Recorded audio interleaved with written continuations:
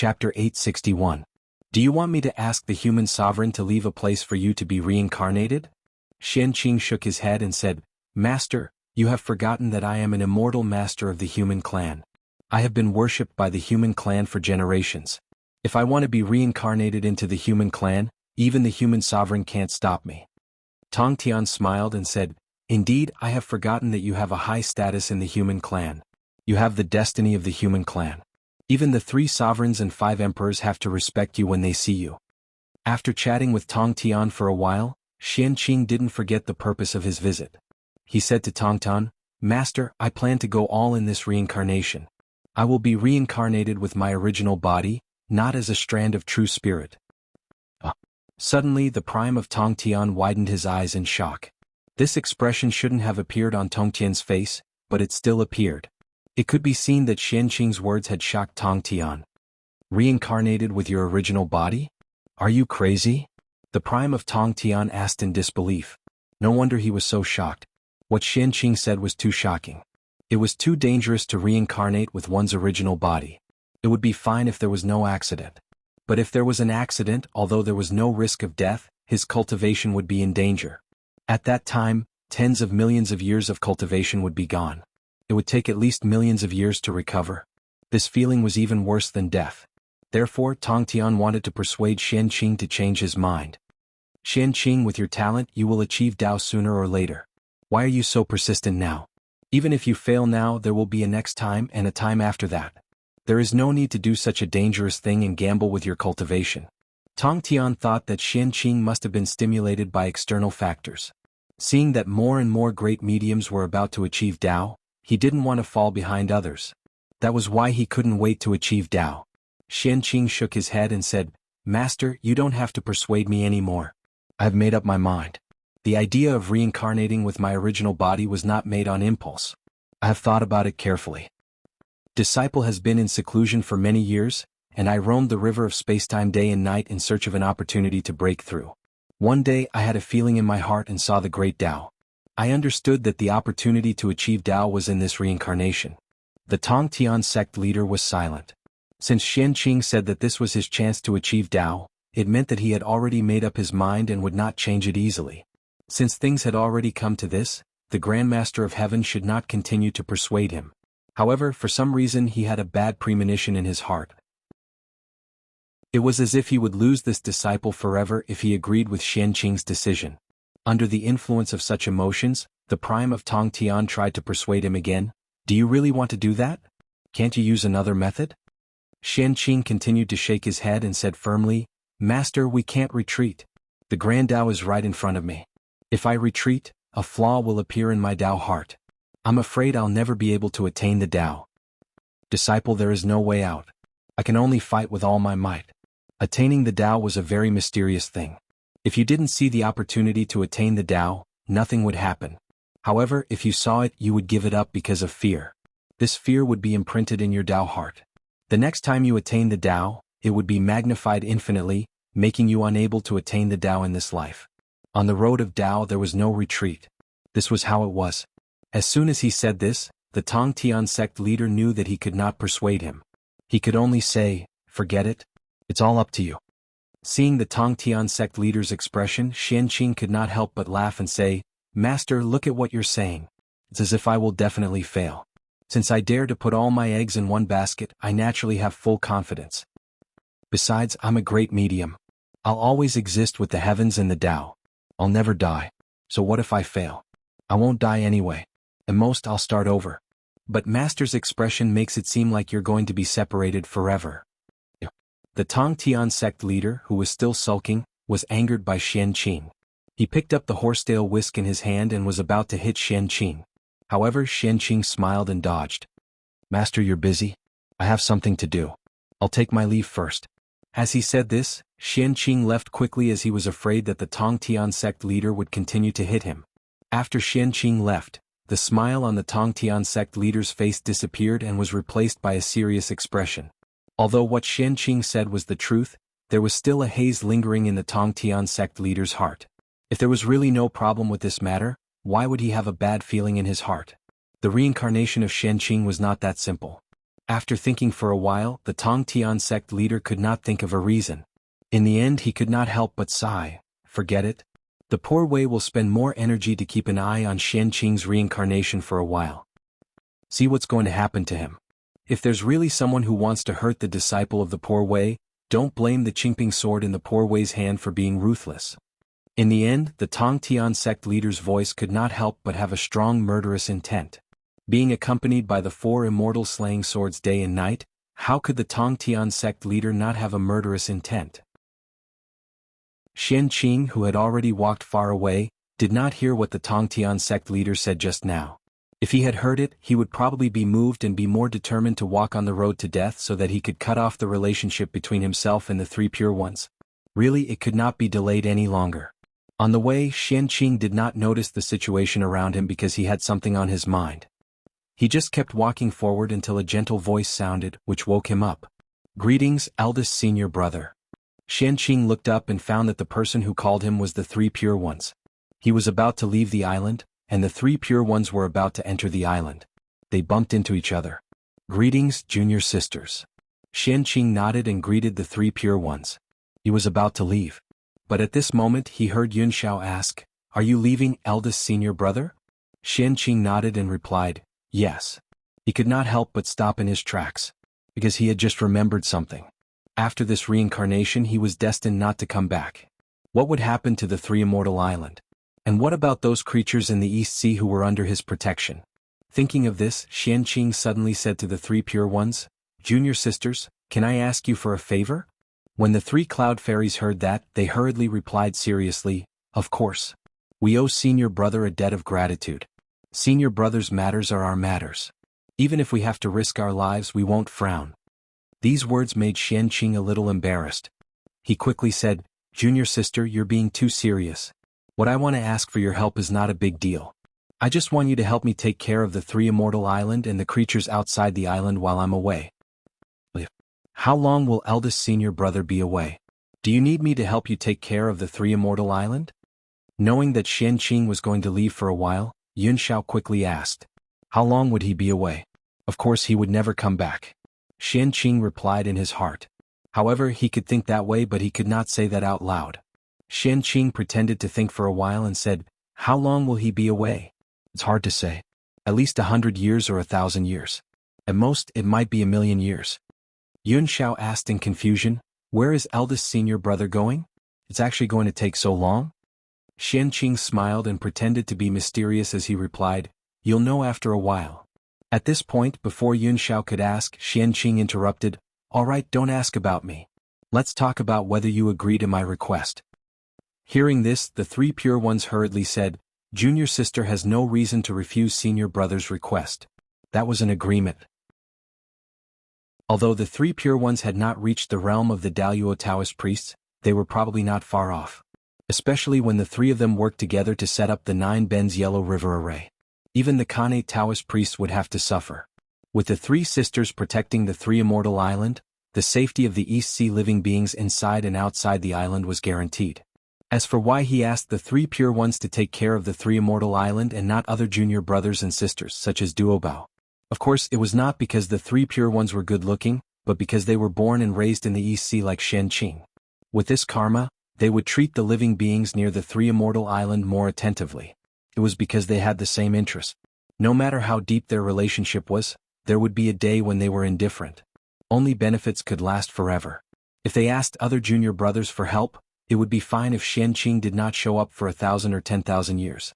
However, if this time was extended to 1,000,000 or 10,000,000 years, and Xianqing did not show up for a long time, no matter how great their relationship was, it would be over.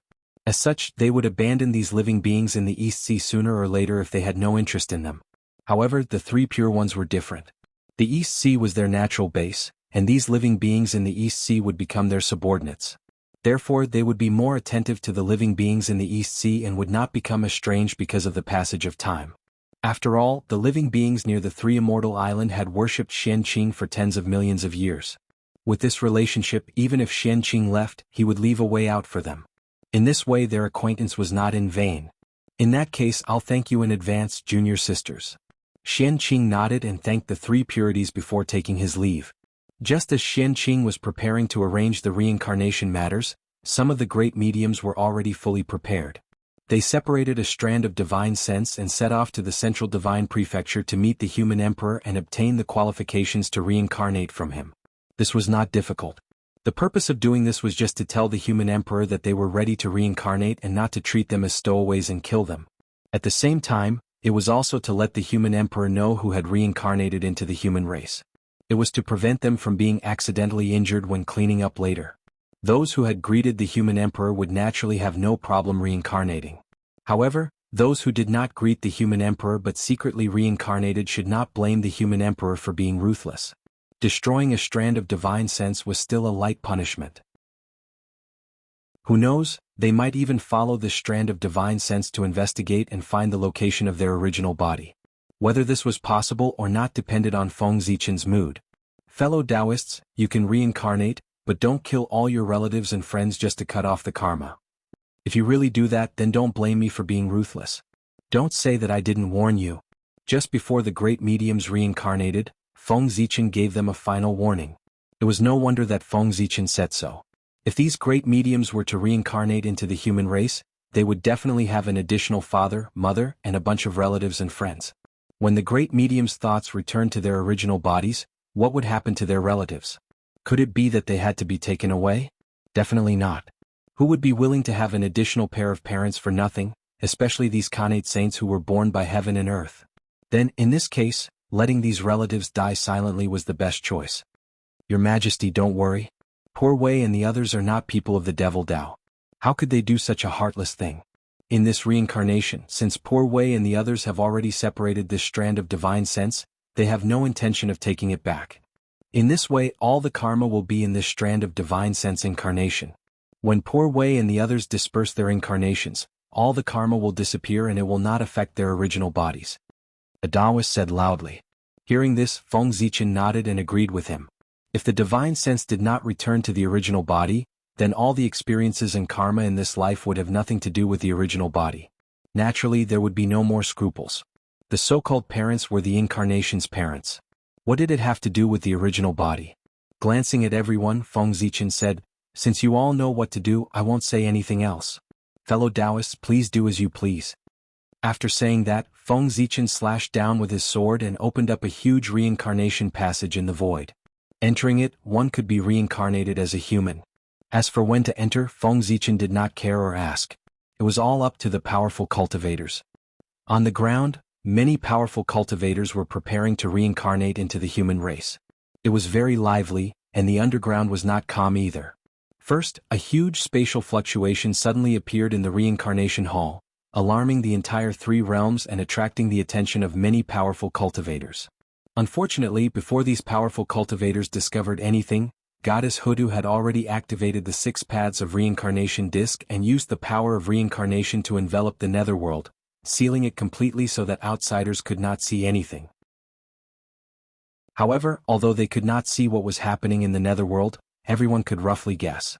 Who else in the primordial world could create such a strong spatial fluctuation other than space ancestral Magus Jianghu?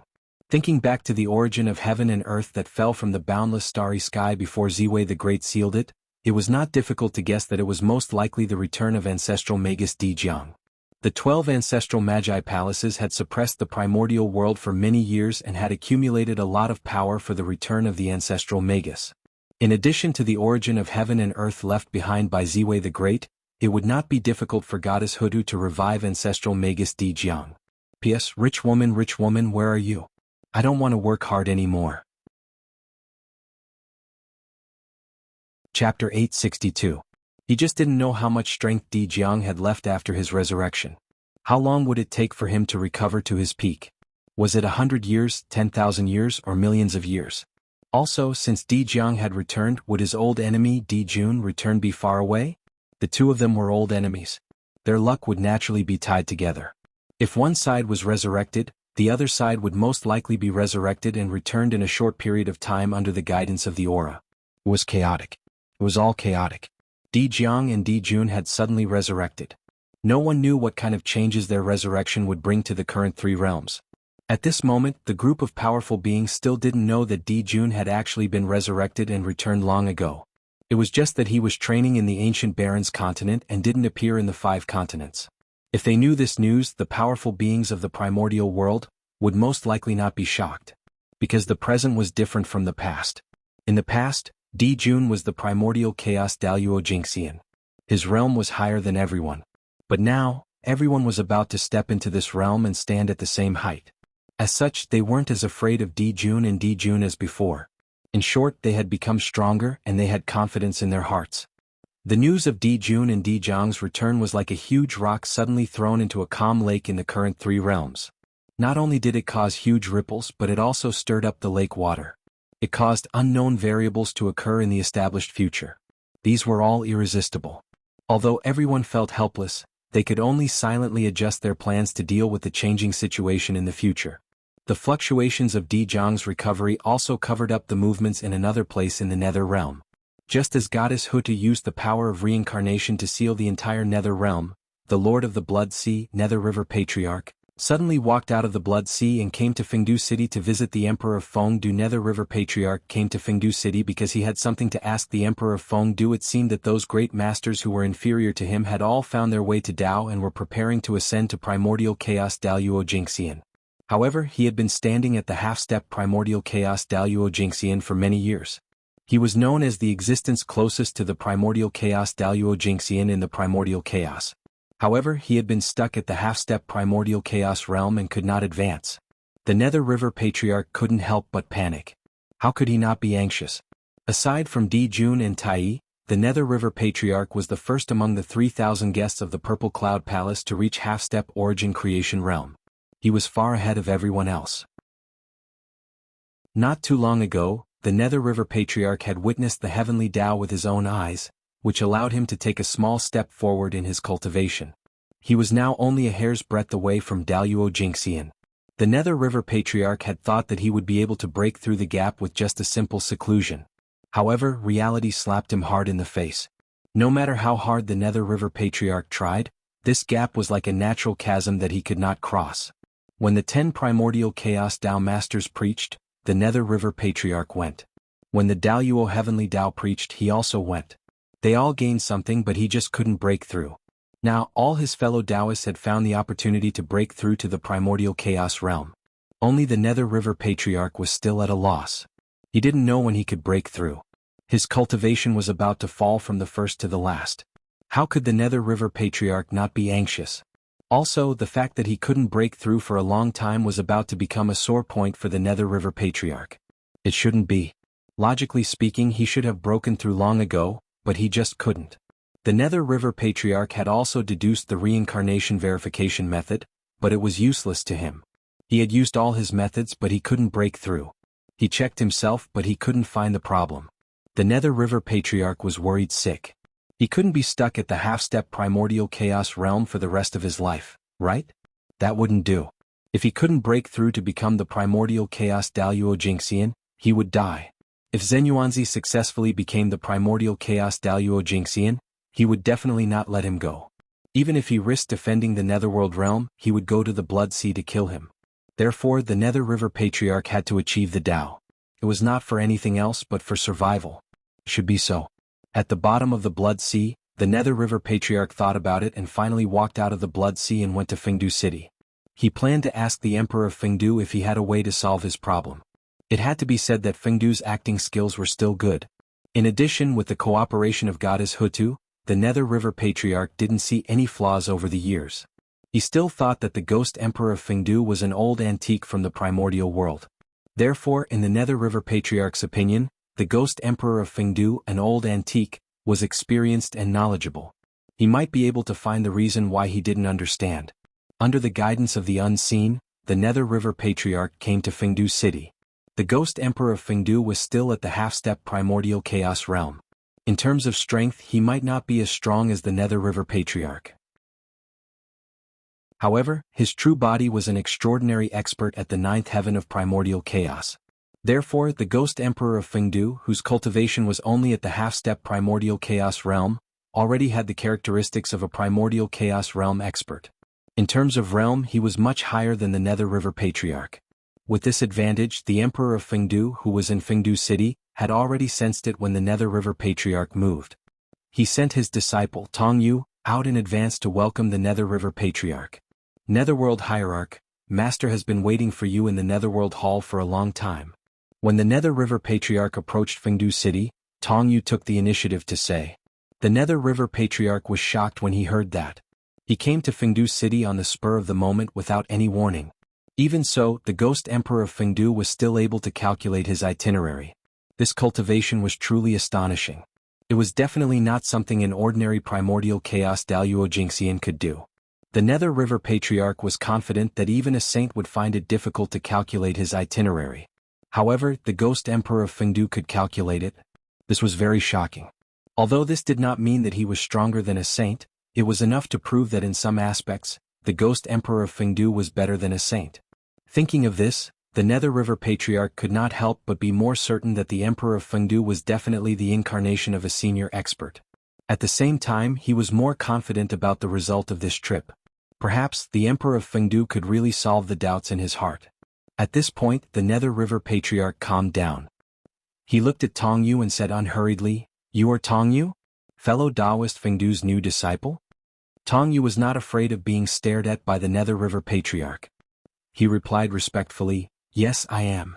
Seeing that Tong Yu's expression did not change under his gaze, the Nether River Patriarch's eyes could not help but reveal a hint of admiration. Not bad, not bad. As expected of fellow Taoist Fengdu's disciple. Just this courage has already surpassed many living beings in the three realms. Who was the Nether River Patriarch? He was an innate saint born from the killing intent of heaven and earth. He cultivated the innate Tao of slaughter. His eyes contained boundless killing intent. There were images of mountains of corpses and seas of blood, blood floating in the air, and the corpses of gods and demons lying on the ground. Ordinary Taoist priests would tremble in fear if they were stared at by him. However, Tong Yu's expression did not change. It was clear that he was extraordinary. You are the first innate god and demon born from the Ghost Tao. If there are no accidents, it will not be difficult for you to become a great divinity in the future. It is also not impossible for you to strive for the supreme primordial chaos Tao realm. After praising Tong Yu, the Nether River Patriarch took out a blood-colored lotus seed and handed it to Tong Yu. The sea of blood is so filthy that it is difficult to breed treasures. Therefore, I don't have anything good in my hands. Only this red lotus seed can be taken out. I will give you one as a meeting gift. Although Tong Yu was born later and was a living being of the three realms, he was also a person who was well-read. Therefore, he was not unfamiliar with the few precious treasures of the Nether realm.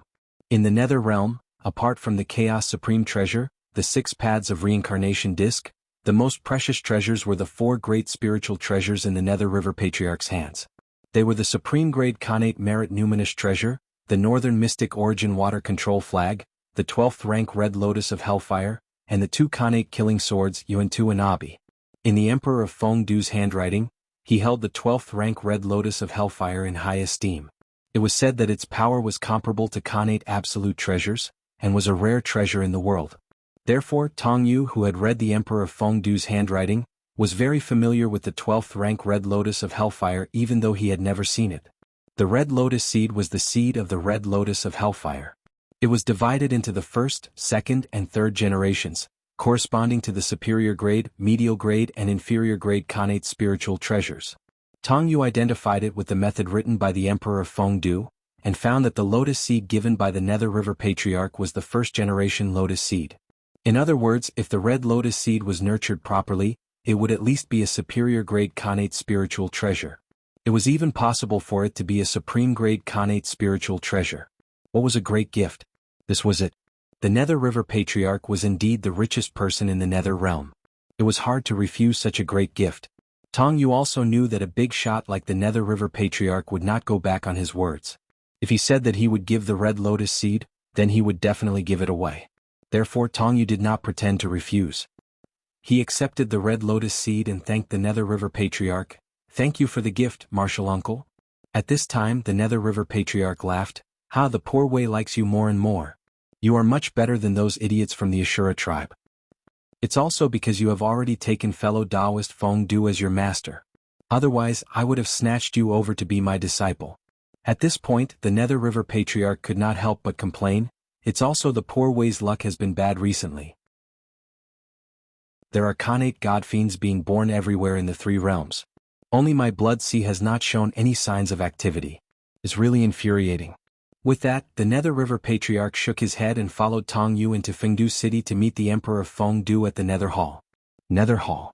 If the Hall of Reincarnation was the sacred ground of the Nether Realm, the Nether Hall was the center of power in the Nether Realm. It was named after the Nether Hall, which showed its status. After leading the Nether River Patriarch to the Nether Hall, Tong Yu consciously retreated. The Nether River Patriarch, on the other hand, stepped into the Nether Hall alone. Looking at the Nether River Patriarch who stepped into the hall, the Emperor of Fengdu smiled and said, "Fellow Taoist Nether River, why do you have time to come to the Poor Way's place?" Hearing that, the Nether River Patriarch smiled bitterly and said, "Fellow Taoist Fengdu, why do you ask when you already know the answer? The matter of achieving the Tao is really difficult for the Poor Way." The Nether River Patriarch did not hide his purpose since he had a favor to ask. He directly stated his purpose of coming. At the same time, he also knew that since the other party had predicted his return, he naturally guessed his purpose of coming. In that case, there was no point in hiding his purpose of coming. It was better to say it openly.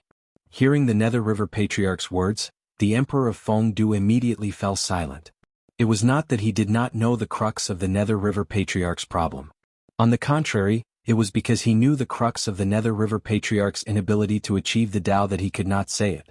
It was not that the Nether River Patriarch could not achieve the Tao, but that he had missed the opportunity to achieve the Tao. At the end of the Primeval Age, before the 5 continents were established, the Primeval Age had 2 earth-shattering battles with the Chaos Demon Gods in the Primeval Age. Nearly 20 Chaos Demon Gods were involved in this. And these 2 battles with the Chaos Demon Gods were the opportunities for the Nether River Patriarch to achieve the Primeval Age of Chaos Daluo Jingxian. However, he did not realize it himself, so he missed 2 opportunities in a row. That was why he could not achieve the Tao.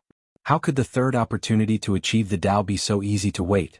As for why the Emperor of Fengdu did not remind the Nether River Patriarch at that time, it was not that he had a problem with the Nether River Patriarch, but he did not realize it at that time. It was only when he saw that the Nether River Patriarch could not achieve the Tao that he figured it out. Seeing the hesitation on the Emperor of Fengdu's face, the Nether River Patriarch immediately guessed that he indeed knew the reason, but he could not say it out loud. Taking a deep breath, the Nether River Patriarch bowed to the Emperor of Fengdu and said somewhat pleadingly, "Fellow Taoist, please tell me the reason why the Poor Way could not achieve the Tao." Sigh. The Emperor of Fengdu sighed and said slowly, "The Poor Way has known you for many years. Seeing that you are stuck at the last half step, I am also very anxious for you. So, in recent years the Poor Way has been thinking, fellow Taoist, your realm is already enough, but why can't you achieve the Tao? I've thought about it for a long time and finally figured out some ideas." Hearing this, although the Nether River Patriarch was excited, he still held back and did not speak. He patiently waited for the Emperor of Fengdu to say the reason. However, at this moment the Emperor of Fengdu suddenly asked him, "Fellow Taoist, do you still remember the 2 battles with the Chaos Demon Gods?" The Nether River Patriarch was stunned. Although he did not know what this question had to do with his Tao, he still replied, "Of course I remember.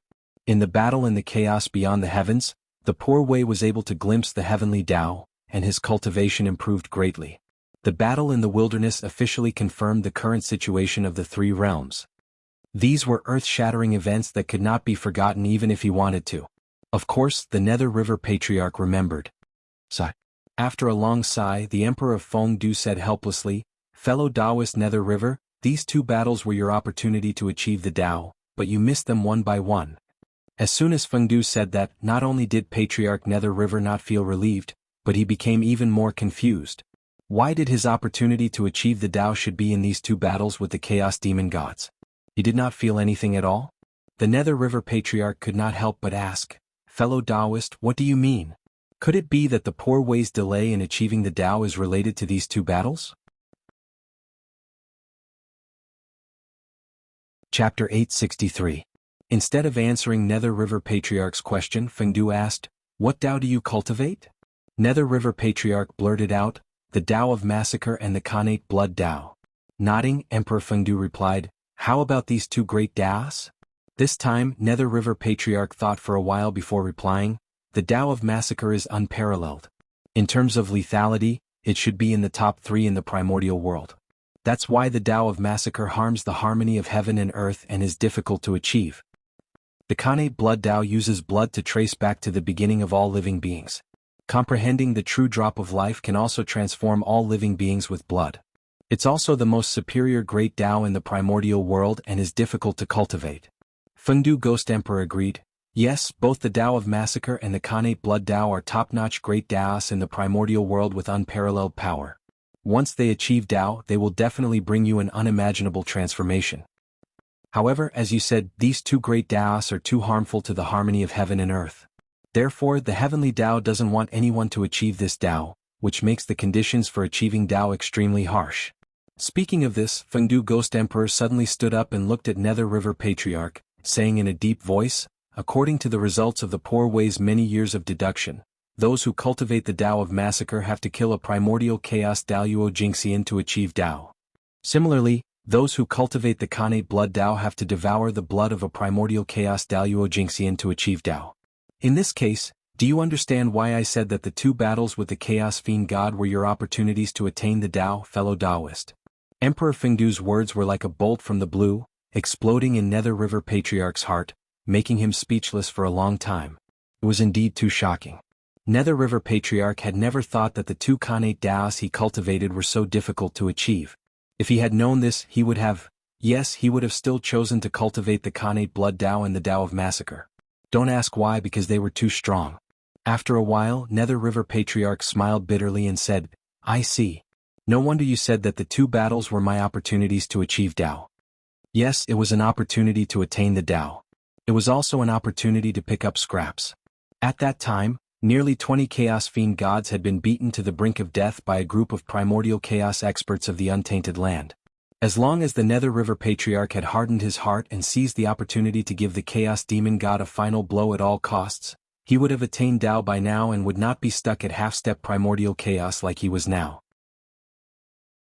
After an unknown period of time, the Nether River Patriarch suddenly said in a daze, Fellow Taoist, do you think the Poor Way still has a chance of attaining Tao? At this moment the old master Nether River was truly in despair. He felt that the future was bleak, without a single bit of light in sight. The Nether River Patriarch was confident that he could defeat a primordial Daluo Jingxian, but he could not kill a primordial Daluo Jingxian. It was not that easy to kill a primordial chaos expert. Even if he fought at all costs, he could only determine victory and defeat, not life and death. Not to mention primordial Daluo Jingxian, the Nether River Patriarch might not even be able to kill a primordial chaos expert of the same level. The higher the level, the harder it was to kill. That was true. The Emperor of Fengdu was speechless as he looked at the despairing Nether River Patriarch. No one had missed two opportunities to attain Tao in a row. According to the Nether River Patriarch's situation, it was indeed very difficult for him to attain Tao. After all, the previous two situations were extremely rare. It would be very difficult for it to happen a third time.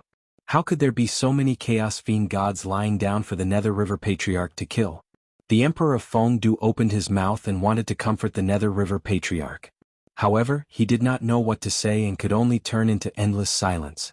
Silence. A long silence. Just as the Nether River Patriarch's heart was gradually dying, the Ghost Emperor of Fengdu's heart suddenly thumped like never before. At the same time, scenes of the future appeared in the Emperor of Fengdu's mind one after another. It was an extremely tragic battle, and the location of the battle was in the Nether Realm. At some point in time, large patches of brilliant golden light suddenly appeared in the dark Nether Realm. The golden light was peaceful and domineering. Wherever it passed, all living beings that were illuminated by it, no matter what kind of expression they had before, would have a peaceful expression afterwards. Although this golden light had never appeared in the primordial chaos, the Ghost Emperor of Fengdu recognized its origin at first glance. It was the light of Buddha, the purest light of Buddha. Why would the light of Buddha appear in the Nether Realm? The Ghost Emperor of Fengdu suddenly looked up and saw that at the end of the Nether Realm, several figures shrouded in bright light of Buddha were besieging an emperor wearing a crown. That emperor had the appearance of the Fengdu Ghost Emperor. Turning his head to look in another direction, the Ghost Emperor of Fengdu saw the Nether River Patriarch, but his situation was not good. He was fighting with Zhen Yuanzi, who had already attained the Tao, and was firmly suppressed by the other party. It would not be long before he would end up being suppressed. As he continued to observe the battlefield, the Ghost Emperor of Fengdu realized that almost all the Nether Realm experts were targeted. Wait, no, not all of them. Goddess Hutu and Ancestral Witch Xianming were not there. Thinking of this, the Emperor of Fengdu scanned the battlefield. Then he saw the figure of Goddess Hutu in the depths of the 6 paths of reincarnation. However, at this moment, Goddess Hutu's situation was not good. The Taiji diagram, Pangu's banner, and the Bell of Chaos, these 3 great heaven-opening treasures were summoned at the same time. They turned into the shape of a giant axe in the sky and suppressed the 6 paths of reincarnation, so that Goddess Hutu could not help the nether realm. As for Ancestral Witch Xianming, the Emperor of Fengdu also saw him. He was in the Nanzhan Department continent, leading a group of grand shamans to invade the demon race. The current situation was very obvious. The Buddhist sect was invading the nether realm on a large scale. They wanted to suppress all the experts of the nether realm so that they could take the nether realm into their own sphere of influence. As for why the Buddhist sect wanted to invade the nether realm, the reason was very simple. It was written in the teachings of the Buddhist sect. Boom! Just as the Emperor of Fengdu was thinking, he heard a shocking explosion. The Emperor of Fengdu, who was surrounded by several figures shrouded in Buddhist light, was smashed into pieces. At the same time, with the death of the ghost Emperor of Fengdu, all the images shattered. Suddenly coming back to his senses, the Emperor of Fengdu's expression was very ugly. That's right. Anyone who knew that they were besieged to death would be in a bad mood. Although he was just an incarnation, it was not a big deal if he died. Moreover, the future shown in the images might not come true. However, the Emperor of Fengdu was still unhappy. In the images of the future, the human race did not intervene in this battle. It was not that the human race and the sorcerer race had become enemies, but the future shown in the images had many limitations. It could not be done in all aspects. It could only predict the future that was most likely to come true. This was foreseeing the future. It was an ability that Feng Zichen naturally possessed after he reached the 9th heaven of Hunyuan realm. As long as anyone whose cultivation was lower than Feng Zichen's, as long as they had the intention to scheme against him, Feng Zichen would be able to sense it. Feng Du and Feng Zichen were at the same time, so they naturally had this ability. However, the strength of the 2 saints, Zhuanti and Zhuanti, was far inferior to Feng Zichen. Therefore, when the 2 saints of the West had the intention to scheme against the ghost Emperor of Fengdu, he had sensed it. The Buddhist sect is invading the nether realm on a large scale. Very well, Zhuanti, I haven't gone to find trouble with you, but you have come to find trouble with me first. You are really courting death. Let's have a good time. What CG saw just now was that the anger in the Emperor of Fengdu's heart could not stop rising. With other incarnations around and the imminent resurrection of Jianghu, the future scene that the ghost Emperor of Fengdu had seen just now was almost impossible to realize. However, the fact that the 2 saints of the West had schemed against him was real. Could not be faked at all. This made the Emperor of Fengdu very angry. In order not to expose his identity, he had already suppressed his anger and did not go to find trouble with the 2 saints of the West. But even so, the other party dared to take the initiative to come to him. How dare they? The Emperor of Fengdu was furious, so he wanted to take revenge. As the saying goes, it is impolite not to reciprocate. Since the 2 saints of the West dared to scheme against him, then they could not blame him for scheming back. The abnormality of the Emperor of Fengdu naturally could not be hidden from the perception of the Nether River Patriarch. In the eyes of the Nether River Patriarch, the Emperor of Fengdu was first absent-minded for a moment, then he suddenly came back to his senses. As if he had been greatly stimulated, his expression became uncertain. Curious about the change in the Emperor of Fengdu, the Nether River Patriarch asked in a hoarse voice, "Fellow Taoist, did something happen? Why did you lose your composure like this?" The Emperor of Fengdu waved his hand and was about to say that it was nothing, but suddenly, his expression froze. Then, he revealed an ecstatic expression and said to the Nether River Patriarch excitedly, "Fellow Taoist, Poor Wei has thought of a way to let you attain the Tao." Hearing this, the Nether River Patriarch was stunned, as if he did not dare to be confident. But soon, he reacted and hurriedly asked the Emperor of Fengdu, "What method have you thought of?" Ahem. After calming himself down, the Emperor of Fengdu regained his calm and composed appearance. Then he said to the Nether River Patriarch, "The method is actually not difficult. With your strength, it is not difficult for you to do it. However, whether you want to do it or not depends on whether you are brave enough." Hearing what the Emperor of Fengdu said, the Nether River Patriarch suddenly had a bad feeling in his heart. But in the end, his desire to attain the Tao suppressed the bad feeling in his heart. He said to the Emperor of Fengdu, "Fellow Taoist, just tell me what method you have. Poor Wei has no way out now. If you can't attain the Tao, you will definitely face a situation of certain death in the future. So, fellow Taoist, you don't have to worry about anything. As long as you can attain the Tao, even if you have to attack a saint, the poor way will not hesitate. All right.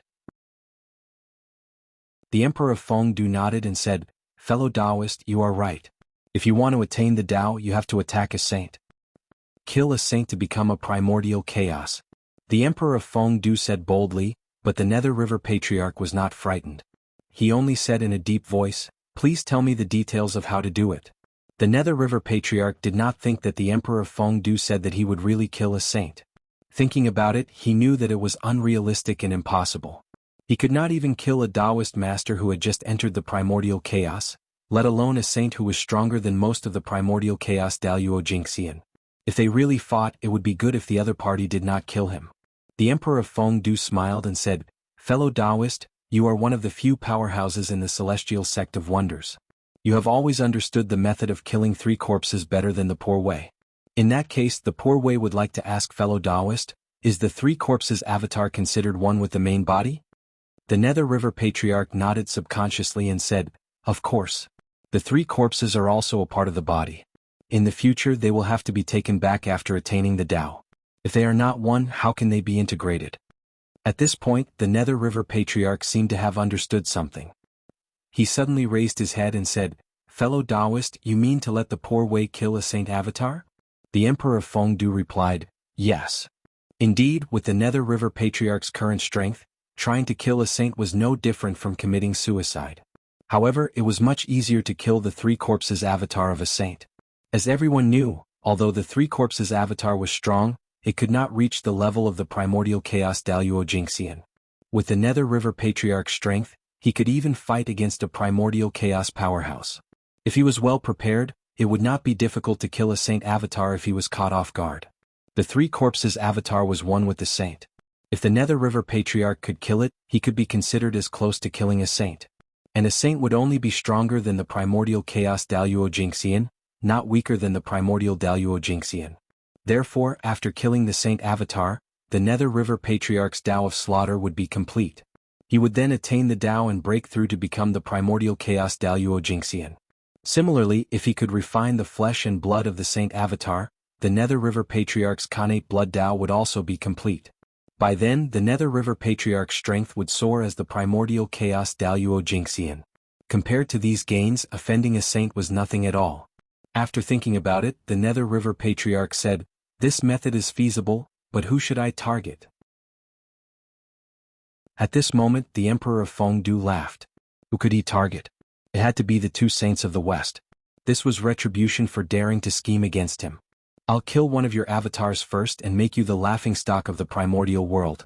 After that, I'll slowly settle the score with you. Walking to the Nether River Patriarch, the Emperor of Fengdu whispered, pick the weak. Since you want to target a saint, you must target the weakest one. Then the Emperor of Fengdu analyzed for him.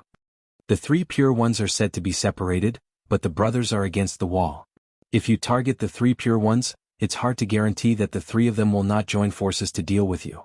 Therefore, the 3 pure ones are not desirable. The Nether River Patriarch nodded and said, what you said makes sense. The Emperor of Fengdu continued to analyze. Nua won't do either. She seems to be alone, but she has the entire human race as her backing. If they really fight, the 3 pure ones may not be her match. Chapter 864. Therefore, the only target you can choose to attack is Saint Juan Ti. Firstly, although the 2 sages of the West seem powerful, they are not on the same side as us Pengu gods. They are rootless duckweeds in the primordial world and are not accepted by everyone. Even if they suffer losses, no one will stand up for them. Secondly, Saint Juan Ti is the weakest. Only by attacking him will you have a higher chance of success. Thirdly, which is also the most important point, among the 6 sages, only Saint Juan Ti's incarnation often appears in the 3 realms. The incarnations of the other sages rarely appear. If you want to attack, you can only find Saint Juan Ti's incarnation. After listening to the Emperor of Fengdu's analysis, Patriarch Mingi felt that it was quite reasonable. You are right. The 2 sages of the West, as the descendants of the Chaos Demon God, not only appeared in the primordial world openly, but they also stole the position of sages. It is really hateful. If I can find a chance to kill one of their incarnations and make the West lose face, even if I can't achieve Tao, I can at least vent my anger. Patriarch Mingyi was also very dissatisfied with the two sages of the West. After all, he was an innate saint born from Pangu's filthy blood.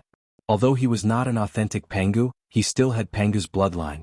He was innately disgusted with the descendants of the Chaos Demon God. Patriarch Mingyi, who did not like the two sages of the West, was even more displeased after learning about their identities. That was to say, he was not strong enough. Otherwise he would have killed his way to Mount Meru in the West. Patriarch Min was also an impatient person. After he made up his mind, he wanted to leave right away. Thank you for clearing my doubts, brother. If I have any achievements in the future, I won't forget the kindness of your guidance today. But now, the poor Wei is eager to achieve Tao, so I will go to the Nether Blood Sea to make arrangements. Coincidentally, the Nether Blood Sea is not far from the West. When the poor Wei finds a place, I will lure the incarnation of Ancestor Zhuan-Ti here and kill him with the Blood Sea. Seeing that the Nether River Patriarch was so anxious, the Emperor of Fengdu understood his eagerness to attain the Tao. However, he still advised, fellow Nether River Patriarch, you are too anxious. You are showing signs of entering the calamity. How could the incarnation of a saint be so easy to kill? Even if his strength is inferior to yours, is the incarnation of Saint Zhuan-Ti dead? Is it made of wood? Can he just watch as fellow Taoist kills his incarnation? Of course not. If the incarnation is in danger, Saint Zhuan-Ti will definitely sense it immediately and save it. At that time, it's not certain who will be hunting who. After listening to the Emperor of Fengdu's words, the Nether River Patriarch calmed down. He knew that he had been too anxious to attain the Tao, so much so that he could not calm his emotions. His Tao heart fluctuated too much and almost attracted the tribulation of Tao attainment. There were tribulations when one was trying to prove their Tao. Naturally, there were also tribulations when one achieved their Tao, and they were even more terrifying. This was the tribulation of destruction. The great Tao was destroyed and the true spirit merged with the world. From then on, it existed with the world, undying and indestructible. At the same time, it would completely lose its consciousness and be assimilated by the world. Although this was not considered death, in fact it was no different from death. Moreover, it was a complete death, the kind that could not return. The path of Tao attainment was difficult, and difficult. The slightest carelessness could lead to the risk of martyrdom. This was not just a saying. However, although the tribulation of destruction was terrifying, in fact, this tribulation was rarely triggered.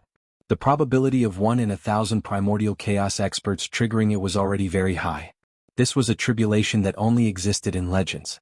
However, although the tribulation of destruction had never appeared, it did not mean that it did not exist.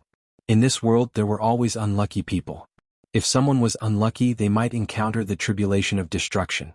Take the Nether River Patriarch for example.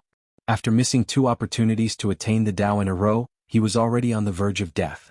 The next time he tried to prove his Tao, he might attract the tribulation of destruction if he was not careful. At the same time, if the Nether River Patriarch still failed in his 3rd attempt to attain the Tao, then it would be difficult for him to attain the Tao in this life. Because the 4th time he attained the Tao, he would definitely trigger the tribulation of destruction. The first time he attained the Tao, there was almost no possibility of triggering the tribulation of destruction. However, the 2nd time he attained the Tao, he might encounter it. The 3rd time he could clearly sense the tribulation of destruction. The 4th time he was destined to trigger the tribulation of destruction. The more times he failed to attain the Tao, the greater the possibility of triggering the tribulation of destruction. The Nether River Patriarch really had no way out. If he could not attain the Tao this time, he would not be able to attain the Tao in this life. Therefore he was abnormally anxious. However, it was also because of this that he should be calmer. Every time there was a major event, he needed to be calm. After calming down, the Nether River Patriarch thanked the Emperor of Fengdu. Thank you for the reminder, Taoist brother. It was the poor Wei who lost her composure. But how should we deal with Saint Zhuan-Ti? The poor Wei is no match for him at all. Moreover, among the people the poor Wei knows, the only one who can stop Saint Zhuan-Ti is Goddess Hutu. It seems that I have to ask Goddess Hutu for help. I just don't know if she is willing to help. Thinking of Saint Zhuan-Ti, the Nether River Patriarch felt a headache because he was really no match for him. If not for the Netherworld Blood Sea, he would have been killed in a single blow. Hearing that the Nether River Patriarch wanted to ask Goddess Hutu for help, the Emperor of Fengdu could not help but shake his head. If the Nether River Patriarch really gave up his pride and asked Goddess Hoodoo for help, Goddess Hoodoo would most likely agree. However, it was definitely not now. At the moment, Jianghu had just returned, and Goddess Hoodoo's main energy had to be placed on him. Only after Jianghu's strength recovered would he be able to help the Nether River Patriarch. However, that would be many years later. The Nether River Patriarch might not be able to wait. Moreover, when that time came, he might not need Goddess Hoodoo's help. With a mysterious smile, the Emperor of Fengdu said, "Fellow Taoist Nether River, don't be impatient. The Poor Way predicted that within 10,000 years, there will be an unprecedented change in the Western sect. At that time your chance will come." The Nether River Patriarch was puzzled and asked, "What change?" The Emperor of Fengdu shook his head and said, "The secrets of heaven cannot be revealed." While the Nether River Patriarch and the Emperor of Fengdu were discussing, the Central Divine Prefecture of the 5 great continents welcomed an unprecedented change. It was the reincarnation of a great divine power that had descended. Boom, boom, boom. Almost every once in a while, the destiny of the Central Divine Prefecture would shake, causing the fixed future to change. At the same time, every time the destiny of the Central Divine Prefecture shook, the rest of the destiny in the world would gather towards this place. Later on, the destiny of the 3 realms all gathered in the Central Divine Prefecture. Not only that, even the various famous mountains, rivers, grotto heavens, and blessed lands that had long moved away from the ground and escaped into the depths of the void, which were the dojos of the great divine power, also separated a wisp of destiny and gathered in the Central Divine Prefecture. At this moment, the destiny of the Central Divine Prefecture could be said to be the highest in the 3 realms. Even the heavenly court could not compare to it. Such a huge amount of destiny also caused an unknown change in the Central Divine Prefecture. Its future became chaotic and no one could see through it. Under the gathering of destiny, countless people with great destiny, heroes and heroes were born. There were many heroes and no one was willing to submit to the others. Naturally, countless troubles were born. In just a few short decades, several countries in the Central Divine Prefecture were destroyed and dynasties changed. That's right. Feng Zichen still used the feudal system to rule the country. Under the Human Dao Imperial Court, there were hundreds of thousands of vassal states of various sizes. These states varied in size. Although they all had their own systems, the Human Dao Imperial Court reigned supreme. All of them had to follow the orders of the Human Dao Imperial Court and submit to the jurisdiction of the Human Dao Imperial Court. Every 100 years, they even had to offer offerings to the Human Dao Imperial Court. Of course, in reality, the Human Dao Imperial Court rarely interfered in the internal affairs of these vassal states. Most of the time they were autonomous. Unless they really could not stand it anymore, for example, when the ruler of a vassal state caused the people to be angry and the Human Dao Imperial Court noticed, the Human Dao Imperial Court would intervene, depose the ruler, and appoint a better ruler. Although the feudal system was outdated, in the current environment, it was the best choice. Who did not want to be the human emperor? It could be said that every human had the dream of becoming the human emperor. They wanted to become the human emperor of the generation and command the primeval land and all the races in the universe. Feng Zichen was very supportive of the idea of his clansmen. After all, only with ambition would there be motivation. Only then would the clansmen be forced to work harder in cultivation. If the path to advancement was blocked, the clansmen would lose their future. Then, they would lose the motivation to cultivate. The entire race would appear lifeless. In this way, the race would not be far from decline. Making a name for oneself and accomplishing great deeds was the nature of the human race. Any force that dared to suppress the nature of the clansmen would be crushed by the angry clansmen and become the dust of history. Feng Zichen naturally did not want to see this happen. Therefore, in the early days of his rule, he did not choose a centralized system. Instead, he used a more ancient feudal system. Of course, Feng Zichen also made some changes to the so-called feudal system. He created 5 new noble titles under the human king. From high to low, they were Duke, Marquis, Count, Viscount, and Baron. These 5 noble titles could not be conferred unless one had made great contributions. Those with noble titles were the dukes of the human race. Only dukes were qualified to establish a country. Among them, the country established by a baron was the smallest. It was a small country. The country established by a viscount was a viscount. The country established by a count was a count. The country established by a marquis was a marquis. The country established by a duke was a dukedom. Above the duke was the human king. The human king did not need to establish a country because they themselves had supreme power to assist the human emperor in ruling all races. If the human emperor was not around, the human king would be the master of the human emperor. It could be said that the human king was a small version of the human emperor. A more vivid way of saying it was that the human king was a strong competitor for the human emperor. If the human emperor abdicated, the next human emperor would be born from the human kings. Commoner, Baron, Viscount, Count, Divine Marquis, Duke, Human King and Human Emperor. These 8 levels were the promotion path of the human race. A mortal, from the moment of birth, was an ordinary commoner. Then, through diligent cultivation he could increase his strength and establish a career, step by step increasing his rank from a commoner to a baron, then to a viscount, then to an earl, then to a marquis. As long as one was willing to work hard, in theory, everyone had a chance to become the human emperor, although it was very slim. However, it was precisely this slim chance that inspired generations of humans to work hard in cultivation and expand the territory of the human race, slowly increasing the strength of the human race. Now, in the Central Divine Province, there were many big countries and many small ones. It was the result of the efforts of generations of humans. Under the human emperor, there were 3 human kings, 36 duke, 108 divine marquis and countless counts, viscounts and barons. All of them showed the prosperity of the Central Divine Province. One had to know that times had changed. In the past, Daluo Taoist priests could become a human king.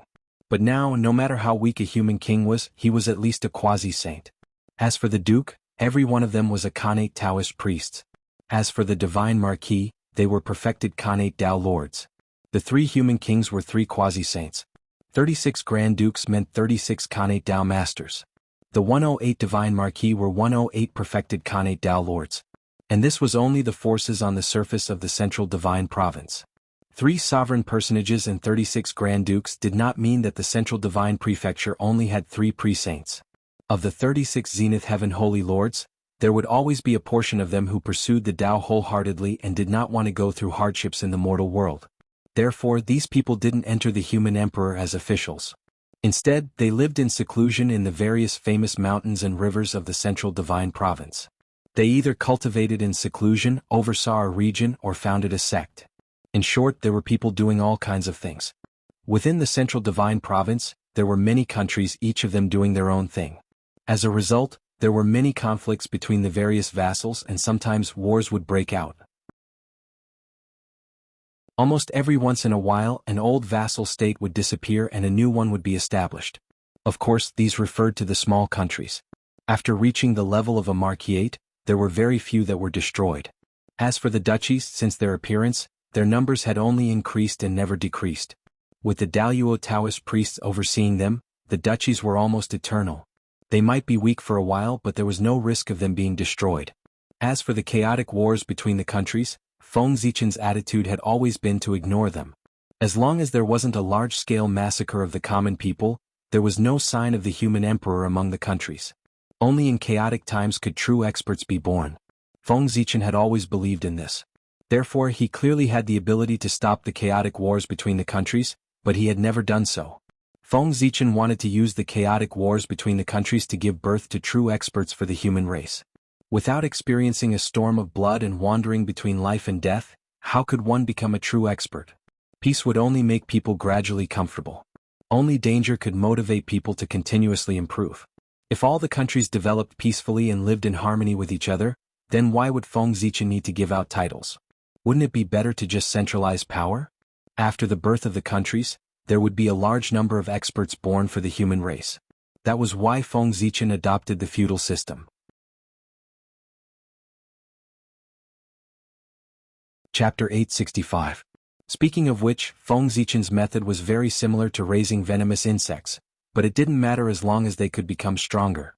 In addition, because of the existence of the God realm in the Central Divine Prefecture, death didn't mean the end of life for the living beings here. After the death of the human clan in the Central Divine Prefecture, ordinary mortals would be sent to the underworld for reincarnation. But for the outstanding human clan, sometimes death was a new beginning. They could go to the God realm to become gods, or serve as ghost messengers or as judges. The outstanding ones could even become city gods or even higher-level patrols. Even if they didn't want to become gods, it didn't matter.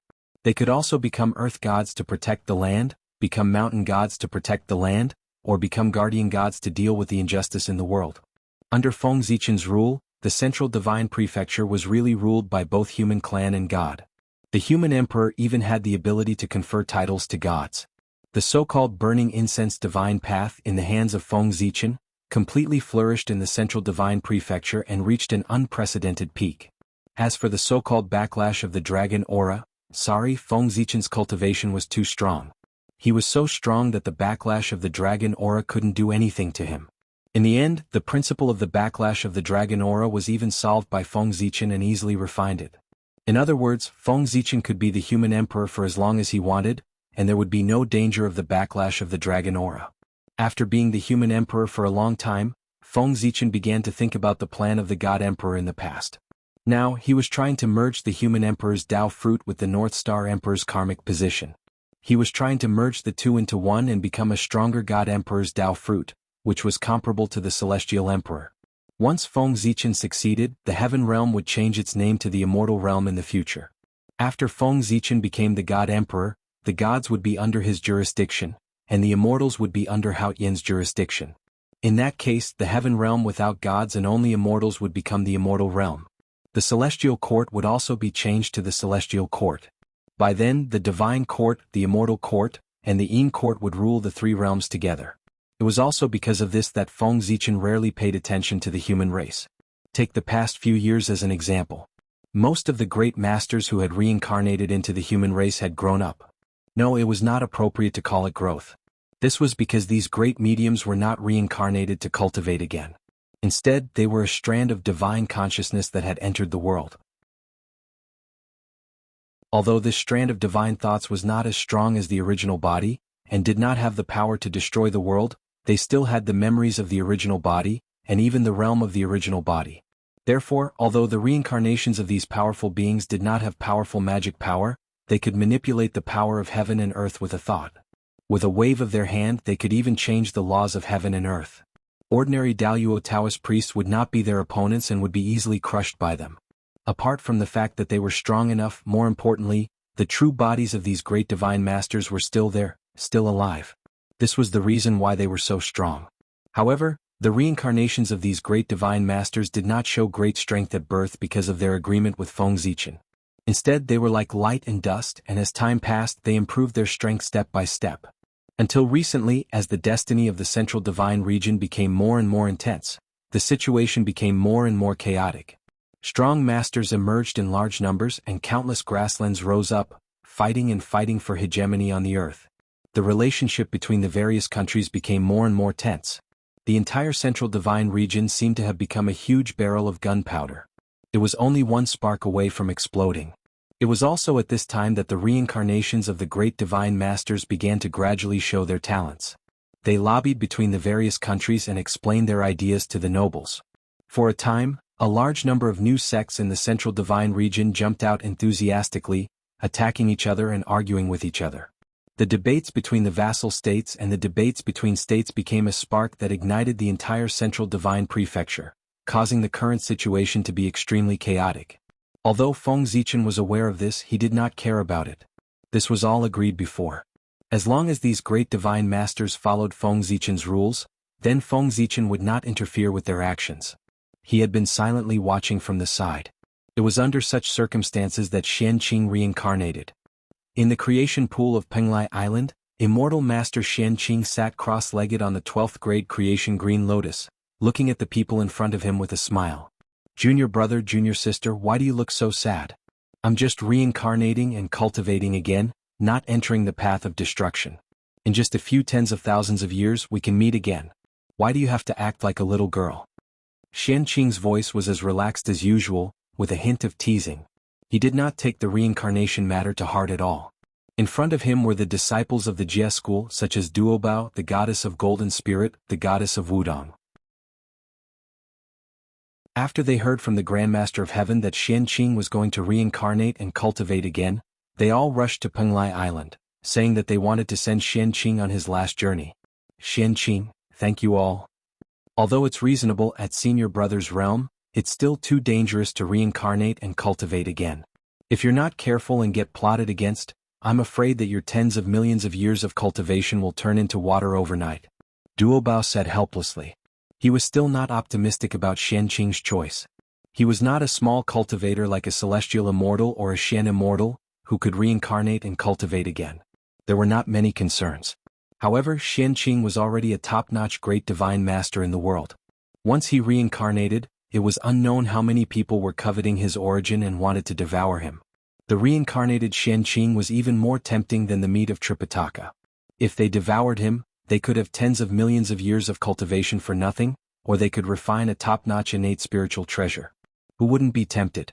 Even with the protection of a saint, it would be difficult to suppress the greed in some people's hearts, forcing them to take risks and make unwise moves like scheming against Qianqing.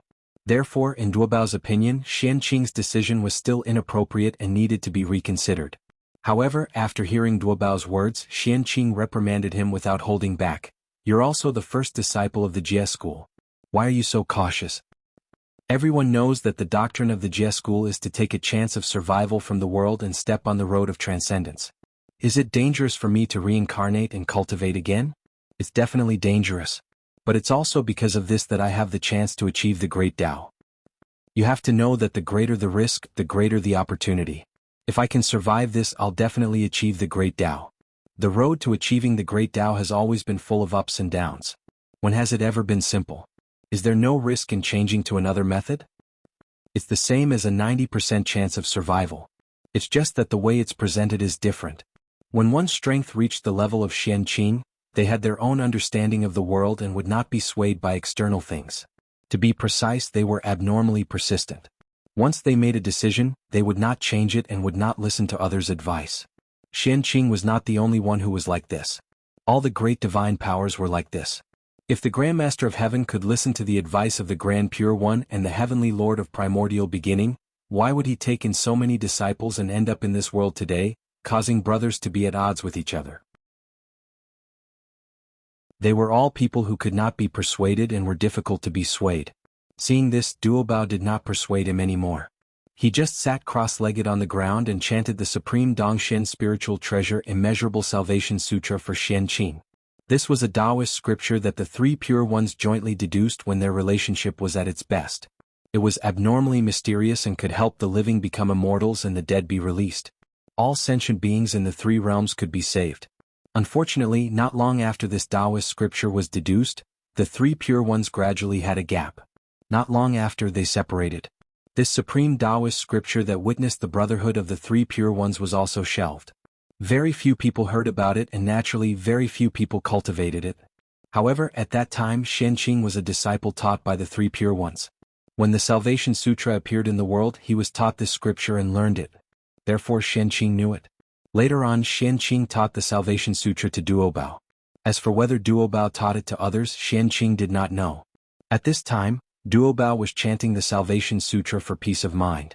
He wanted to use this supreme Taoist scripture to remove the disaster on Qianqing. Although it was not very useful, it was his intention.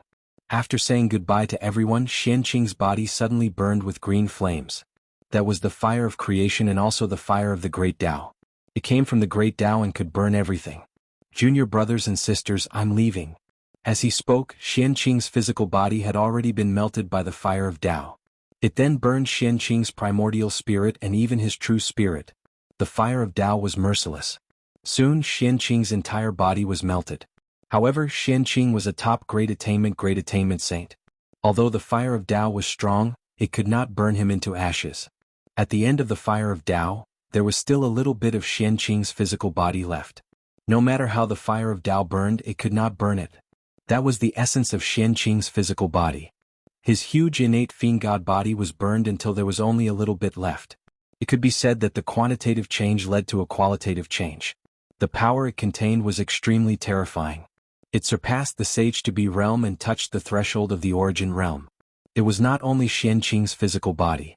His innate primordial spirit and undying true spirit were also burned until there was only a little bit left. They had reached the level of the origin realm. In the fire of Tao, they shone with radiant light. They were immortal and indestructible. What was condensed was the essence. As if provoked, the fire of Tao burned even more fiercely. The terrifying heat melted the void and distorted the rules. It forced Duobao and the others to retreat quickly. Slowly, the remaining three forces of Qianqing also showed signs of melting. Whoosh!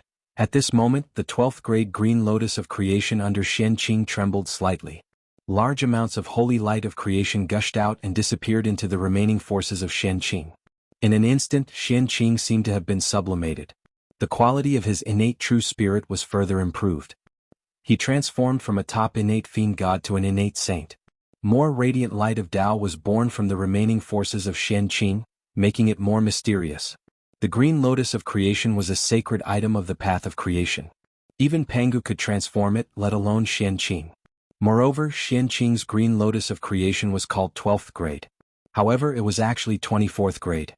Like the 3 heaven-opening treasures, it was the top innate merit true treasure. In terms of power, the 24th grade green lotus of creation was not inferior to the Taiji diagram, Pangu's banner, and the chaos bell. In some aspects, it was even better. The 36th grade green lotus of creation was enough to breed a chaos fiend god. It was not difficult for the 24th grade green lotus of creation to breed an innate saint. Qianqing had obtained the 24th grade green lotus of creation for many years. However, he had never used the power of the green lotus of creation to transform himself from a top innate fiend god to an innate saint. His purpose was to wait for this moment. At this critical moment, he would transform himself, complete his Tao foundation, and cultivate the origin Tao fruit. Under the burning of the Tao fire, Qianqing's remaining forces first absorbed the holy light of creation, and then slowly merged into one. The innate true spirit, innate primordial spirit, and innate physical body were completely mixed into one. They were no longer separated. The physical body was the true spirit, and the primordial spirit was the true spirit. At this moment, Qianqing's power and the entire origin Tao had reached a perfect state. In the Tao fire, a small ball of clear light rose slowly. It was perfect and flawless, and the origin Tao was integrated into one. It bloomed with radiance, illuminating the boundless universe and the infinite time and space. Under the illumination of this clear light, the Tao fire gradually extinguished. Only the clear light remained. It was like the sun in the sky, unmoving. This was Qianqing. At the same time, he was also the origin Tao fruit. It was the origin Tao fruit that was formed after Qianqing, the celestial lord of Qian sect, burned everything he had. With this origin Tao fruit, Qianqing, who was reincarnated, only needed to cultivate step by step. When his cultivation reached the state of great perfection of the sage-to-be, he could cultivate this origin Tao fruit in one go and become the origin Daoyuo Jingxian. This Tao fruit was formed after Qianqing's cultivation reached its peak. It was very compatible with him, and there was no difficulty in cultivating it. In other words, Qianqing's path to Tao had been opened, and all he lacked was time. So that's how it is, so that's how it is. So that's what this brat is planning. No wonder he didn't want to tell me. This method is too risky. If I'm not careful, I'll die. If I knew in advance, I would definitely try my best to stop him. On the Golden Turtle Island far away, the Tongtian sect leader, who was silently observing Qianqing, could not help but reveal a look of relief when he saw this scene. He finally knew what Qianqing's plan was. The so-called reincarnation was just a pretense. His real goal was still to reach the peak. Burning everything he had, and in the most desperate situation he saw a glimmer of hope. From there he could reach the peak and enter a new state. This method was the real method of dying 100 million times. If 100 million people used this method to break through, it would be considered good if one person could survive.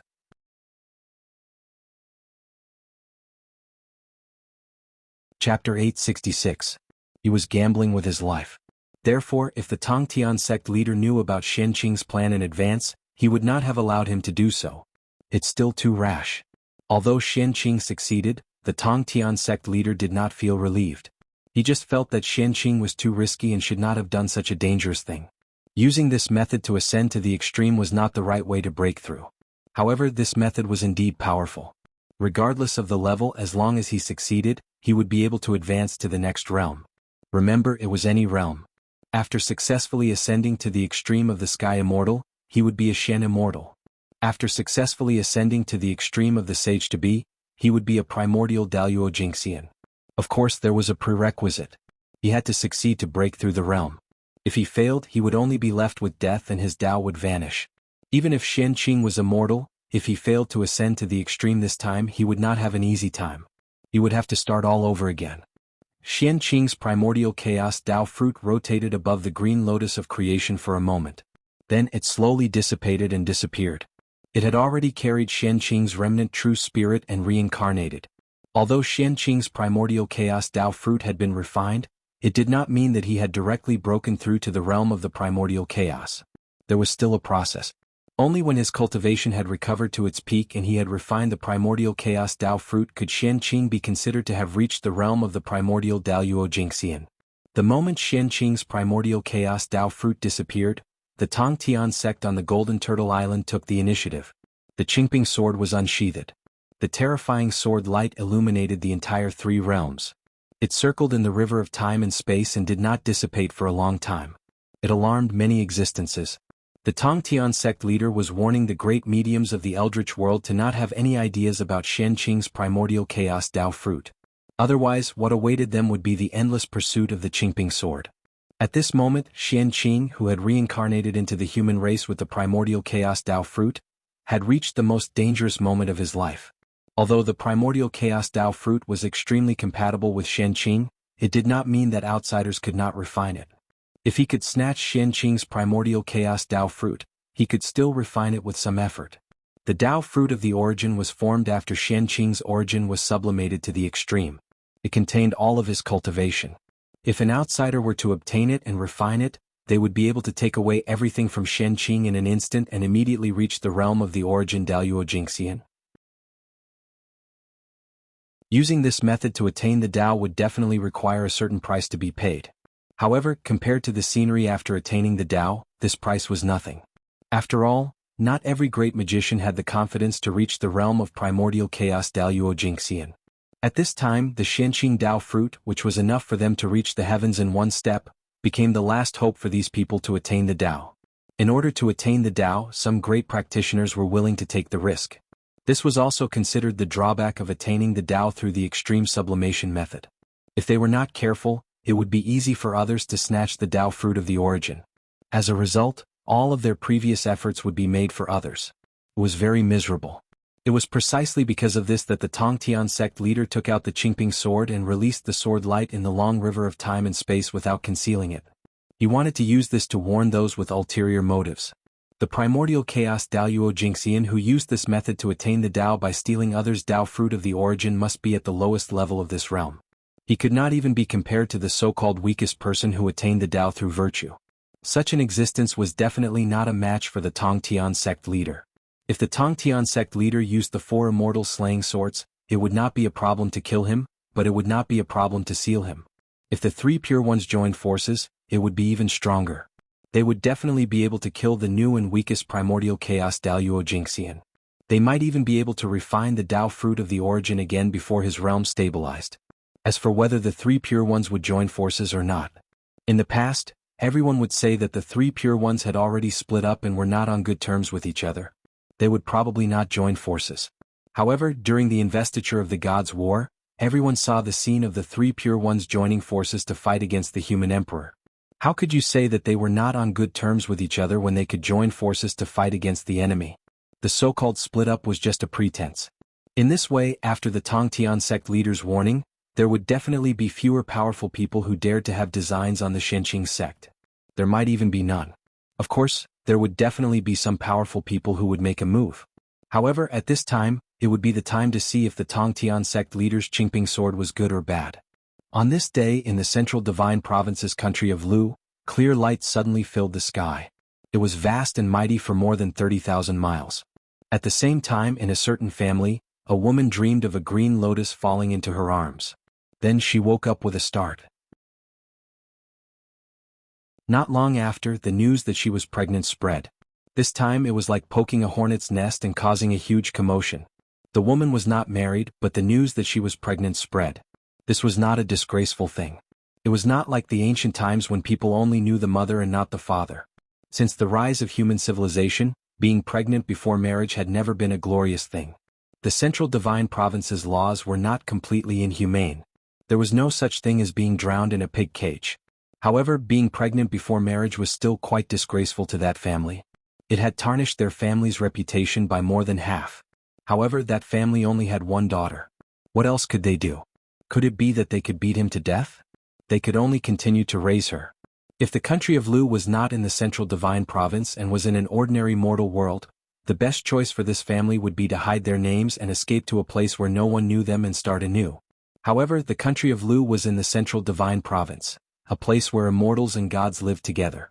Knowing that there was a woman who was pregnant after being connected with heaven and earth, some cultivators were tempted and thought of the records in the ancient books.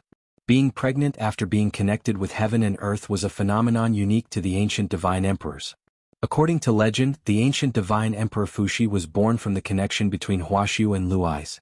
The earthly emperor Shennong was born from his mother's dream of Sui Hua entering her bosom. The human emperor Xinyuan was born from his mother's dream that she was in a huge nest. When she woke up, she found that she was already pregnant. As for the woman, she was pregnant from the dream of a blue lotus entering her bosom. When they thought of the time of her pregnancy, there was a phenomenon in the country of Lu.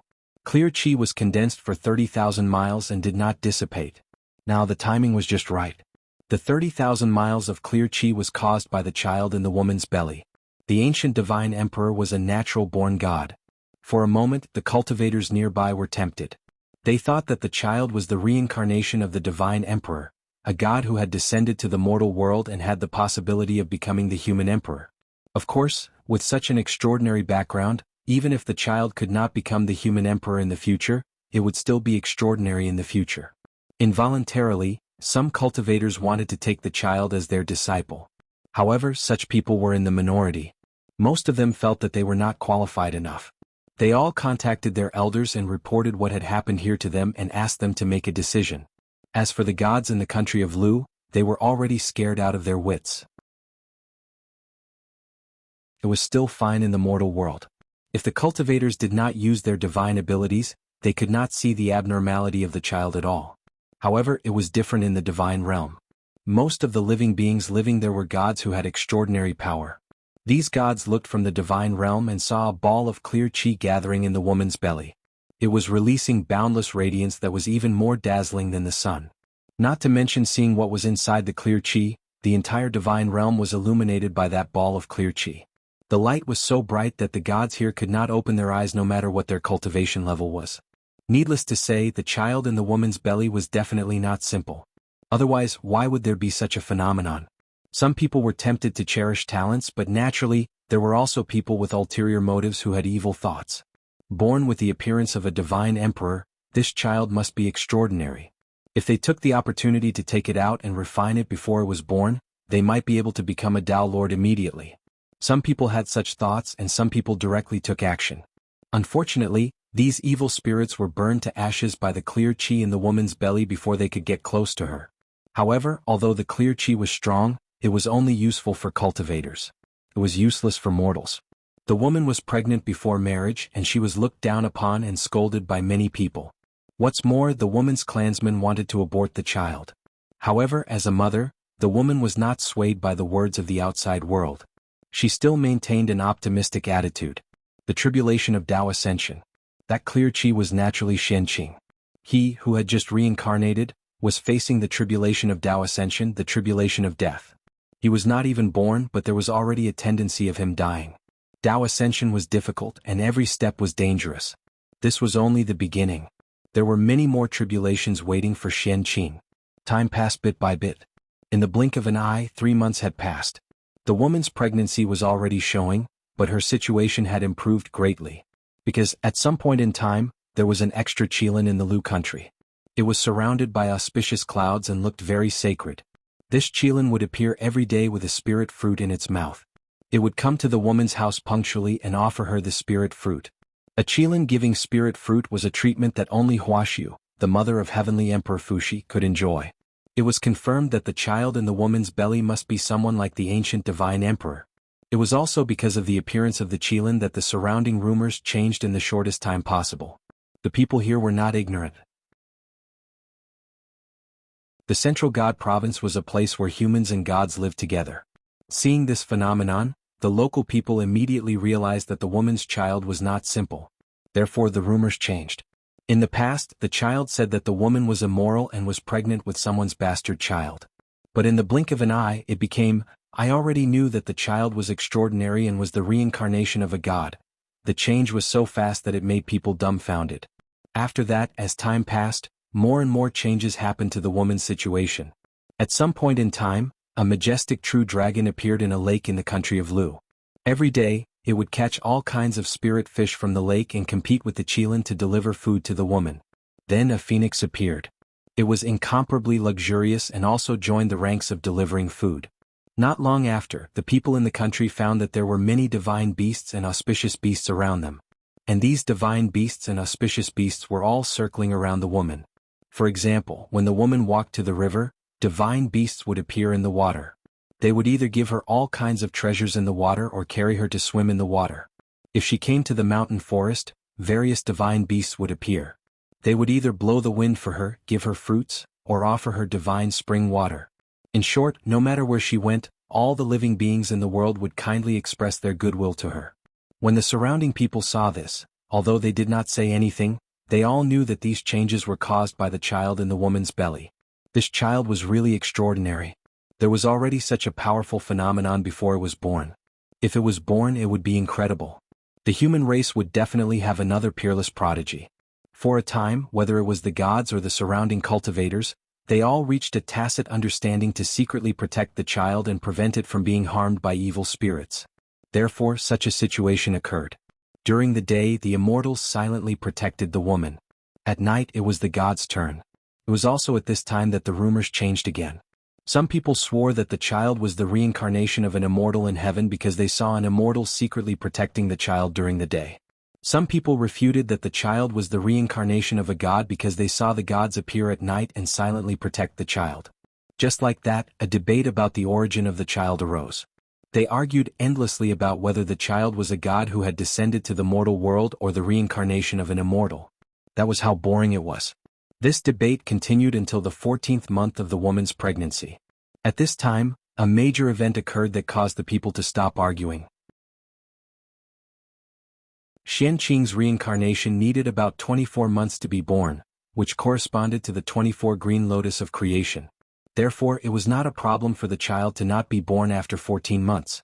The surrounding people were also not surprised. After all, it was a natural god. It was normal for it to be different from others. It would be abnormal if it was the same as others. Of course, Xianqing was able to successfully conceive until now because of the various immortal fruits offered by the divine beasts. That woman only had a mortal body, but Xianqing was a top-tier great medium. How difficult was it to conceive an innate god with a mortal body? It was likely that before Xianqing was born, the woman's essence would have been exhausted and she would have become a dried corpse. Therefore, the scene of the divine beasts offering the immortal fruits happened. The immortal fruits were not ordinary either. They were all top-tier innate spiritual fruits. Each of them was more precious than the 9,000-year-old immortal peaches. If an ordinary person ate one of them, it would be an exaggeration to say that they would become Taoist priests. However, it would be no problem for them to become Tai Daoist lords. These innate spiritual fruits were the treasures of Feng Zichen and the Tongtian sect leader. In order for Xianqing to be born successfully, they gritted their teeth and took them out. As for the divine beasts, their origins were simple. They were the newly born descendants of the 3 clans. Their bloodline was incomparably pure. Otherwise, they would not be qualified to offer the immortal fruits to Xianqing.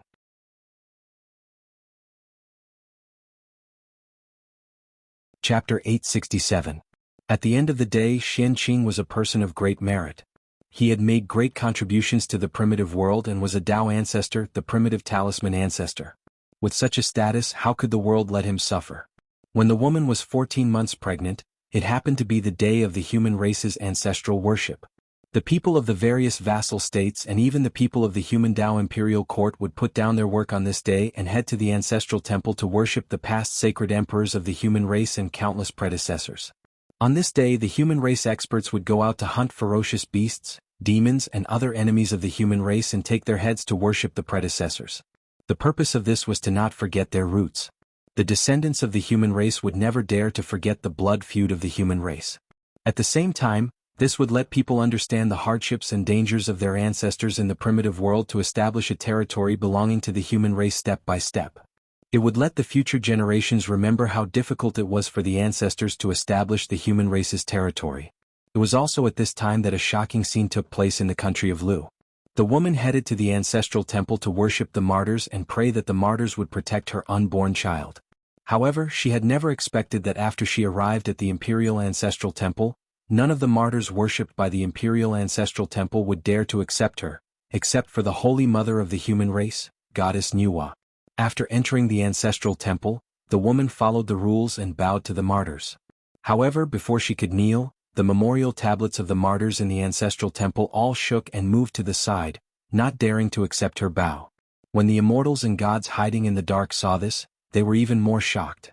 Although they had already guessed that the child was extraordinary, they still didn't expect it to be so extraordinary. Others couldn't tell, but how could they not? The actions of the memorial tablets of the martyrs clearly meant that they were afraid and didn't dare to accept her bow. How great of a background did this person have to be to make the martyrs of the human race so afraid that they didn't dare to accept her bow? However, the shock wasn't over yet. The woman hesitated for a moment, then turned and entered the main hall to worship the 3 sovereigns and 5 emperors. However, when the statues of the 5 emperors saw the woman, they all moved to the side, indicating that they didn't dare to accept her bow. The 3 sovereigns accepted the woman's bow, but after she bowed, the statues of the 3 sovereigns returned the bow at the same time. The ancient sacred emperor's reincarnation. She's definitely the ancient sacred emperor's reincarnation. Otherwise, how could the 3 sovereigns treat her with respect? It's time for the human race to rise again. Someone who saw this scene couldn't help but shout out in excitement. He couldn't be blamed for losing his composure, as this phenomenon was truly too shocking. How many people in the 3 dimensions were able to make the 3 emperors talk to them as equals? If he wasn't a high and mighty saint, then he must be one of the few great divine powers in the world. Such a figure was actually born into the human race. Wasn't it just like the reincarnation of Fuxi into the human race, becoming the human emperor and leading the human race to prosperity? Next, the woman arrived at the depths of the imperial ancestral temple. There were 2 shrines here. The larger one was dedicated to Empress Nuwa, while the smaller one was dedicated to the ancient sage emperor. It was said that the ancient sage emperor was the first human emperor of the human race. His origin was even more ancient than the 3 sovereigns and 5 emperors. He was born even before the ancient era. As a character from the ancient era, he had once competed with the celestial emperor. Later on, after this ancient sage emperor experienced a series of magnificent lives, he became the emperor of the North Star, heavenly emperor in the heavens. He was the lord of the gods and commanded all the gods. Of course, the ancient era was too long ago. Not many people knew about the deeds of this ancient sage emperor. Most of them were legends and no one knew if they were true or false. However, there was one thing that everyone knew. It was rumored that the current human emperor was the reincarnation of this ancient sage emperor. When he saw the human race gradually weakening in the heaven realm, he was displeased. Hence, he personally reincarnated into the human race and led the human race to glory again. Not many people knew about the deeds of the ancient sage emperor. However, when it came to the current human emperor, it was impossible to finish talking about him even if one talked for 3 days and 3 nights. He was truly an invincible figure in the 3 dimensions. Even the saints were no match for him. He was the idol of the human race. It was also because people knew that the ancient sage emperor was the previous human emperor that the ancient sage emperor's palace became the imperial ancestral temple. It became a place of prosperity. Not to mention the gods and Buddhas, even goddess Nuwa's temple was not as prosperous as this. In the 3 dimensions, it was not only the human race who worshipped the human emperor. Among the 10,000 races, many living beings worshipped the human emperor and viewed him as the lord of the heavens and earth. Even the demon race had many clans that secretly worshipped the human emperor. His power had reached its peak. 10,000 races were afraid of him and viewed him as a god, the lord of the heavens and earth. They did not dare to offend him. Feng Zichen and Xian Qing were originally one. Although he intended to destroy Xian Qing's incarnation, it was not appropriate for him to see this woman. Hence, when the woman was about to reach his temple, he plucked a seed from the tree of world and threw it over. My good friend is in trouble. I can't bear to see her, so I'll give you this to protect yourself. When your good friend recovers, we can meet again. After saying that, the seed of the tree of world flew out from the Saint Emperor's palace and turned into a green robe that covered the woman's body. This green robe was transformed from the seed of the tree of world and was an upper-grade Khanate spiritual treasure. The tree of world was a chaos spiritual root that was on the same level as the 36th grade chaos green lotus. The seed it bore was a chaos level treasure and not a Khanate item. Every one of them was a Khanate embryo. They could turn into a Khanate spiritual treasure or become a Khanate godfiend. With Feng Zichen's supreme means, it was not difficult for the seed of the tree of world to turn into an upper-grade Khanate spiritual treasure. After bestowing the upper-grade Khanate spiritual treasure protective robe, the door of the Saint Emperor's palace closed automatically with a clang. At this moment, the woman realized that the person who had spoken to her was the current human emperor. After coming to her senses, the woman hurriedly bowed in the direction of the Saint Emperor's palace respectfully and said, "Thank you for your reward, human emperor." However, just as she was about to bow, a gust of wind blew and prevented her from bowing. Looking at the situation, the woman knew that the Saint Emperor was unwilling to accept her bow, just like the 3 sovereigns and 5 emperors. After she figured this out, the woman stopped persisting, and she turned around and headed towards Nuwa's hall. However, she couldn't help but wonder who the child in her womb was. Why would the 3 sovereigns and 5 emperors value it so much? Heavens, that's a Khanate spiritual treasure, isn't it? His Majesty has bestowed a Khanate spiritual treasure? Also, does His Majesty not allow the woman to enter the palace because he doesn't want to accept her bow? The scene outside the Sage Emperor's palace was witnessed by the immortals and deities who were hiding in the dark to protect the woman, causing another round of exclamations. Nothing unexpected happened when the woman reached the Nuwa palace. Her Majesty Nuwa accepted her bow, but before she left, Her Majesty Nuwa's statue suddenly glowed brightly and dropped strands of Khanate creation origin into the woman's body. Heavens, even Her Majesty Nuwa has appeared to bless the child. Who is she? At this point, everyone was already numb. No matter what happened, it would not be able to move them. However, they were even more curious about the child's identity. Have you heard? That woman is pregnant with an ancient Saint Emperor, someone like His Majesty Fuxi.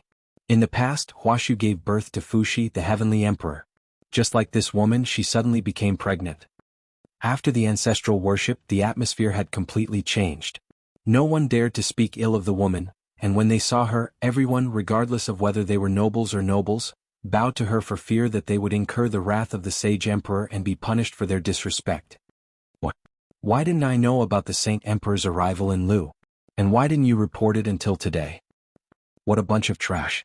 Why didn't you wake me up in advance when such a big thing happened? At this time, in the most splendid palace in the center of Lu, the Marquis of Lu Zhougan, who was personally conferred the title by the human emperor, was furious and raging at his subordinates. When Xianqing arrived, he was in seclusion, so he didn't know about the phenomenon. His subordinates didn't see anything unusual, so no one reported it to him. It wasn't until what happened in the Imperial Ancestral Temple spread that Marquis Lu's subordinates realized the seriousness of the problem. They hurried to Marquis Lu's place of seclusion and woke him up. After Marquis Lu came out of seclusion and learned about what happened recently, he flew into a rage and scolded the prince who supervised the fruits on his behalf. Although Marquis Lu Zhougan wasn't one of the 108 divine marquises and was just an ordinary marquis, he was a perfected Khanate Dao Lord and had a chance to reach the level of Taoist priests. Therefore, his knowledge was far beyond those immortals. Although he didn't meet Xianqing in person, he could infer from the information he received that this must be the reincarnation of a top great medium who had a very good relationship with the human race. It could even be said that this person had a very high status in the human race.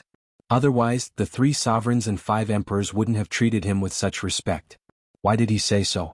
Because with Marquis Lu's status, he more or less knew the inside story of some great medium who had reincarnated into the human race.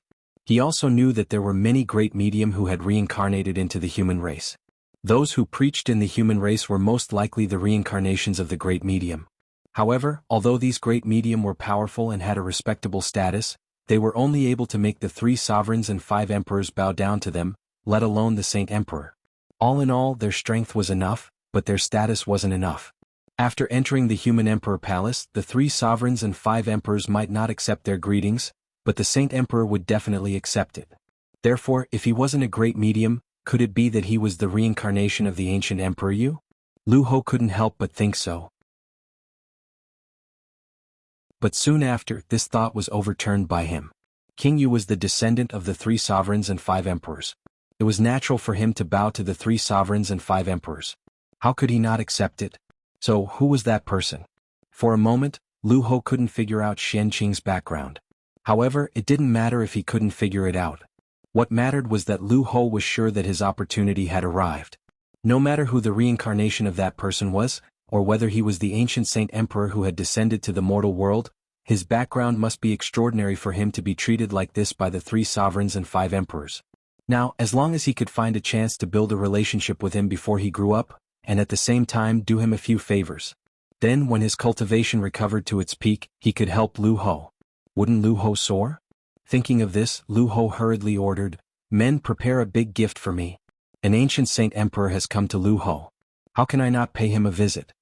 As he spoke, Lu Ho walked towards Lu Ho's treasury while using a secret technique to contact his friends in the Human Emperor Palace. He planned to ask them about Xianqing's background. To be able to become a marquis even if he was born a commoner, he could still have a lot of connections at this time. Having a few friends in the Human Emperor Palace was nothing. Who didn't have masters, elders, relatives and friends? To become the Human Emperor, strength alone wasn't enough. You also needed to have enough skills. It was the same for building a career. Retracting his gaze from the Saint Emperor Palace, Feng Zichen called his personal guard commander and ordered, "Master Celestial has been reincarnated into the human race. He will be born in a few days. Take my 3,000 personal guards and rush to Lu Ho to protect Master Celestial and his mother. Don't let anything happen to them. If anything happens to Master Celestial and his mother, you don't have to come back. Find a place to end your lives." What? Master Celestial has been reincarnated into the human race? After hearing Feng Zichen's order, the commander was shocked for a moment. Then he hurriedly accepted the order and said, "Yes, sir." He didn't understand why Master Celestial would reincarnate into the human race. But he couldn't disobey the Human Emperor's order. This was a matter that could cost them their lives. The Human Emperor wouldn't joke around. If they really screwed up this matter and caused an accident to happen to the Immortal Master and his mother, then no one in the three realms would be able to save them. In 15 minutes the following is anti-theft content. In 15 minutes the following is anti-theft content. In 15 minutes the following is anti-theft content. In 15 minutes the following is anti-theft content. In 15 minutes the following is anti-theft content. In 15 minutes the following is anti-theft content. In 15 minutes the following is anti-theft content. In 15 minutes the following is anti-theft content. In 15 minutes the following is anti-theft content. In 15 minutes the following is anti-theft content. In 15 minutes the following is anti-theft content. In 15 minutes the following is anti-theft content. In 15 minutes the following is anti-theft content. In 15 minutes the following is anti-theft content. In 15 minutes the following is anti-theft content. In 15 minutes the following is anti-theft content. In 15 minutes the following is anti-theft content. In 15 minutes the following is anti-theft content. In 15 minutes the following is anti-theft content. In 15 minutes the following is anti-theft content. In 15 minutes the following is anti-theft content.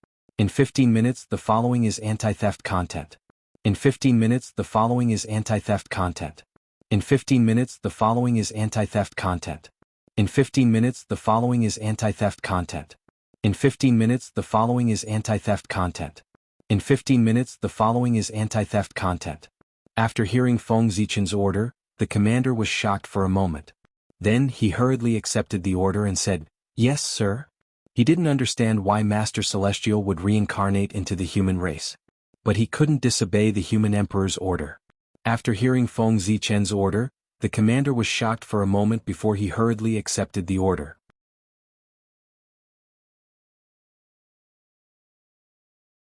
Chapter 868. Although the divine demonic corridor had been opened, not everyone was qualified to use it. From its name, one could tell that the divine demonic corridor was a corridor exclusively for divine demons. Only Khanate divine demons were qualified to open the divine demonic corridor. Therefore, the divine demonic corridor was a way for the seniors of the Khanate divine demons to take care of the juniors, saving them from the pain of traveling. After all, the three realms were too big. It was too difficult for the Khanate divine demons who had yet to prove their Tao to travel. They might not be able to travel from one continent to another in tens of thousands of years. Feng Zichen's personal guards were the elites of the younger generation of the various royal families. Every one of them was a prodigy of the human race. If they were in the central divine province, the worst of them would be an earl. And the commander of his personal guards was a prodigy among prodigies. He had long transformed into a Khanate divine demon and was half a step away from the Daluo Taoist priests. He was only one step away from proving his Tao. His strength was comparable to that of the 108 divine marquises of the human race. And Feng Zichen had a total of 4 such personal guards. This time, in order to protect Xianqing, Feng Zichen sent out all 4 of them. It was because of the four commanders that they were able to open the divine demonic corridor and rush to the state of Lu. Not long after the personal guards left, Feng Zichen suddenly stood up and stared straight ahead, motionless. It was the direction Feng Zichen was staring at. Hundreds of thousands of miles away, an old man riding a green ox was slowly approaching. The green ox did not walk fast. It could only travel 1,000,000 miles in a day. It would take at least 100 days to get here. 1,000,000 miles in a day was not slow. But it also depended on who the other party was. If it was an ordinary immortal, this speed would naturally be extremely fast. But the other party was not. That old man was Dao ancestor Hongjun, who was impersonating Taishang Laojun. Therefore, how could Feng Zichen not be shocked to see him rushing towards him? Why did the Dao ancestor come here for no reason? Feng Zichen was very curious about the Dao ancestor's purpose, but he didn't rush forward to ask. Instead, he continued to sit in the human emperor palace and waited for the Dao ancestor's arrival. As for picking her up, that was impossible. If the Dao ancestor came in the name of the Grand Supreme Elder, he would be the Grand Supreme Elder and the incarnation of the Grand Pure One. Such an identity was naturally not worthy of Feng Zichen standing up to welcome him personally. Even if the Grand Pure One came, Feng Zichen would have to depend on his mood to welcome him, let alone a mere clone. Although Lu Ho had taken the lead, his speed was still not as fast as Feng Zichen's personal guard. After all, time stopped in the God and Devil corridor. When Lu Ho arrived, Feng Zichen's personal guards had already arrived. They immediately protected Xian Qing's mother. Coincidentally, among the personal guards there was someone who knew Lu Ho. He quietly went up and asked, "Brother, which great figure is this reincarnated?" That personal guard turned to look at him and said, "Why are you asking so much? Anyway, it's a great figure." Although they knew Xian Qing's identity, they didn't dare to reveal anything if Feng Zichen didn't say anything. Seeing that he couldn't get anything out of him, Lu Ho didn't say anything. Instead, he took on the responsibility of guarding with these personal guards. Just like that, for the rest of the time, everything was peaceful. Soon it was time for Xian Qing to be born. On this day the woman was sleeping. In her dream, she dreamed of a green lotus blooming slowly. The flower bloomed 24 times and endless creation chi flowed. At this point in the dream, the woman suddenly woke up. Then she saw a delicate child beside her. Xian Qing was born. The moment Xian Qing was born, the entire country of Lu suddenly fell into darkness. The entire void also began to collapse abruptly. It shattered into pieces and fell from the sky. A big hand appeared silently and grabbed Xian Qing, who had just been born. This was a move by a powerful person. He wanted to steal Xian Qing's primordial chaos Dao fruit to step into the realm of primordial chaos. The reason why this powerful person dared to make a move was not that he wasn't afraid of Tongtian sect leader's revenge, but that he had already thought of a way out. At this time, this powerful person was in the chaos outside the sky. After this move, whether it was successful or not, he would immediately escape into the depths of the chaos outside the sky and never appear in the untainted land. If he succeeded, he would be able to attain the Tao in one fell swoop and cultivate to the chaos zenith heaven golden immortal realm. From then on, he would be immortal and indestructible. Even with the vastness of the chaos outside the realm, he would be able to roam freely and unrestrained. If he failed, he would make up his mind to cultivate in seclusion in the chaos outside the sky. As long as he didn't reach the realm of primordial chaos, he wouldn't come out. At that time, he who had no way out might be able to erupt with his greatest potential and break through in adversity to reach the realm of primordial chaos Daluo Jingxian. This was considered cutting off his own path of retreat. He would stimulate his potential and force himself to break through. Of course, this powerful person's plan was quite perfect, but it didn't mean that there were no risks. There was still a great risk. That was, once he was slow, he would be caught by Tongtian sect leader and be killed by the 4 fairy slaying swords. Or he would be sealed and never have the chance to come out. However, how could there be no risks in reaching the realm of Tao? In order to reach the realm of Tao, it was worth taking some risks. If he succeeded, he would be free. If he failed, he wouldn't be too far off. Anyway, he would be stuck in the realm of half-step primordial chaos. He might as well die. It was because the Almighty held such a thought that such a scene had occurred. How dare you? On Golden Turtle Island, Tongtian sect leader saw this scene from afar and couldn't help but be furious. He immediately pulled out the Qingping sword and threw it in the direction of Xian Qing, wanting to block the attack for him. However, although Tongtian sect leader was fast, someone was faster than him. It wasn't Feng Zichen but the fate of the human clan. Just as Xian Qing was in danger, the fate of the human clan shook and directly fell from the river of destiny.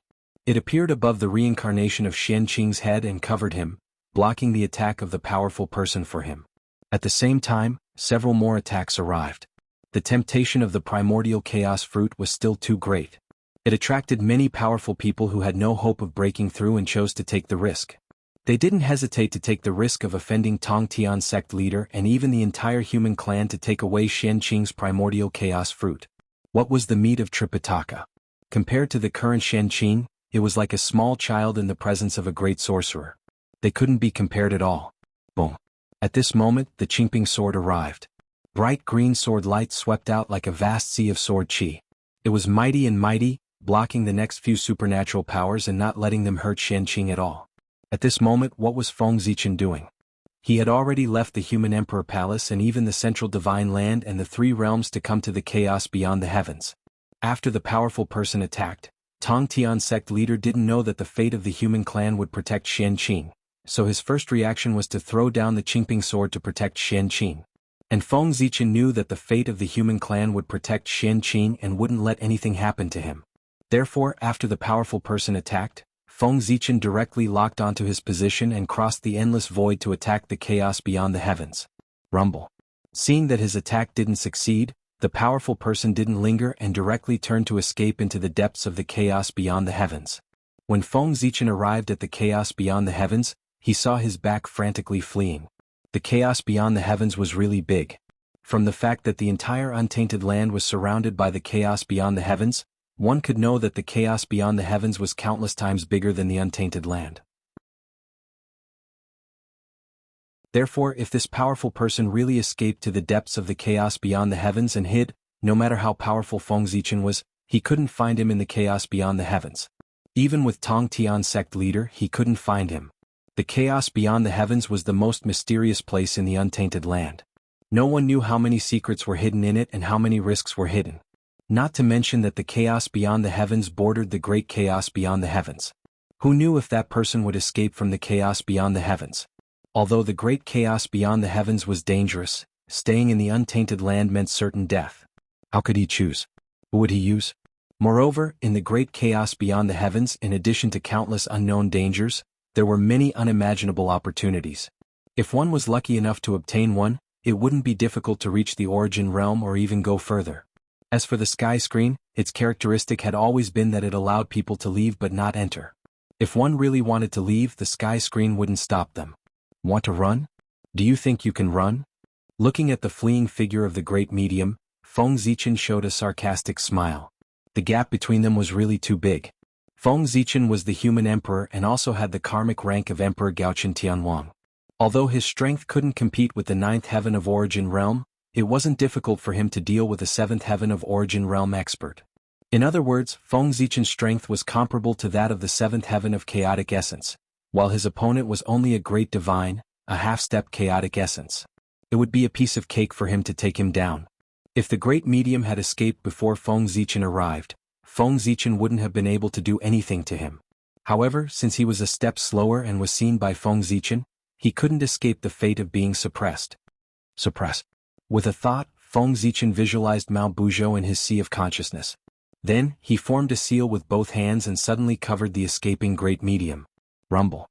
A mighty force that could suppress everything suddenly spread in the chaos outside the sky. Immediately, the restless chaos qi in the surroundings immediately stagnated and was suppressed by a mighty force. Above the great medium, the illusory image of an ancient divine mountain gradually took shape. It was incomparably sacred and suppressed him in place, making him unable to move. With a rumble, the illusory image of Mount Buzhou pressed down and directly suppressed the great medium into powder. His body and innate indestructible true spirit were all shattered. With a casual stroke, Feng Zichen separated the chaos. He saw the clear qi rising, the turbid qi falling, the yin and yang were born, the yin and yang were divided, and the three forces stood. A world gradually took shape. Rumble. However, the world was only halfway through its evolution when it began to show signs of collapsing due to the lack of energy and the lack of something to support it.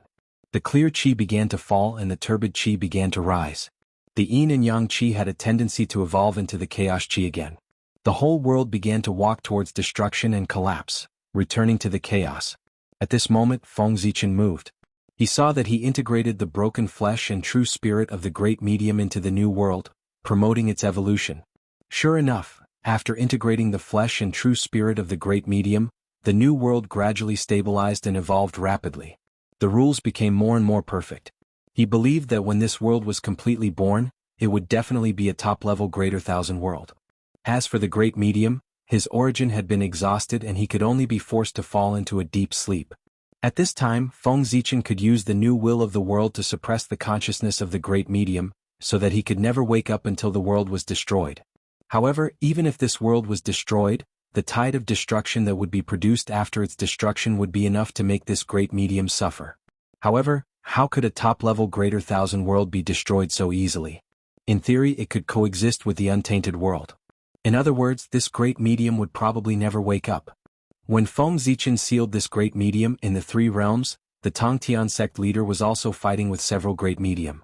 Even if the other party was a fellow Taoist in the past, at this moment, the Tongtian sect leader was merciless. The four immortal slaying swords shuttled back and forth in the void, beating the several great medium who were fighting with the Tongtian sect leader until they were dripping with blood. Their auras also became more and more dispirited. This time the Tongtian sect leader was really angry. He had warned everyone repeatedly not to attack Qianqing.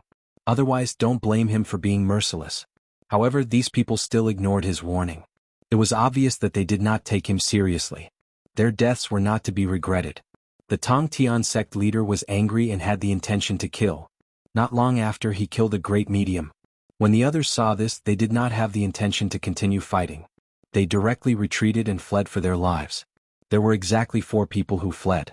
With a thought, the Tongtian sect leader split into 4. Each of them held a Khanate killing sword and chased after the 4 great medium.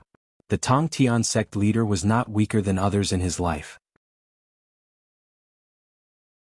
He saw that the Grand Pure One had the 3 Pure Ones technique and could create 3 incarnations that were about the same combat strength as his original body. Therefore, he had painstakingly researched for many years and combined the Khanate 4 great powers to create a divine ability. He could split himself into 4 and create 4 powerful incarnations that respectively controlled the power of earth, fire, water, and wind. If he used the 4 immortal slaying swords, the combat strength of his incarnations would not be much different from his original body. This divine ability was the one that the Tongtian sect leader was currently using. The Tongtian sect leader had not thought of its name because this divine ability was not perfect yet. For the time being, it was not as good as the Grand Pure One's 3 Pure Ones. P.S. I'm about to collapse from diarrhea.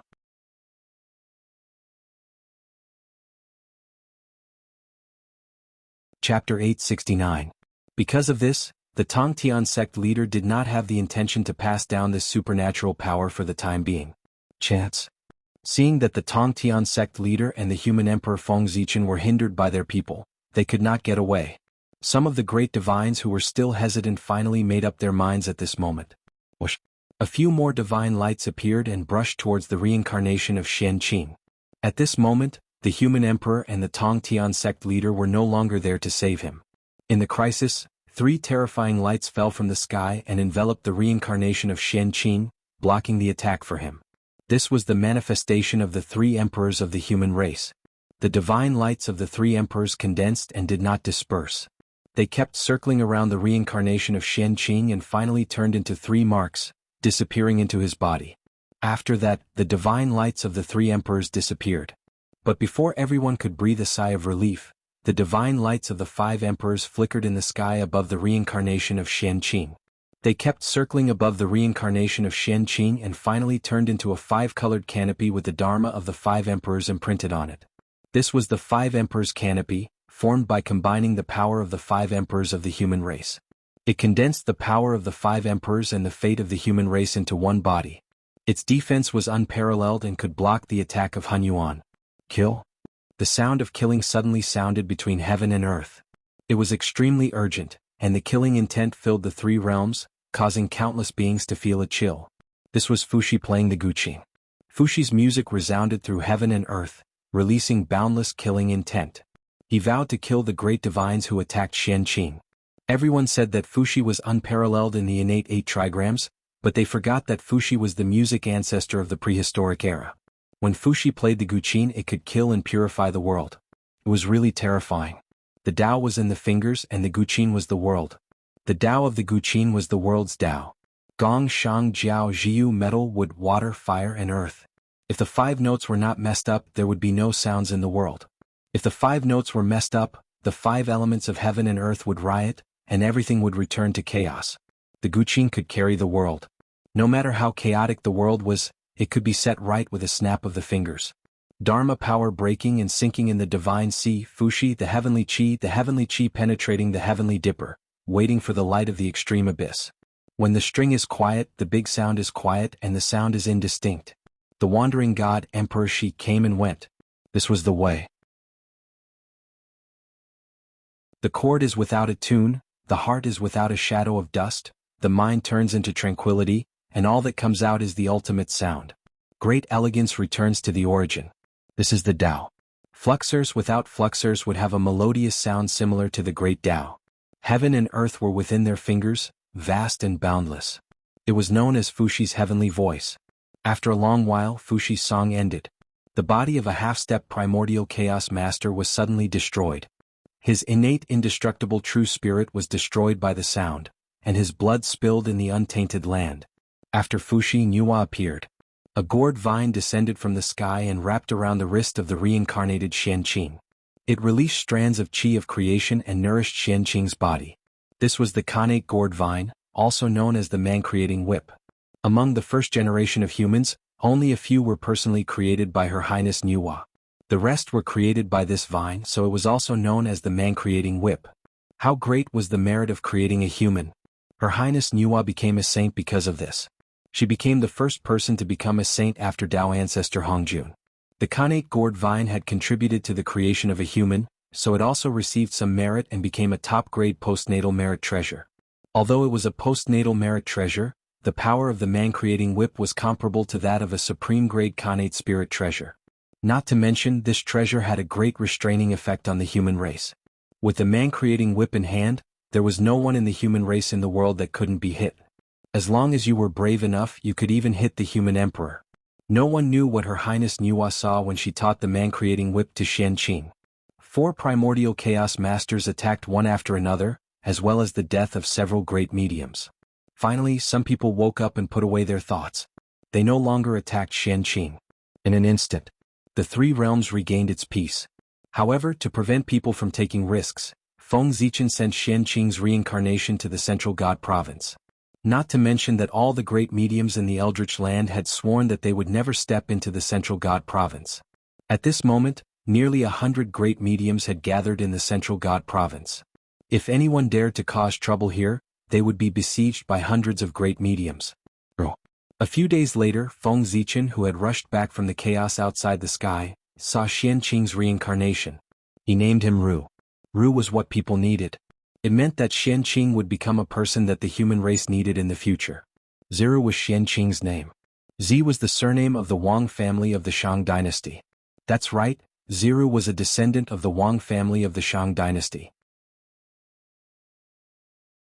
After all, Feng Zichen had taken the world away from the Zi family. It was only right for him to return a peerless talent like him. After naming Xianqing, Feng Zichen put him aside and no longer cared about him. He was free to develop. And he continued to sit in the human emperor palace, waiting for the arrival of Tao ancestor Hongjun.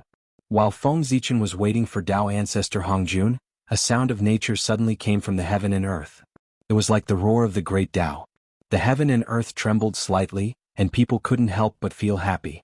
What's more, the spiritual qi in the 3 realms, whether it was congenital qi or acquired qi, had increased by about 5% at this moment. 5% didn't seem to be much, but the spiritual qi didn't increase in one place, state, or realm, but the entire 3 realms. The 3 realms were so vast that it wasn't much smaller than the Eldritch land in the age of witches and demons. In such a large area, the spirit qi in every place increased by about 5% in an instant. The amount of spirit qi increased was really shocking. Even if Feng Zichen fully operated the Pangu celestial being to absorb the chaos qi from the great chaos and transform it into congenital qi, it would still take hundreds or even thousands of years for the spiritual qi in the 3 realms to increase by 5%. The sudden increase in spirit energy by 5% had undoubtedly brought an enormous change to the 3 dimensions. Because of this, countless cultivators had attained a higher level of enlightenment and stepped into an even higher realm of cultivation. Who knew how many rare and precious fruits were born once again? What's more, there were several congenital fiend gods that were no longer born in the world. There were even more congenital spiritual treasures in the process of being born. This is... Suddenly standing up from the throne, Feng Zichen looked ahead in surprise. This was the sign of Tao attainment. Was someone about to attain Tao? Someone was about to attain Tao and was sensed by heaven and earth. Therefore, all kinds of strange phenomena were spontaneously produced to celebrate the birth of another transcendent. This was the origin of the strange phenomenon in front of him. Who was about to attain Tao? How could it be so fast? The Tao discussion had only begun for a few decades, but someone had already taken the crucial step and cultivated to the realm of primordial chaos Daoyuo Jingxian. This was too fast. At this moment, not only was Feng Zichen curious about who was about to attain Tao, but the other great divine powers were also curious about who was about to attain Tao. For a moment, terrifying gazes rose from all over the three realms and looked towards the central god land as if they were looking for something. Raising his hand, Feng Zichen wanted to expel all these gazes, but after thinking about it, he finally put down his raised hand. This matter couldn't be stopped, so let them see. As long as they knew what was going on and didn't look at things they shouldn't look at. As the human emperor and the creator of the central god land, Feng Zichen had absolute control over the central god land. With a thought, he locked onto the origin of all these strange phenomena. There, countless providence gathered, creating thousands of phenomena. There were dragons and phoenixes and Shenhuangqi rising. So it's him. After a careful scan, Feng Zichen found the existence who was about to attain Tao. The top great divine powers of the celestial sect of wonders, Taoist Daozhong, claimed to be born in the great Tao. He was located in the middle of the sky, bearing the weight of heaven and earth. He was also a natural-born saint. Taoist Daozhong was born noble. Although he wasn't as orthodox as the three pure ones and the other Pengu, he wasn't far off. When he was in the Purple Cloud Palace, his strength was also one of the best, comparable to Dijun. Among the 3,000 mortal guests of the Purple Cloud Palace, he could also squeeze into the top 10. He was even stronger than Kunping and Hong Yun. However, he was a person who wholeheartedly pursued Tao. After Tao ancestor Hong Jun finished his 3 lectures, he didn't leave the chaos outside the sky, nor did he enter the struggle for hegemony in the untainted world. Instead, he found a place to cultivate in seclusion and began a long period of bitter cultivation. It wasn't until the Daoyuo sky reopened and countless powerful figures came to discuss Tao that Daozhong was alarmed. He rushed back from the chaos outside the sky to discuss Tao with everyone and understood his opportunity to attain Tao. Boom, boom, boom. In Feng Zichen's eyes, he saw strands of Kanate Tao aura surging out of Daozhong's body. Following the mysterious connection, they poured into Daozhong's body in the distance. This was the result of Daozhong's reincarnation this time. It was also the reason why he could reach the primordial chaos realm. Those who came to the human clan were only the incarnations of the divine senses of those powerful figures. Even if they had gained something, it would be transmitted to their bodies through the connection between their incarnations and their bodies. Otherwise, how could they break through? Let the incarnations of their divine senses break through? Wasn't that a joke? He has reached the realm, the origin, and the conditions have been met. Why hasn't Daozhong broken through yet? Suddenly, Feng Zichen exclaimed softly. Because he found that Daozhong still hadn't broken through to the realm of the primordial chaos Daoyuo Jingxian. That wasn't right. The feeling he gave now was like that of the primordial chaos Daoyuo Jingxian. However, he always felt that something was missing, which made him incomplete. After thinking for a while, Feng Zichen understood what was going on. It was because the karma had not been settled.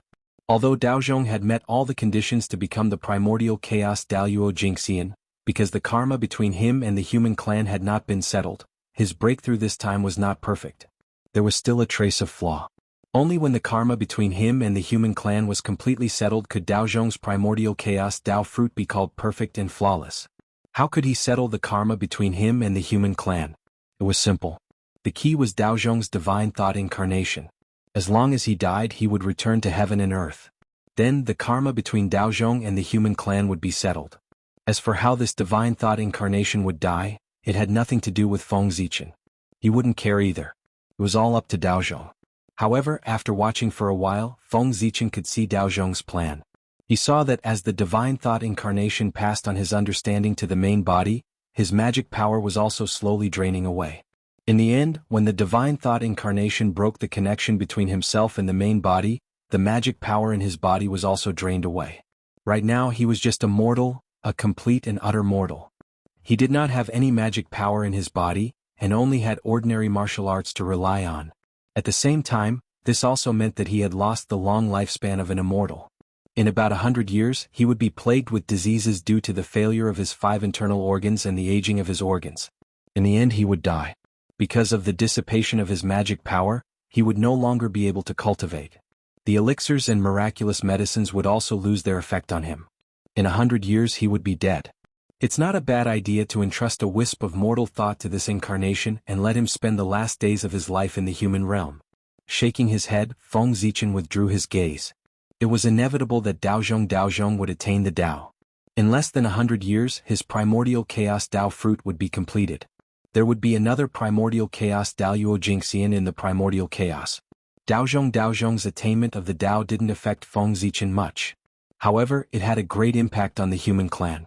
It was estimated that after Daozhong attained the Tao, the human clan would be in chaos. The central divine province would also usher in chaos. Daozhong's attainment of the Tao was the beginning of the struggle for hegemony among the various countries. It was also a sign of the impending chaos. Feng Zichen still needed to make preparations early in order to prevent someone from acting too rashly and wantonly slaughtering the common people. Come, pass down my order. From today onwards, anyone who dares to slaughter the common people, regardless of their identity or cultivation, will be killed. In addition, order the city lords to activate the sky patrolling mirror and monitor the entire central divine province.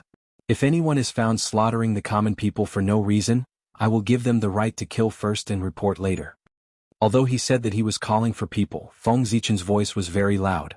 It spread throughout the entire central divine province to ensure that every member of the clan could hear his order. We obey. In the 362 divine cities, excluding the sun, the moon and the stars, there were voices replying. These were the city lords of the divine cities.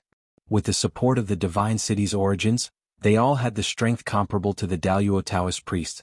Unlike the ranks of the dukes, marquises, earls and viscounts, the city lords of the divine cities were mostly the descendants of the royal family or the descendants of the heroes of the human clan.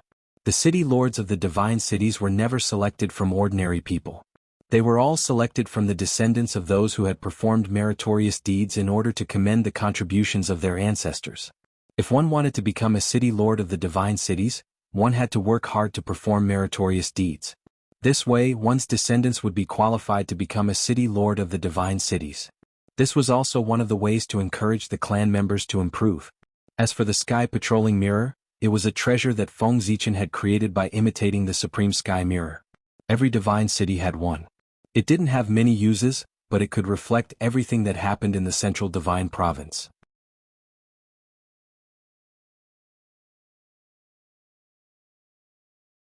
Chapter 870. What is His Majesty doing? Why did he suddenly give this order? Is something big going to happen to the human race? Although the human cultivators obeyed the order, they couldn't help but mutter in their hearts. Looking at the human emperor's posture, he obviously had a premonition that something was going to happen and was preparing in advance. Otherwise, he wouldn't have suddenly given this order. The human race was going to be in chaos. It was indeed going to be in chaos. How did Taoist Daozhong achieve the Tao? After his spiritual incarnation entered the human race, he was born in Duke Qi's territory. At that time, Duke Qi Jianghu had just achieved the realm of Daoyuo Taoist priests and was conferred the title of Duke Qi, becoming one of the 36 dukes of the human race. At that time he was in high spirits and was determined to achieve great things.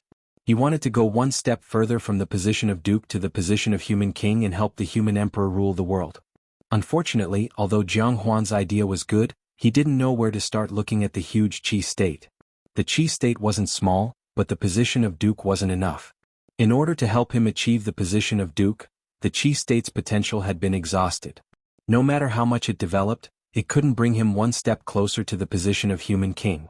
Just as Jianghu was panicking, Taoist Daozhong's spiritual incarnation, Guanzhong, came to the Qi state. As a powerful person, even if it was just a spiritual incarnation, it was still boundless. Before Guanzhong arrived, Duke Qi Jianghuan, who was sitting in the palace of the Qi state, had already sensed his arrival. As soon as he looked up, he saw endless Taoist rhymes rising in the void in front of him. The great Tao was faintly manifesting. With Jianghuan's cultivation as Daoyuo Taoist priests, how could he not see that a powerful person had arrived? At that moment, Jianghuan didn't dare to hesitate and directly went out of the palace to greet him. Then he saw Guanzhong, who had come in the body of a mortal. Even if he was a mortal, Jianghuan still didn't dare to be negligent when he saw the great Tao behind him. He bowed as a disciple and invited Guanzhong into the main hall. After that, the two talked about something. Jianghuan suddenly made Guanzhong his prime minister and asked him to govern the Qi state. Then Guanzhong began his own path of Tao. When Guanzhong ruled the country, he first put forward the idea of enriching the people before ruling the country. During his time as the prime minister of the state of Qi, Guanzhong advocated the administration of salt and iron, divine gold ores, etc., the creation of currency, spirit stones, fate pills, etc., the control of food, spiritual herbs, etc., and the state's control of the circulation of commodities to increase the financial income and prevent the disparity between the rich and the poor. After that, Guan was the first to create and practice Shang dynasty warfare and subjugate other countries. He proposed, serve people with righteousness and not with war. If there is no other choice, use war. First, use righteousness. Save money. Harm to the people and danger to the country. Of course, this was not the main reason why Guanzhong was able to attain Tao. He was able to attain Tao mainly because he had redefined the concept of law. Measurements, ropes, ink, rules, weighing stones, dendrobium and angular weights are called laws. The Dharma is the symbol of the world. Therefore we must resolve our doubts and clarify right and wrong, and the lives of the common people are hanging in suspense. The law is the law of the world, the order of all things. The multiple definitions of law became the key to Guanzhong's attainment of Tao. Following that, under Guanzhong's governance, the state of Qi became more and more prosperous, and the country's luck became more and more prosperous. Jianghuan's strength also rose along with it. Soon, he entered the middle of the Taoist priests from the early Taoist priests and blossomed into the middle of the three flowers above the head. However, by this time, the fate of the state of Qi had reached its peak. No matter how much internal development there was, it could not be improved at all. At this time, Guanzhong implemented the policy of respecting the king and repelling the barbarians. The original meaning of respecting the king and repelling the barbarians was respecting the king and repelling the barbarians. It changed the form of attack and defense and prevented internal conflict. The guiding principle was respecting the human imperial court, not merging with the barbarians and invading the barbarians' land. With this as the national policy, the state of Qi began to send troops to conquer the barbarians. What were barbarians? Most of them were descendants of the human race and other races, and a small number of them were descendants of traders. These people believed that the human bloodline was weak and could not be compared to the innate bloodline in their bodies. Therefore, they did not acknowledge their status as humans and chose to be enemies of the human race. With Feng Zichen's status, he naturally would not bicker with these ant-like people, so he did not care about them. Feng Zichen did not care, but that did not mean that others did not care. His subordinates did not care. The humans of orthodox birth worked together to chase these people to the edge of the central divine province. They called them barbarians who did not know the teachings of the sacred emperor. After that, as time passed, these barbarians grew stronger and stronger. They were no longer satisfied with the barbarian land they lived in. They yearned for the vast and rich human territory. The barbarians were uncivilized and did not know etiquette.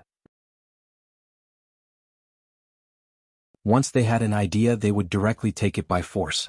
Therefore, they began to invade the human territory in an attempt to take over this rich land.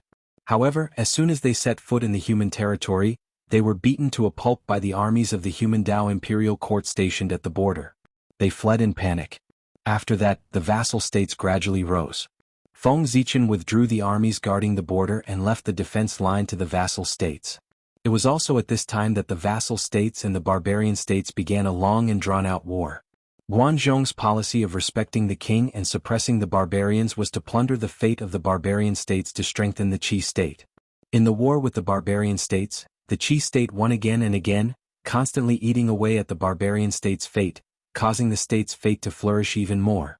As a result, Jianghuan, the Duke of Qi, bloomed the smallpox of the three flowers above his head and cultivated to the late Daoyuo state. Unfortunately, the fate of the barbarians was still too weak.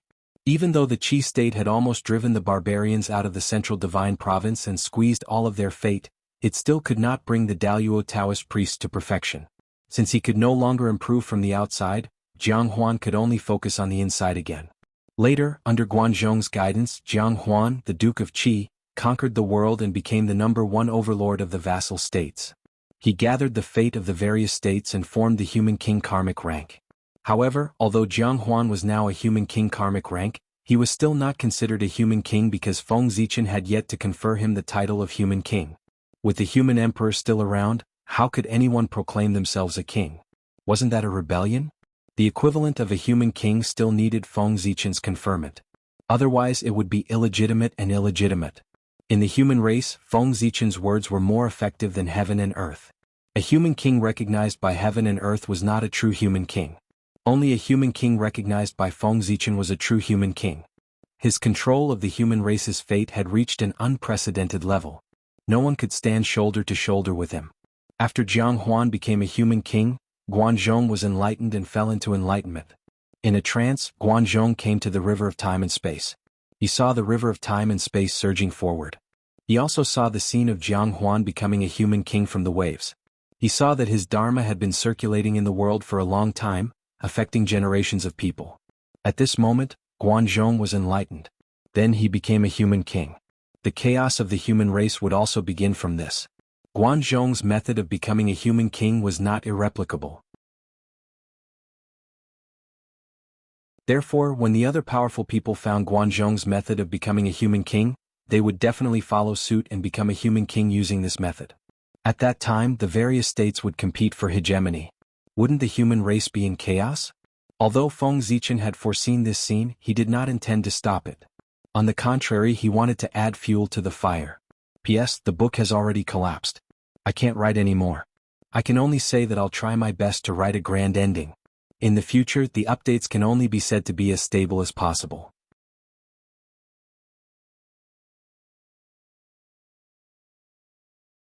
Chapter 871.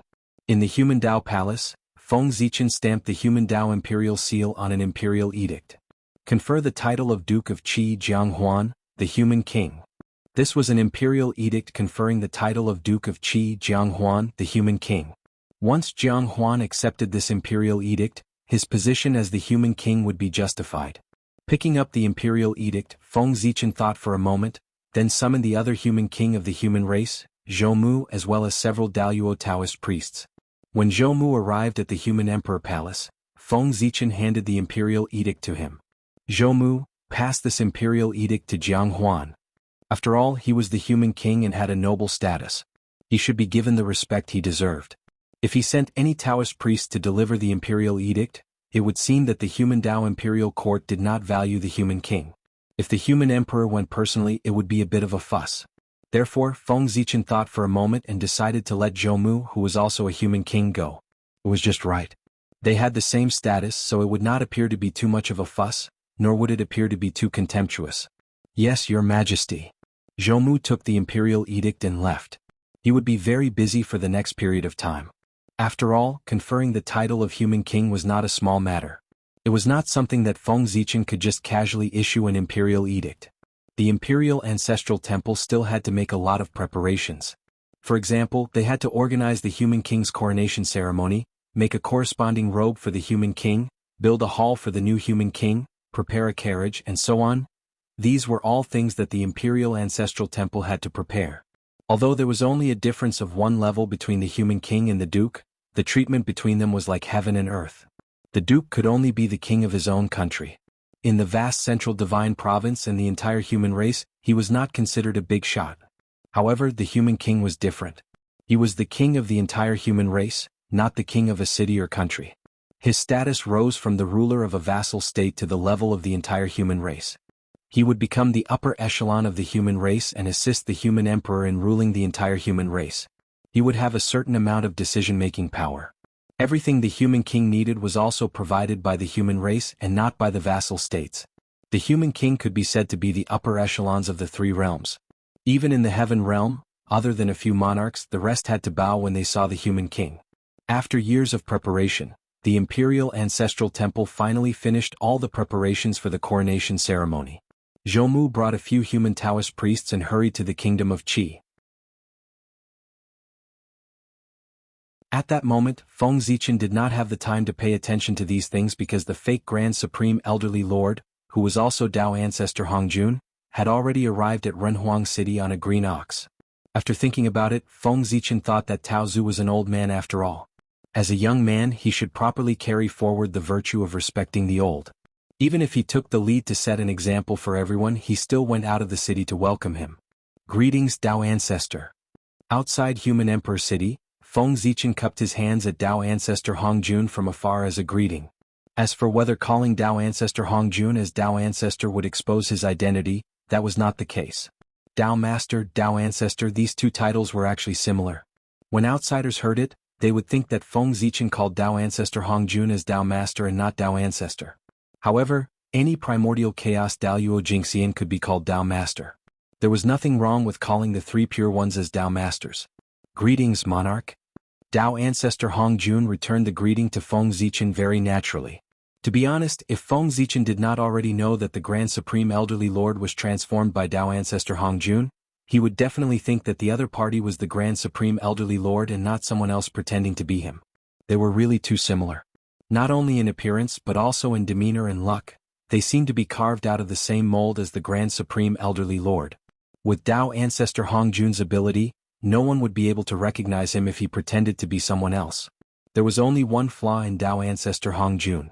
His realm was too high, far surpassing the Grand Pure Ones. If not for that, Feng Zichen would not have been able to recognize his true identity. After arriving beside Dao ancestor Hongjun, Feng Zichen could not help but exclaim softly. That was because he realized that behind Dao ancestor Hongjun stood a little Dao child with red lips and white teeth.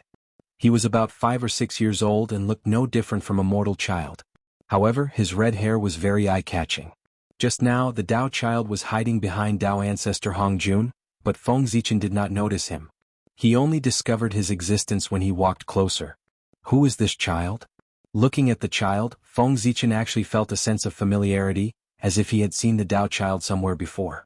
Narrowing his eyes slightly, Feng Zichen could not help but size up the Dao child. After all, the child was still young. Being stared at by a stranger like Feng Zichen, he could not help but reveal a frightened expression. He quietly hid behind Dao ancestor Hongjun and avoided Feng Zichen's burning gaze. The Dao child whispered to Dao ancestor Hongjun, "Master, who is this person? Master, who is this person? Why is his gaze so frightening?" It's as if he can see through everyone's body. The moment the little Dao child said that, Feng Zichen felt very awkward. It was inappropriate to stare at a 5-year-old child with such a threatening gaze. However, the Dao child's performance also made Feng Zichen even more certain that he was extraordinary. If he was really an ordinary child, he would have fainted from fright after being stared at like that. How could he have such a performance? It's indeed my fault. I apologize to you, young master. Feng Zichen was straightforward and directly cupped his hands in salute to the little Taoist boy. As for the salute, the little Dao child could not accept the salute of the human emperor. If Feng Zichen saluted him, he would not be able to reincarnate for eternity. The consequences of the backlash of fate were very serious. Seemingly happy to see Feng Zichen suffer, Dao ancestor Hongjun chuckled. After a while, he said to the Dao child beside him, "This is the North Star Emperor, the supreme emperor of the human race. He is also the incomparably honorable great Taoist priest. He controls the gods of heaven and earth, the entire central divine region, the human race, and even the 10,000 races. He is the most powerful person in the 3 realms." When the little Dao child heard Dao ancestor Hongjun's introduction, he was so shocked that his mouth was wide open. He stood there in a daze and did not react for a long time. It was not until a long time later that he wiped the saliva from the corner of his mouth and asked Dao ancestor Hongjun in a fluster, Master, Master, he is so powerful. Why didn't you say so earlier? Now that I have offended him, will he blame me?" Dao ancestor Hongjun patted the little Dao child's head and said with a smile, "Don't be afraid. You are not a human, nor a god, nor are you one of the 10,000 races. You have nothing to do with the central divine region. You and I are both outsiders. No matter how powerful he is, he can't control you." Hearing this, the bitter look on the little Dao child's face disappeared and was replaced by a smile. he said with a look of realization. "Ha, that's right. I'm not a human nor a god. I was not born in the central divine region. You can't control me." Ah. As he spoke, the little Taoist boy's laughter grew even more joyful. Seeing him like this, Feng Zichen could not help but scare him. "Little Tao child, although I can't control you, my cultivation is very high. There are less than 5 people in the 3 realms who can defeat me. If I want to kill you, I only need to blow a breath. Even if you are a world away from me, as long as you are still in the 3 realms, I can kill you. Are you afraid? Also, under my command there are countless experts.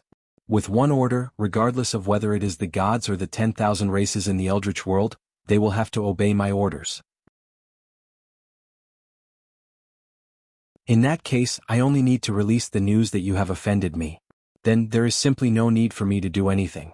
You will become the target of everyone's hatred. Everyone in the world will view you as an enemy and wish to tear you apart. As such, after offending me, are you afraid?" It was not that Feng Zichen wanted to scare the little Tao child, but he had already recognized the little Tao child's identity. Looking at his head of red hair, the first thing that came to mind was red. Red. Other than Ancestor Hong Yun, who else could it be? The little Tao child who followed beside Tao Ancestor Hong Yun was Ancestor Hong Yun. However, it was not his actual body, but an incarnation of a strand of his divine consciousness. Moreover, all of his memories had been sealed by Tao Ancestor Hong Jun. He really looked no different from an ordinary child. Thus, the scene before his eyes had occurred. After being scared by Feng Zichen, the little Tao child's smile disappeared. He quickly hid behind Tao Ancestor Hong Jun and shouted at him, "I am not afraid. My master is a legendary saint, one of the few experts in the world. With him protecting me, you can't hurt me. I'm not afraid of you." At this moment, Tao Ancestor Hong Jun smiled helplessly and said to Feng Zichen, "Emperor, don't scare him anymore. He is just a child." "Child?" "Yes, child. He is just a child." After muttering a few words, Feng Zichen asked Tao Ancestor Hong Jun, "May I ask, what is the name of this little Tao child? I think he is to my liking. I want to keep him by my side and teach him personally for a period of time to make up for scaring him just now." With a smile, Tao Ancestor Hong Jun took little Hong Yun's hand and placed him beside him. He said to Feng Zichen seriously, "This child is called Hong Yun. He is the disciple of Poor Wei. Emperor, don't have any ideas about him. His future path has been arranged by Poor Wei for him. Emperor, you don't have to worry about him." He did not expect Tao Ancestor Hong Jun to be so direct and directly mention Hong Yun's identity. Feng Zichen did not know how to respond for a moment. After a while, Feng Zichen asked, "Why did Ancestor bring Hong Yun to the Central Divine Prefecture?" The Central Divine Prefecture is the territory of the human clan, but Hong Yun is a disciple of the Xian sect. Even if he wants to go, he should go to the Dongxing Divine Prefecture and not the Central Divine Prefecture. "Ancestor, did you bring him here to seek revenge?" Since the Tao Ancestor was so direct, Feng Zichen did not hide anymore. He directly asked why the Tao Ancestor had brought Hong Yun here. It was better to be direct. It saved him the effort of beating around the bush. If everyone was direct, there would be less trouble in this world. Tao Ancestor Hong Jun smiled again. Today he especially loved to smile. Since he came here, he had been smiling as if he had encountered something happy. Or he knew that there were not many opportunities for him to smile. He wanted to take advantage of this rare opportunity to smile cleanly. He had not smiled for countless years after Tao integration. After laughing for a while, Tao Ancestor Hong Jun said, "Emperor, don't be agitated.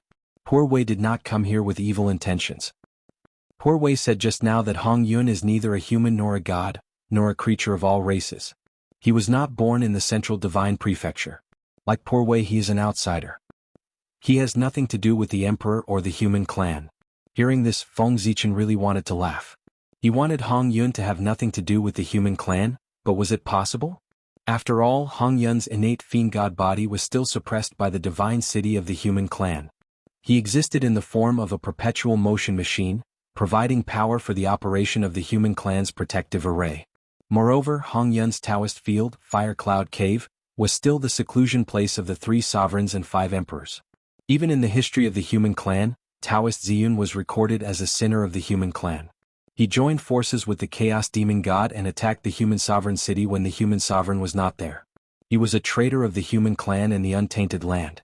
He was an unpardonable sinner. How could Hong Yun have nothing to do with the human clan?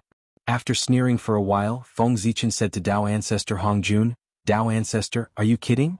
Who will believe that Hong Yun has nothing to do with the human clan? Have you asked the two sages of the West and Zenyuanzi? Do you think they will believe you?" At this time, Dao Ancestor Hong Jun finally stopped smiling and said to Feng Zichen seriously, "Poor Wei never jokes. If I say that Ancestor Hong Yun has nothing to do with the human clan, then they have nothing to do with the human clan. The fire cloud cave was given to the human clan by the heavenly way. If Hong Yun has a problem with it, he should ask the heavenly way instead of the human clan. The fire cloud cave is the karma between Hong Yun and the heavenly way. It has nothing to do with the human clan. As for Taoist Ziyun, he colluded with the chaos demon god and tried to disturb the untainted land. He is a sinner of the untainted land and is not tolerated by the heavenly way. He is suppressed by the human clan and can never escape. This is the punishment he deserves. However, Taoist Ziyun is Taoist Ziyun, and Taoist Hong Yun is Taoist Hong Yun. How can we confuse them?" Hearing this, Feng Zichen understood what Dao Ancestor Hong Jun meant. He wanted to end the karma between Hong Yun and the human clan on behalf of Hong Yun. The biggest karma between Ancestor Hong Yun and the human clan was the Fire Cloud Cave, the head of the untainted land. When the human clan obtained Hong Yun's Taoist field, they formed an inexplicable karma with him. But now, Dao Ancestor Hong Jun said that the Fire Cloud Cave was given to the human clan by the heavenly way. Even if there was a karma, it should be borne by the heavenly way. It had nothing to do with the human clan. In this way, the biggest karma between the human clan and Hong Yun would be gone. Secondly, the karma between Hong Yun and the human clan was caused by Taoist Ziyun. In the past, with the intervention of the two sages of the West, Hong Yun's innate true spirit was reincarnated into the human clan and became Taoist Ziyun. He tried to fight for the throne of the human emperor. Unfortunately, the two sages of the West's plan failed. Hong Yun was schemed against by Feng Zichen and was suppressed under the divine city of the human clan for eternity in the name of colluding with the chaos demon god. The hatred of being suppressed and humiliated was also a karma that would not end until one of them died.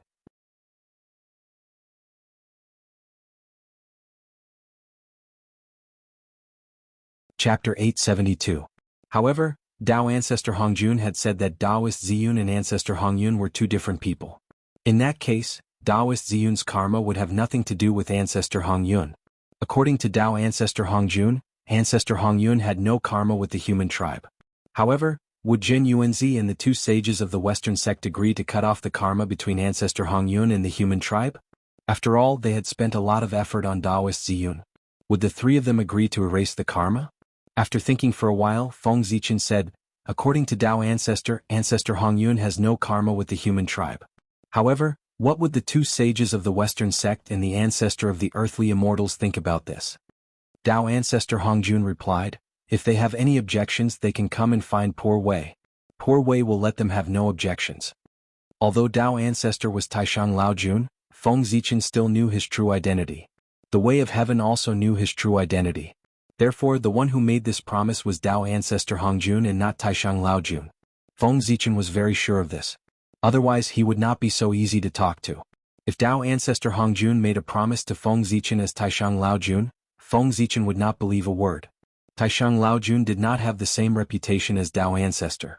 Feng Zichen was sure that the two sages of the Western sect and the ancestor of the earthly immortals would not listen to his words.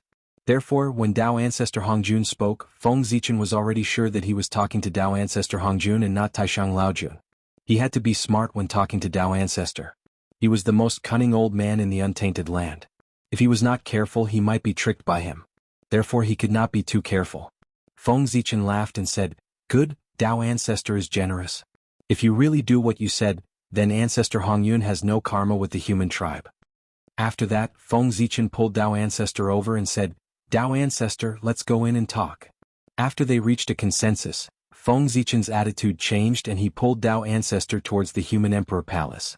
This change made Dao Ancestor shook his head and laughed.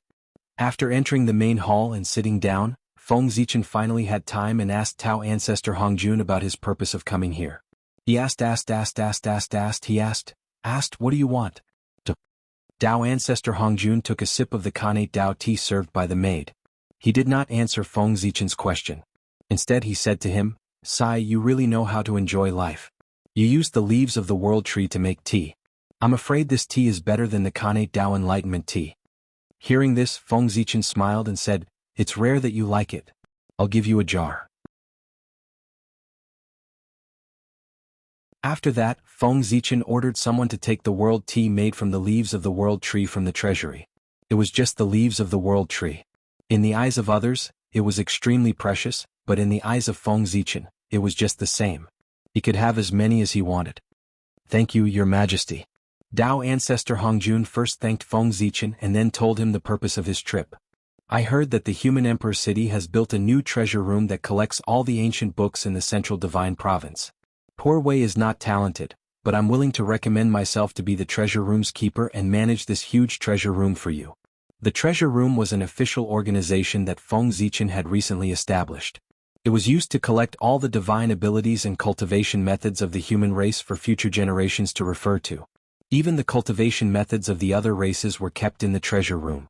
It could be said that since the establishment of the treasure room, it had become an important place for the human race. The ancient books placed in it could be said to be priceless. Since the treasure room was so important, the guards that were used to guard this place were naturally elites that were picked out from thousands of people. Not only were the guards patrolling outside Kanate Dao lords, but there were also several Daoyuo Taoist priests inside the treasure room. They would definitely not let outsiders take a step into this place. The manager of such an important place was even more important. Apart from being strong, he had to be responsible and have an extremely high status. In order to choose a suitable candidate, Feng Zichen had a headache for a long time. In the end, he planned to choose a suitable person from the important ministers of the three ancient emperors. The important ministers of the three emperors of the human race naturally had status and strength. It was suitable for them to guard the treasure room. However, before Feng Zichen could find someone, Dao ancestor Hongjun had taken the initiative to recommend himself. This made things difficult for Feng Zichen. If someone else recommended themselves, Feng Zichen might suspect that he was coveting the hundreds of Kanate Dao scriptures in the human race's treasure room. However, if this person was Dao ancestor Hongjun, Feng Zichen was not worried. With the Dao ancestor's status and cultivation level, it was easy for him to write a Kanate Dao scripture with his eyes closed. Why would he covet the Kanate Dao scripture of the human race? Even if the human race placed the Kanate Dao scripture in front of him, he would not take a look at it. However, it was also because of this that Feng Zichen hesitated. He did not understand the purpose of the Dao ancestor. If he did not come to spy on the Kanate Dao scripture, why would the Dao ancestor ask him for this official position? After thinking silently for a while, Feng Zichen suddenly nodded and agreed. It's Zichen's honor that the Dao ancestor is willing to guard the treasure room for the human race. It's also the honor of the human race. How can Zichen refuse? Later, Zichen will personally take the Dao ancestor to the treasure room to take office. Just now, Feng Zichen suddenly understood the purpose of Dao ancestor Hongjun. The books collected by the human race were just a pretense. His real purpose was to obtain the spiritual incarnations of the great magicians. With an official position, the Dao ancestor could better guide them and let them take fewer detours so that they could achieve the Dao faster. Feng Zichen also agreed with this. After all, those great magicians were unstable factors. It was fine for a short time, but if they stayed in the central God province for a long time, who knew what trouble they would cause? It was better to send them away as soon as possible. Moreover, Feng Zichen had other ideas. As an official of the human race, the Dao ancestor definitely had to live in the human race's residence. This gave people a chance to get in touch with him. The Dao ancestor was a supreme expert of the infinite Dao realm. If someone was lucky enough to get some guidance from the Dao ancestor, it would be enough for that person to benefit greatly. Usually, the Dao ancestor lived in the chaotic Purple Cloud Palace. Even if outsiders wanted to get in touch with him, they did not have the chance. But now it was different. The Dao ancestor lived in the human emperor city. As long as one wanted to, they could meet him. For ordinary people, it was a great opportunity to meet the Dao ancestor. If one was lucky enough to get his guidance, it would be even more perfect. As the saying goes, the pavilion closest to the water enjoys the moonlight first. As long as the Dao ancestor lived in the human emperor city, there would always be a few lucky people who would get his guidance. Thank you, Emperor. Dao ancestor Hongjun stood up and thanked Feng Zichen. Feng Zichen hurriedly returned the greeting. You're too polite, Dao ancestor. Then, Feng Zichen brought Dao ancestor Hongjun to the treasure room to take up his post. The new treasure room's guardian was personally led by the human emperor Feng Zichen to take up his post. His attitude was very friendly. It was completely different from the attitude he had when facing his subordinates. Instead, it was like a friend of equal status. Seeing this scene, anyone with a clear mind would know that the new treasure room's guardian was a big shot. Otherwise, the human emperor would not have treated him like this. After knowing Dao ancestor Hong Jun's noble identity, it would depend on one's own ability to get the opportunity from the Dao ancestor. Feng Zichen would not care. Everyone had their own fate. This could not be forced. After returning from the treasure room, Feng Zichen suddenly gave an order. He ordered the maid who prepared the seat for the Dao ancestor, the maid who served the tea to the Dao ancestor, and the guard who served the world tea to the Dao ancestor. In short, everyone who had come into contact with the Dao ancestor today was sent to the sky-gazing peak by Feng Zichen's order to cultivate under the world tree. This was the treatment that only the peerless geniuses of the human clan had. These people had only come into contact with the Dao ancestor, and their fates had already changed. It was not an exaggeration to say that they were the geniuses of the human clan. It was indeed a great opportunity to serve the Dao ancestor tea, a seat and a gift because the Dao master was the heavenly way. After serving the heavenly way, even a pig could become a pig god. Not to mention those guards and maids who were already extraordinary. The path of proving the Dao began with coming into contact with the Dao ancestor. Moreover, Feng Zichen had another purpose for doing this. He wanted to use this method to hint to the clansmen in the human emperor city that the Dao ancestor was extraordinary. Just by coming into contact with him, his fate had undergone an earth-shattering change. If he could receive his guidance, how extraordinary would it be? As long as someone noticed this scene, they would naturally guess Feng Zichen's thoughts and obtain a great opportunity. Opportunities were left for those who were prepared. Feng Zichen had already hinted so clearly. If no one understood, then they could only blame their bad luck. They could not blame anyone else. After all, Feng Zichen had told everyone that the new treasure room was the incarnation of the Dao ancestor. If he really did so, the Dao ancestor would immediately fall out with him. A few days later, the new human king of the human clan, Jianghu, came to the human emperor palace to visit the human emperor. Under the lead of the guards, Jianghu walked into the human emperor palace. As soon as he looked up, he saw the figure sitting on the throne. Like the sky, the earth, and the Dao, it was as if he was the greatest existence in the world, making people unable to have the will to resist. This was the human emperor, the most powerful existence of the human clan and one of the top 10 supreme masters in the three realms. This was not the first time Jianghu had seen Feng Zichen. The last time Jianghu saw Feng Zichen was when he had just become a Taoist priest and was conferred the title of Duke of Qi. Also in the human emperor palace, the human emperor received him, who had just become Duke of Qi, and gave him some encouragement. Before he left, the human emperor gave him a primordial spirit treasure and a large number of heavenly and earthly treasures, which allowed him to get rid of poverty and enter the middle class. At that time, Jianghu did not have a deep understanding of the human emperor's strength. He only knew that the human emperor was very strong, the kind that was ridiculously strong. But now, as he became a human king, his strength and luck improved, and he stepped into the sage-to-be level. Now that Jianghu saw the human emperor again, he finally felt the power of the human emperor. That was the Tao of the human realm, which had the power to easily crush him. Even a sage-to-be was just an ant in front of the human emperor, not much different from an ordinary person. Jianghu stepped forward silently and bowed. Jianghu greets your majesty. May your majesty be boundless and reach the supreme Tao realm as soon as possible. Get up. Helping Jianghu up, Feng Zichen said, you're here. How does it feel to be a human king? How is it different from when you were a duke? Jianghu's surname was Jiang, and he was a descendant of the archaic Jiang clan, the same clan as Jiang Xiong and Jiang Hui. He was their younger brother's descendant. Ever since Jiang Xiong and Jiang Hui went missing, Feng Zichen often blamed himself. Because of this, he took good care of the Jiang clan. Jianghu was from the Jiang clan. Perhaps because he loved the Jiang clan, Feng Zichen found him very pleasing to the eye. Jianghu replied respectfully, Your Majesty, the feeling of becoming a human king. How should I put it? I first felt very good. The dukes who used to be at the same level as me now have to bow when they see me. That feeling really made me feel like I was floating. After that, I felt a huge responsibility. Although the human race is strong, it's not like we don't have enemies in the three realms. In the North Continent, the demon race is eyeing the human race covetously. The Dongxing Divine Prefecture and the Aparagodania continent are also hostile to the human race. They don't want to see the human race prosper. After listening to Jiang for a long time, Feng Zichen said, "Not bad, not bad. This is the current situation of the human race. You've taken on the role very quickly. You've already begun to perform the duties of a human king.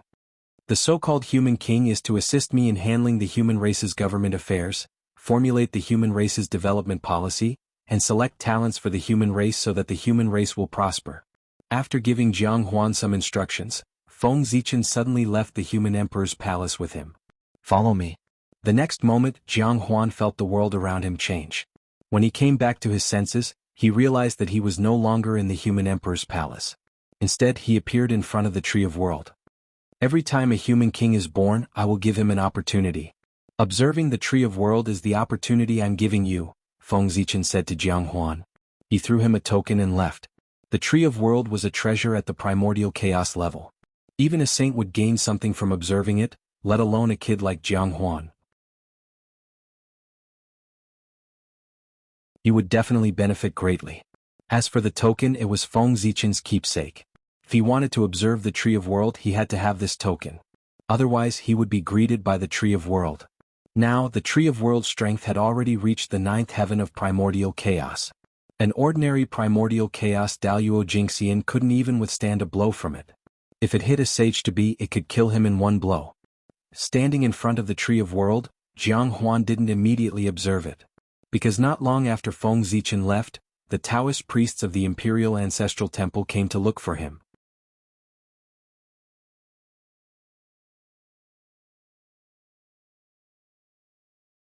Chapter 873.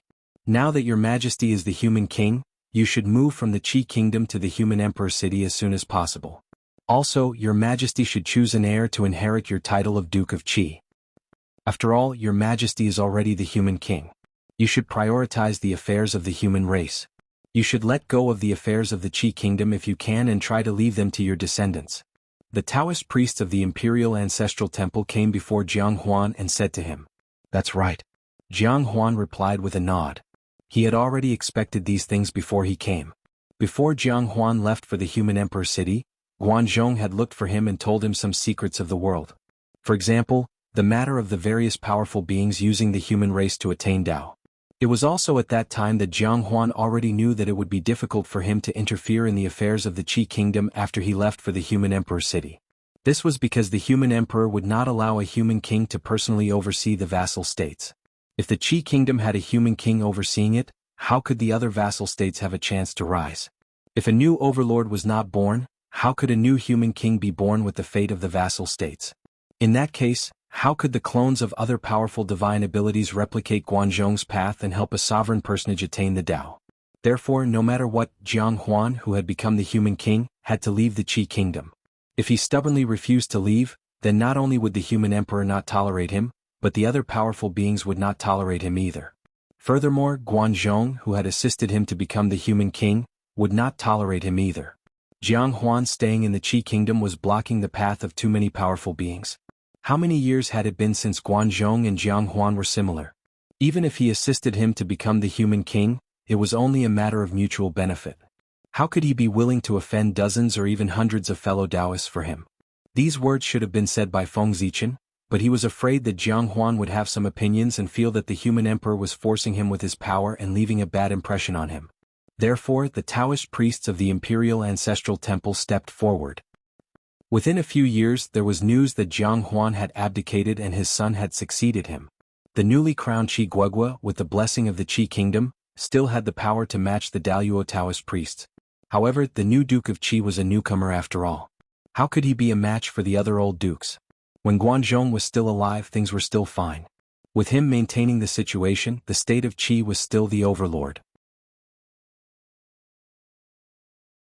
However, as Guanzhong gradually grew old and was unable to maintain the situation, the power of the state of Qi began to decline. When Guanzhong passed away, the other vassal states began to stir, and the state of Qi was no longer the overlord. When Guanzhong was still alive, none of them had any ideas about the state of Qi. Only after Guanzhong's death did they make a move against the state of Qi and challenge its position as the overlord. After the state of Qi, the Jin state rose.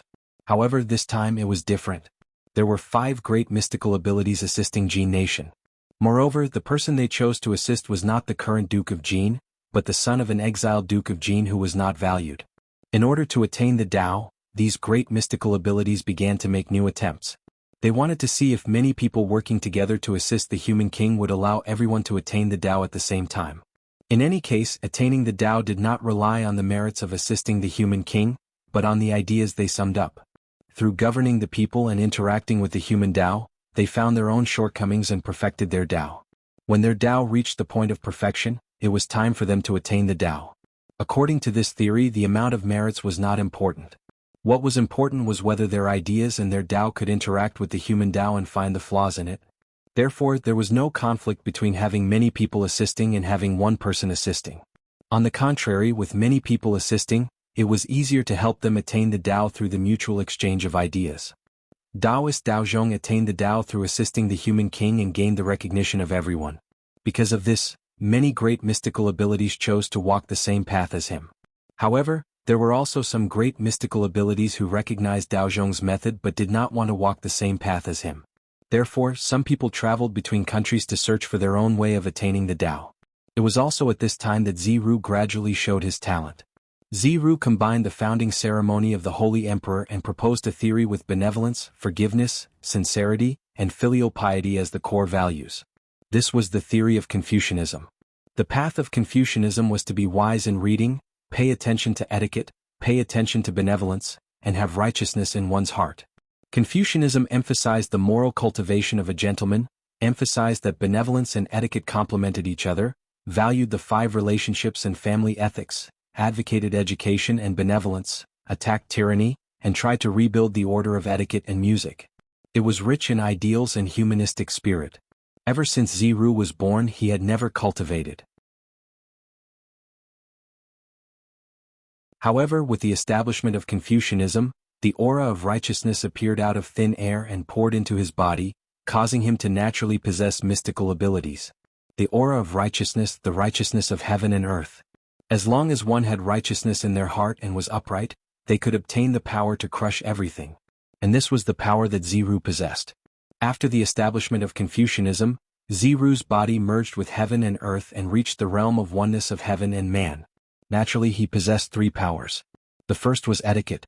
Its original meaning was to hold ceremonies and worship gods to pray for blessings. Etiquette and shoes, so it was a blessing to the gods. The etiquette of husband, the scripture of heaven, the righteousness of the earth, and the conduct of the people.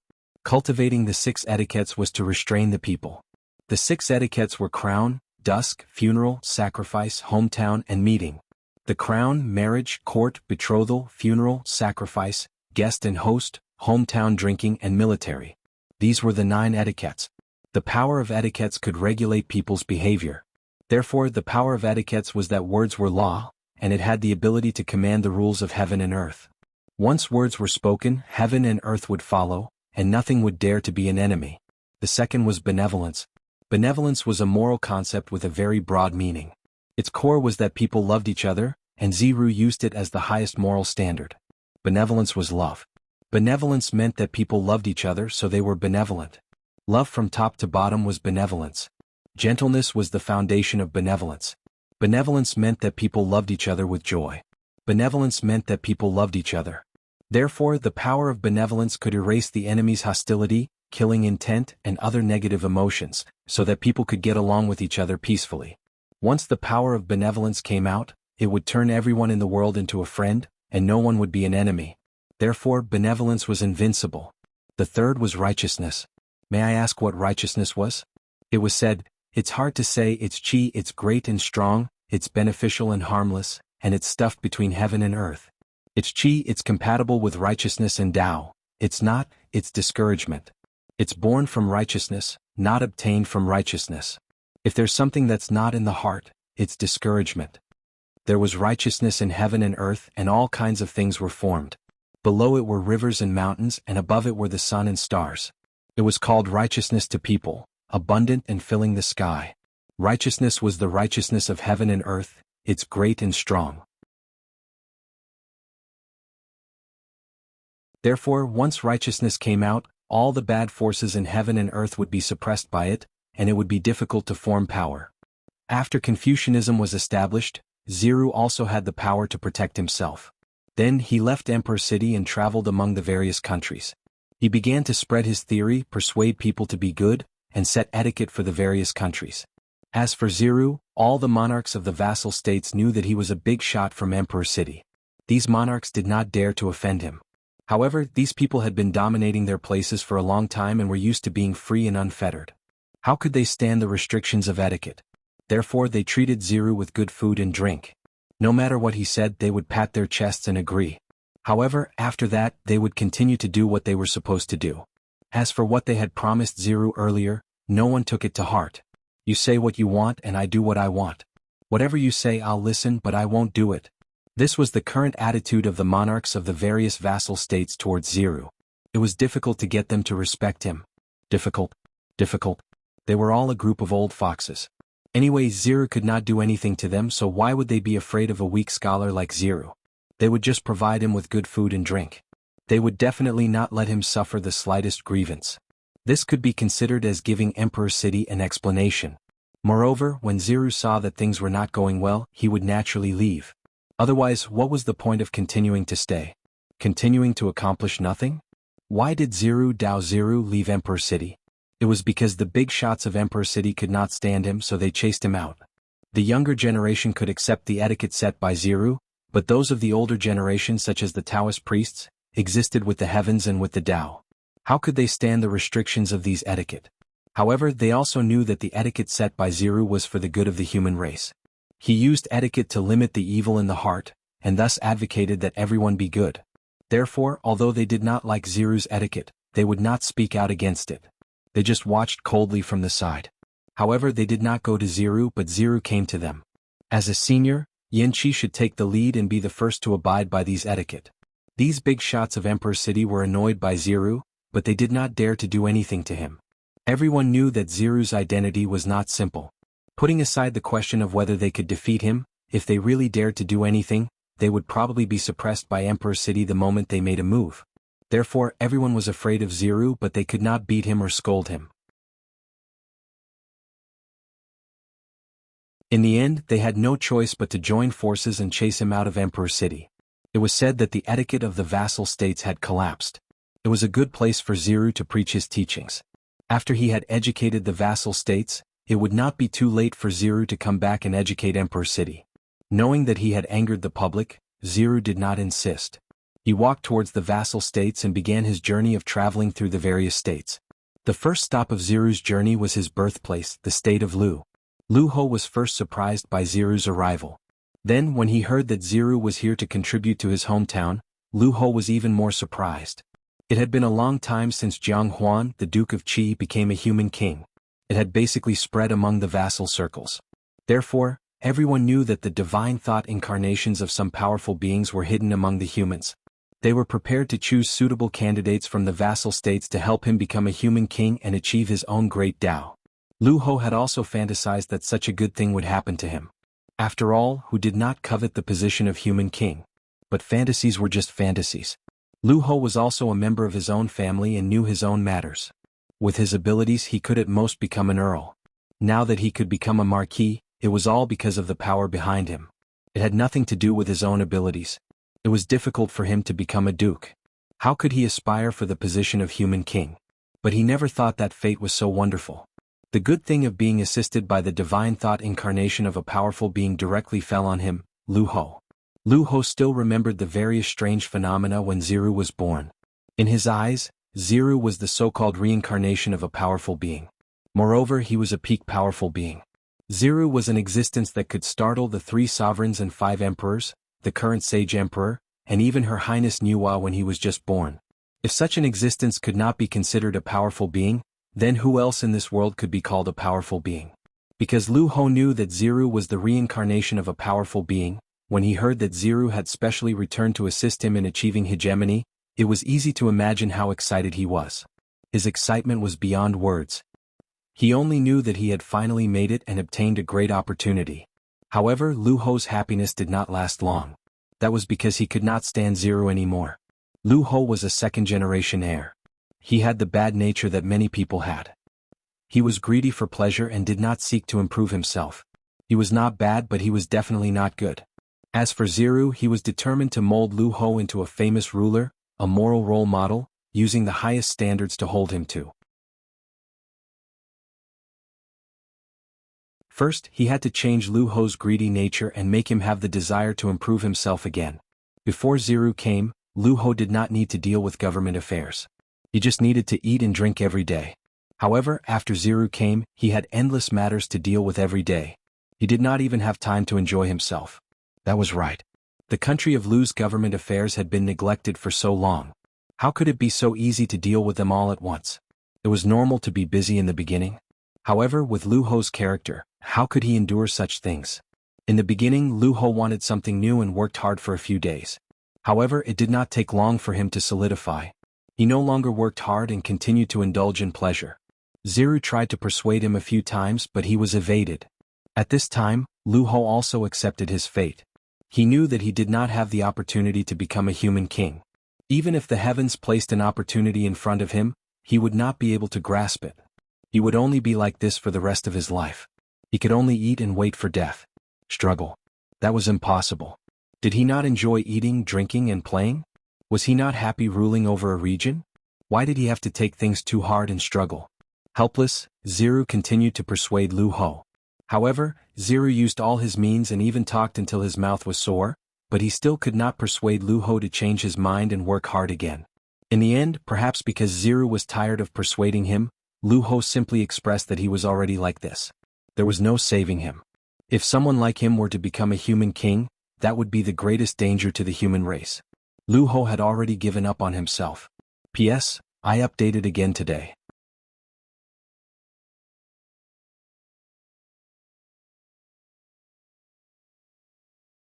Chapter 874. The anti-theft chapter will be changed in 20 minutes. The main reason is to maintain full attendance. Right now, full attendance is the only motivation for me to continue writing.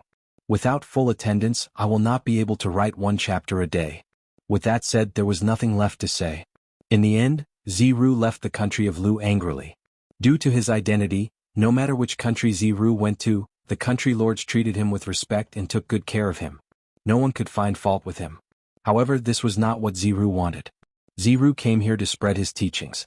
He wanted to use etiquette, benevolence, and righteousness as the foundation to create a harmonious society.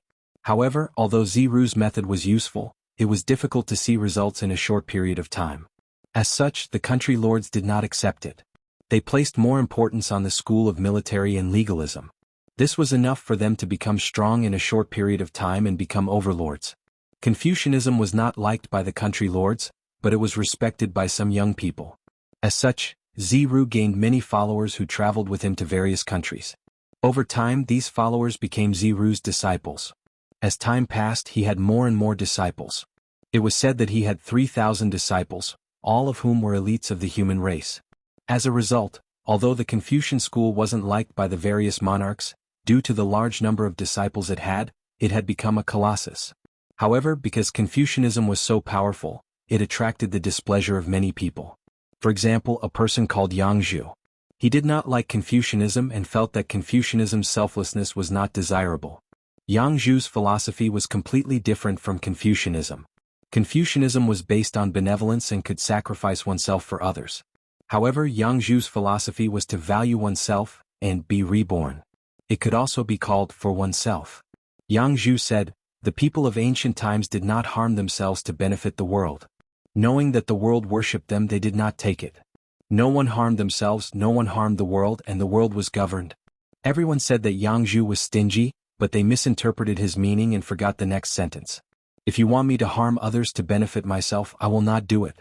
In other words, Jianghu believed that one could not harm others to benefit oneself, and there was no need to sacrifice oneself for others. Furthermore, he urged everyone not to harm others and not to sacrifice themselves for others. As long as everyone cares for themselves, does not invade each other, values their own lives and respects the lives of others, the world can be governed. Moreover, Jianghu objected to the idea of imitating the previous kings. In his opinion, blindly abandoning the current people and praising the ancient kings was like praising the withered bones of the dead. Such a viewpoint could be said to be shocking in the human race. After all, the mainstream of the current world still regarded Yao, Shun Yu and the other former kings as saints. Moreover, they advocated imitating the former kings and saints. But Yang Zhu didn't think so. He advocated building a new society, and the basic principle of this society was for oneself, and not for others. That is to say, no one is harmed in the slightest, no one is harmed in the world is ruled. In fact, in Yang Zhu's opinion, these two aspects were the core. No one should pluck a single hair for the sake of benefiting the world, and no one should be greedy for the sake of plucking a single hair. Because of this, Yang Zhu believed that life was more important than anything else. People should not look down on their own lives, nor should they violate the lives of others. Therefore, Yang Zhu emphasized extreme personal interests and did not pay attention to the interests of the country. This kind of thinking eventually evolved into the theory of no monarch, which was not tolerated by the world. Other than for oneself, Yang Zhu also had his own views on life and death. At this point there was nothing more to say. In the end, he left behind a sentence that rotten wood cannot be carved, and angrily left the country of Lu. After that, because of his identity, no matter which country Ziru went to, the country's king treated him with respect and took good care of him. No one could find fault with him. However, this was not what Ziru wanted. Ziru came to preach his own theory, using etiquette, benevolence and righteousness as the foundation. He wanted to create a harmonious society. Unfortunately, although Ziru's method was useful, it was difficult to see results in a short period of time. Therefore, the country's kings did not accept it. They valued the theory of the military and legalism more.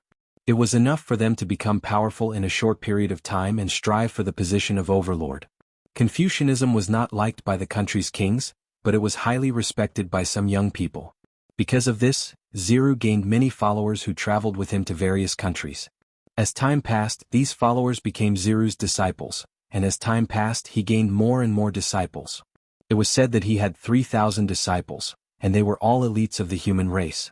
As such, although Confucianism was not liked by the country's kings because of the many disciples it had, it became a colossus. However, because Confucianism was so powerful, it attracted the displeasure of many people. For example, a person called Yang Zhu.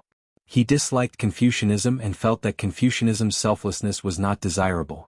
Yang Zhu's philosophy was completely different from Confucianism.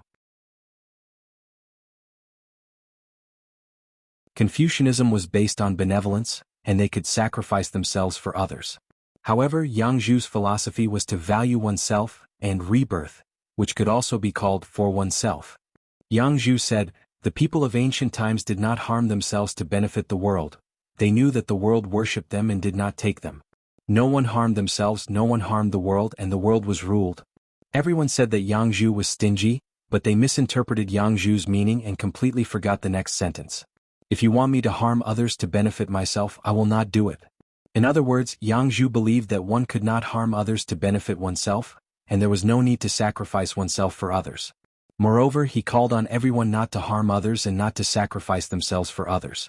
As long as everyone cared about themselves and did not harm others, and everyone valued their own lives and respected the lives of others, the world could be ruled. Moreover, Yang Zhu was against imitating the previous kings. In his view, blindly abandoning the people of the present and praising the ancient kings was like praising the bones of the dead. Such a view could be said to be shocking in the human race. After all, the mainstream of the present world still regarded Yao Shunyu and the other kings as saints, and they advocated imitating the previous kings and saints. However, Yang Zhu did not think this way. He advocated building a new society, and the basic principle of this society was for oneself, and not for others. This was his principle of no one harmed themselves, no one harmed the world, and the world was ruled. In truth, in Yang Zhu's view, these two aspects were the core. No one should pluck a single hair to benefit the world, and no one should covet the world's benefits to pluck a single hair. Because of this, Yang Zhu believed that life was more important than anything else.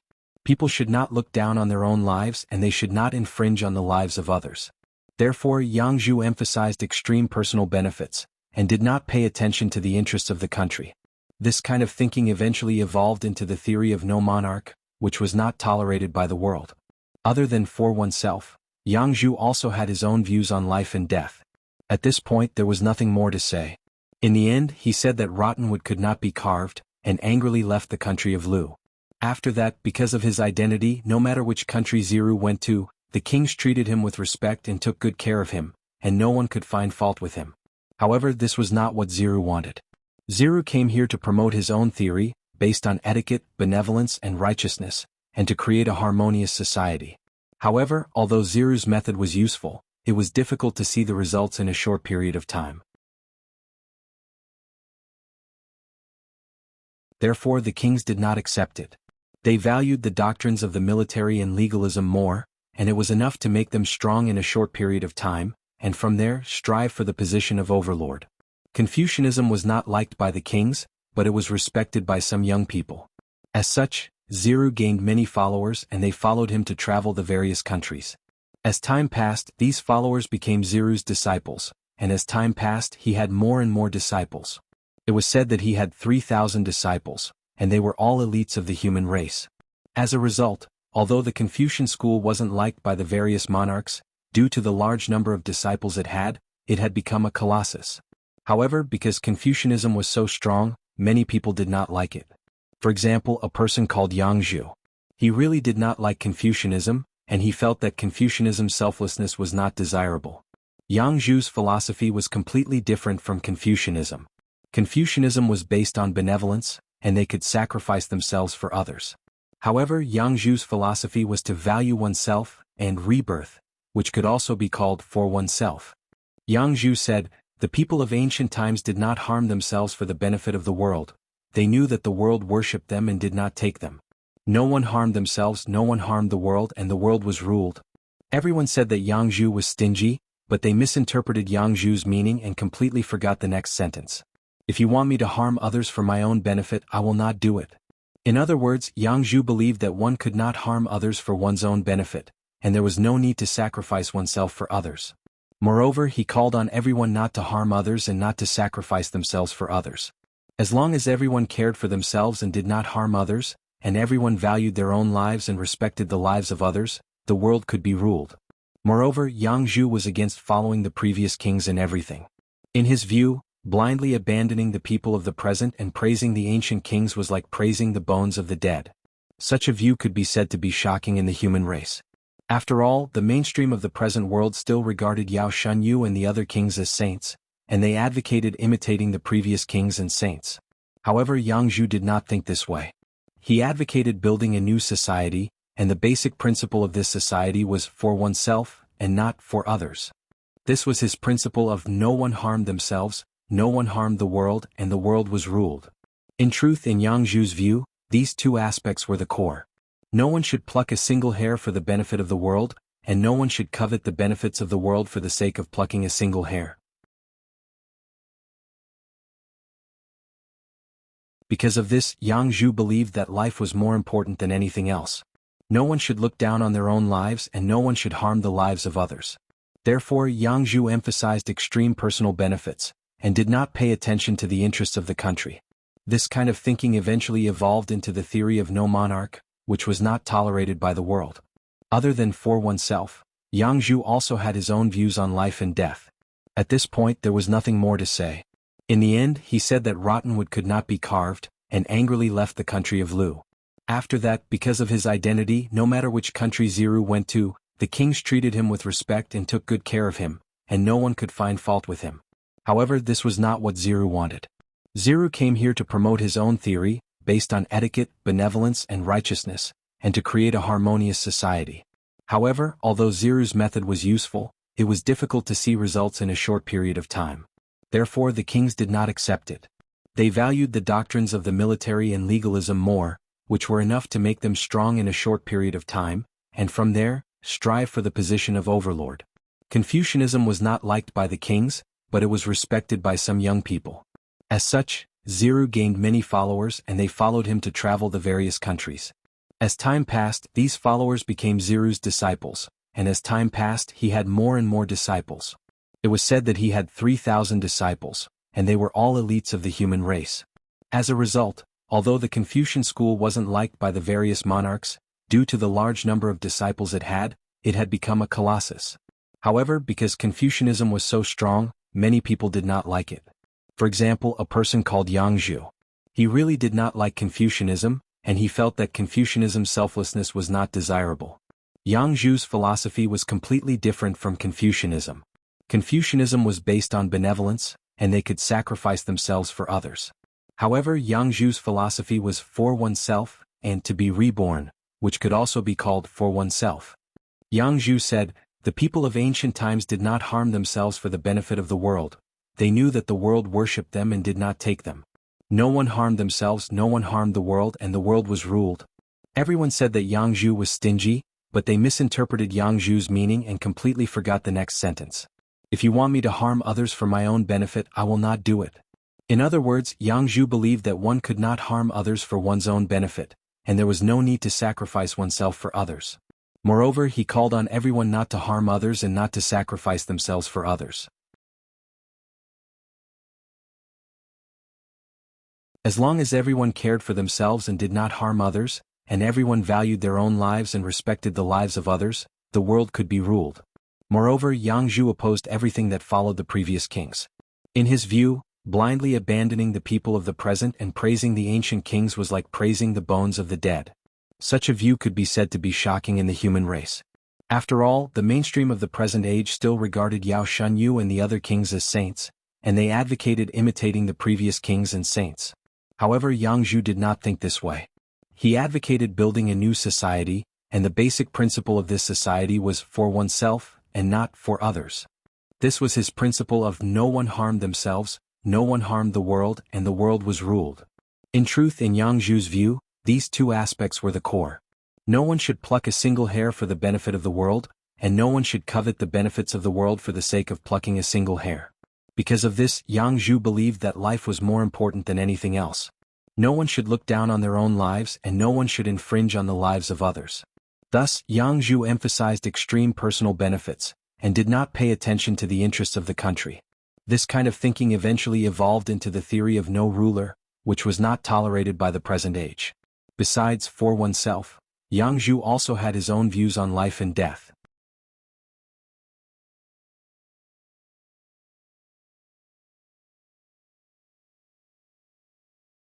Chapter 875. If you finish reading these Khanate Taoist scriptures and understand them, the confusion in your heart will be solved. Speaking of this, Tao ancestor Hongjun seemed to have thought of something. He paused for a while before continuing, "There's something that the poor way has to tell you. These Taoist scriptures were created by Gaochen.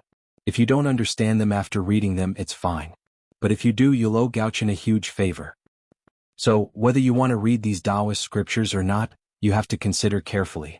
Tao ancestor Hongjun was a particular person. He did not use Feng Zichen's things as a favor. Instead, he pushed all the credit to Feng Zichen. It was indeed difficult to repay the favor of achieving Tao. It was obvious from the attitude of the two sages of the West towards ancestor Hongyun. Because they could not repay the karma of achieving Tao, they simply watched ancestor Hongyun die. They did not even take the initiative to revive ancestor Hongyun. However, Lai Ko did not hesitate too much. Achieving Tao was the most important thing now. Compared to achieving Tao, everything else was insignificant. He did not have to care too much about it. Therefore, Lai Ko said nonchalantly, "If these Taoist scriptures can really solve the confusion in my heart and help me achieve Tao, then it's only right that I owe you a favor. But I don't know why you're interested in the Khanate 5 grants. Looking at the number of Taoist scriptures, you've obviously put in a lot of effort. But you're obviously not cultivating the Tao of the Khanate 5 grants." To be honest, Lai Ko could not understand Feng Zichen's actions. Everyone knew that the human emperor cultivated the Tao of Pangu. He walked the path of achieving Tao through strength. So, why did he study the Tao of the Khanate 5 grants for no reason? Moreover, the human emperor's research results were even more profound than Reiku's, an innate saint formed from the essence of the Khanate 5 ties. He had already reached the level of origin. Tao ancestor Hongjun smiled and said, "You don't know about this. For some reason, there was a period of time when Gaochen and Ziwei were frantically searching for the Khanate 5 grants' origins. For this, they even turned the primordial world upside down several times. It's only because you've been cultivating in seclusion in the chaos beyond the heavens that you've never stepped foot into the untainted world. Otherwise, the North Star and the Purple Star would have found you long ago." Later on, the two of them really couldn't find any traces of the Khanate 5 cosmos origins. Seeing that they couldn't do anything about it, they had no choice but to settle for the next best thing, which was to obtain the Khanate 5 cosmos origins through the method of constantly creating and destroying worlds. It was at this time that the two of them mastered the Tao of the Grand Cosmos 5 Cosmos and cultivated it to greater success. Ziwei has an indifferent nature and doesn't have many subordinates. After comprehending the Tao of the Khanate 5 ties, she put them aside. However, the North Star is different. He has a large group of humans behind him. Therefore, after he comprehended the Tao of the Pre-Celestial 5 Grand Cosmos, he spent tens of thousands of years deducing several pre-celestial Taoist scriptures to explain the Tao of the Pre-Celestial 5 Grand Cosmos. After that, he left the scripture with the human race, hoping that there would be geniuses among the human race's descendants who could comprehend the wonders of the Khanate 5 manifestations. Those pre-celestial Taoist scriptures are what you see in front of you. Back then, in order to collect the Khanate 5 Grand Cosmos origins, Feng Zichen and Ziwei would go to the chaos outside the heavens to create worlds whenever they were free. However, usually when the worlds were about to be formed, the two of them would deliberately make mistakes, causing the worlds that had yet to be born to be destroyed. During the creation and destruction of the worlds, many Khanate 5 Grand Cosmos origins would be born, and the two of them would collect them. In order to collect the Khanate 5 Grand Cosmos origins, the two of them would often create worlds in the chaos outside the heavens. Such frequent movements could be hidden from others, but not from Tao ancestor Hongjun. For this reason, Tao ancestor Hongjun knew about this. However, what the two of them did was not harmful to the primeval world. Therefore, although the Tao ancestor saw it, he did not stop them. It was a tacit approval of their actions.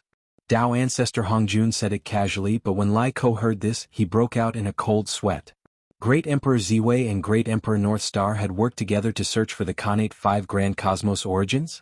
Although he knew that even if the two gods knew about his origins, they would not attack him for no reason, he was still scared. But Lai Ko was still scared. After all, being targeted by two Chaos Zenith Heaven Golden Immortals at the same time, who wouldn't panic if it happened to any great medium? Not everyone was as careless as Feng Zichen. Even if he was targeted by the Chaos Demon God who was 3,000 realms higher than Primordial Chaos Daluo Jingxian, he would still eat and drink as usual as if he did not care at all. After a long time, Lai Ko smiled bitterly and said, "I really did not expect that I would avoid a big trouble after not seeing the primeval world for a long time." Tao ancestor Hongjun used his walking stick to hit him and said, "What are you afraid of? They did not attack you." As if awakened by Tao ancestor Hongjun's walking stick, Lai Ko suddenly stopped panicking and did not dwell on this matter. Instead, he took the scriptures and read them. At this moment, the incarnation of a great medium looked at the central divine prefecture and saw the heavenly Tao purple clouds flashing in the Emperor's city. A look of confusion appeared in his eyes. This is strange. The Emperor's city is an important place for the human path, and the Emperor is the ruler of the human path. There should only be the human path purple clouds in this city. Why would there be heavenly Tao purple clouds? The great medium was confused. Although the human path purple clouds looked exactly the same as the heavenly Tao purple clouds, their auras were completely different. The human path purple clouds were gorgeous and noble, and had the appearance of all living things. The heavenly Tao purple clouds were high above, indifferent and emotionless. It was easy to distinguish between the two, and he would definitely not be mistaken. Could it be? With a guess in his heart, the great medium did not hesitate and directly sent his spiritual incarnation to the Emperor's city. The spiritual incarnation of this great medium was called Zhou Yan. He cultivated the theory of yin-yang and the 5 elements. He used yin-yang and the 5 elements to analyze the laws of heaven and earth and the changes of the universe. From there, he created a calendar to avoid natural disasters between heaven and earth. This allowed ordinary people to have the ability to avoid natural disasters. This was Zhou Yan's theory. Yin-yang and the 5 elements could barely be considered the Tao of algebra. It could be used for deduction, but it covered more areas. Zhou Yan spent several months before he finally arrived at Emperor City, covered in dust from the long journey. Then he used the power of yin-yang and the 5 elements to study the Emperor City for several days.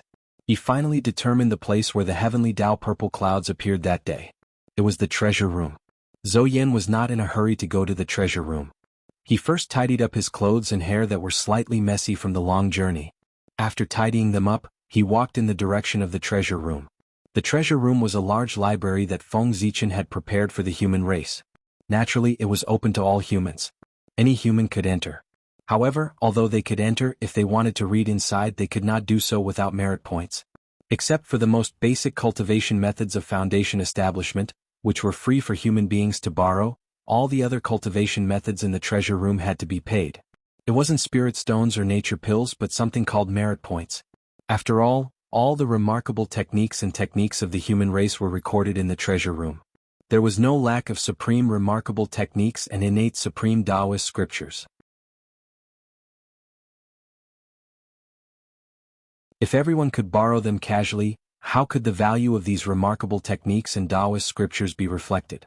Therefore, Feng Zichen worked together with the 3 sovereigns and 5 emperors, as well as all the great beings of the human race, and even all the innate Taoist priests, to set up the merit point system.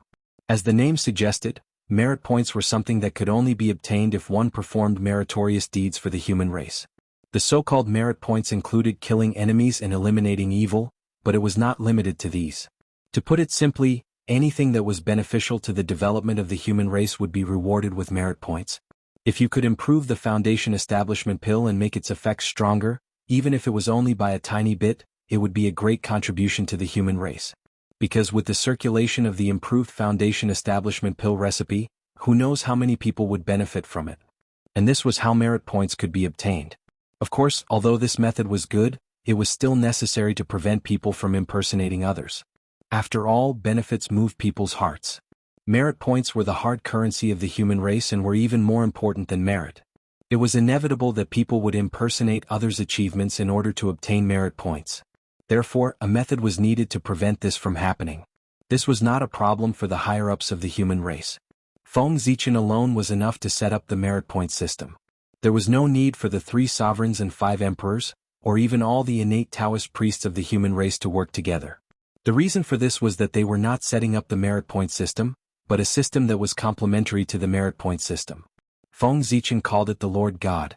Yes, its function was the same as the Lord God in the Lord God space. It could be used to issue missions, calculate rewards, and so on. It even had the ability to traverse the heavens. However, traversing the heavens here was not to the so-called movie world, but to the various small worlds and mysterious mystic realms that were born with the creation of the 3 realms. It could even be on the countless small islands outside the 5 major continents. When the 3 realms were reborn, the natural source of heaven and earth was so rich that it made people's hair stand on end. Naturally, various mystic realms and countless small worlds were born. Other things aside, in the central divine province alone, there were countless mystic realms that were born. It was to prevent these secret realms and even newborn worlds from being taken over by the powerful forces near their birthplaces. It was also to give the ordinary clansmen a chance to rise up, so that they would not despair or even lie flat on the ground. It was also to prevent the current human race from entering the stage of class consolidation. Feng Zichen personally ordered that all the mystic realms and new worlds in the central divine province belonged to the human race collectively. No forces or even individuals could occupy them privately. Violators would be severely punished. In fact, even with Feng Zichen's prestige, the implementation of this order was not smooth, because benefits moved people's hearts. In the mystic realms of heaven and earth, there were countless opportunities that could allow people to reach the heavens in one step.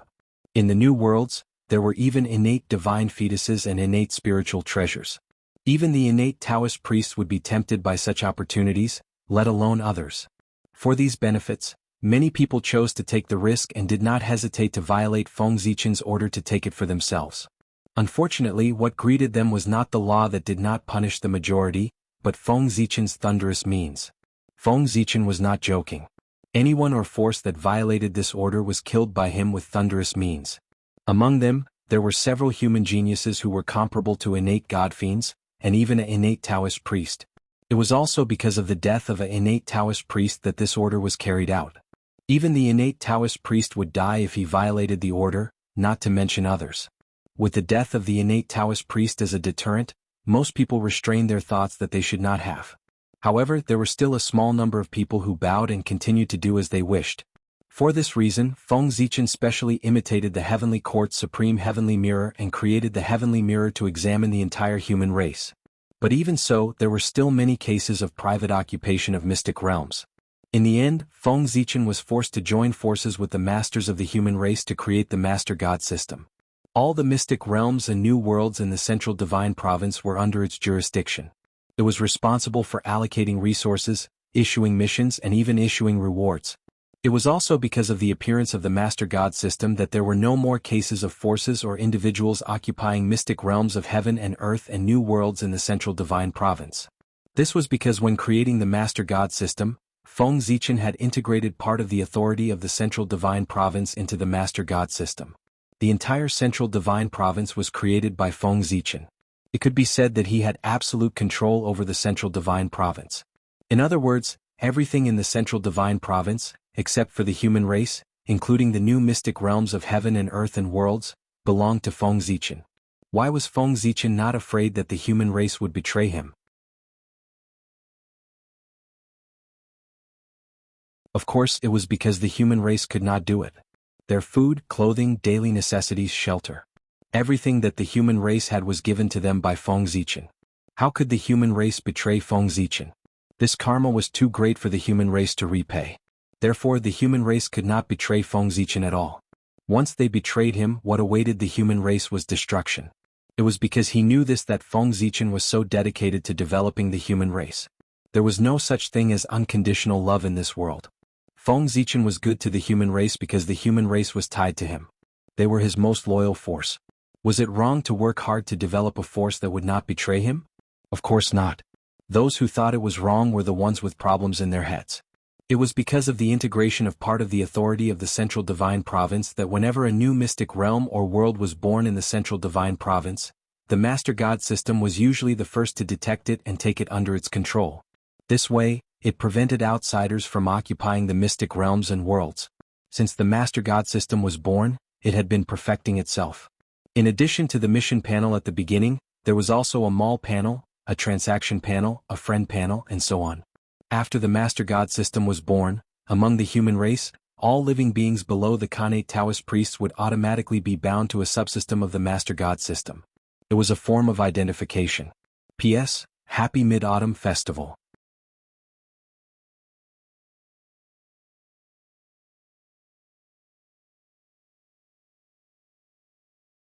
Chapter 876. In addition to the human clan, Feng Zichen also gave the innate Taoist priests of the human clan a part of the authority of the main god system so that they could issue missions for the ordinary human clan members to complete and earn merit points. Otherwise, how could there be so many missions for the human clan members to complete? It was also because of the existence of the main god system that merit points became more and more important. It could even be said that in the eyes of the human clan, merit points were more precious than merit points. In the human clan, as long as you had enough merit points, you could do almost anything. Even if you wanted to reach the realm of the innate Taoist priests, as long as you had enough merit points, it was not impossible. The 3 sovereigns and 5 emperors would appear in person to bless you, condense the origin of heaven and earth for you, and help you go against the innate and reach the realm of the Daluo Taoist priests. From this, it could be seen how precious merit points were. As for the Daluo Taoist priest that Feng Zichen used to establish his authority, he did not really violate Feng Zichen's orders. Since he had reached the realm of the Daluo Taoist priests, he was not very smart, but he was not stupid enough to go against Feng Zichen in the human clan. The reason why the Daluo Taoist priest was killed by Feng Zichen to establish his authority was purely because there was a problem with his identity. It was unknown which great medium he was, but Feng Zichen found out about it. Feng Zichen was a very smart person. After finding out that there was a problem with the Daluo Taoist priests, he did not say anything. He just silently monitored him and directly used him to establish his authority when needed. This move could first eliminate a spy, and second, it could serve as a warning to others and enhance his authority. Could be said that he killed 2 birds with 1 stone. The death of the innate Taoist priest was not worthless. At least he had helped Feng Zichen a lot. According to the agreement between those powerful beings and Feng Zichen, as long as they were reincarnated into the human race, they would be part of the human race. They would not be brought into the human race when they were born, and they would not be brought into the human race when they died. They would come in clean and leave clean. Therefore Zhou Yan was also a human. It was also his identity as a human that allowed him to arrive at Emperor City without any obstructions. The mortal Emperor City had all sorts of restrictions on the foreign races, but not on the human race. As long as they were willing, any mortal of the human race could come to Renhuang City. After all, every year, many people would come to mortal Emperor City to pay their respects to the relics of the human clan's ancestors. If he refused to let these people in, it would be unavoidably unreasonable.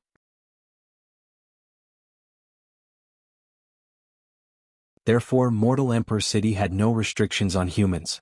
They could come and go as they pleased. Anyway, Mortal Emperor City was big enough. No matter how many cultivators came, it would be able to accommodate them. After arriving at Mortal Emperor City, Zhou Yen carefully tidied up his messy clothes before walking towards the treasure room. As soon as he entered the treasure room, before Zhou Yen saw Dao ancestor Hongjun, he first saw Lai Ko, who was reading seriously. As one of the 3,000 secular guests of Purple Cloud Palace, Zhou Yen had no reason not to recognize Lai Ko. When he saw Lai Ko, Zhou Yen was stunned at first.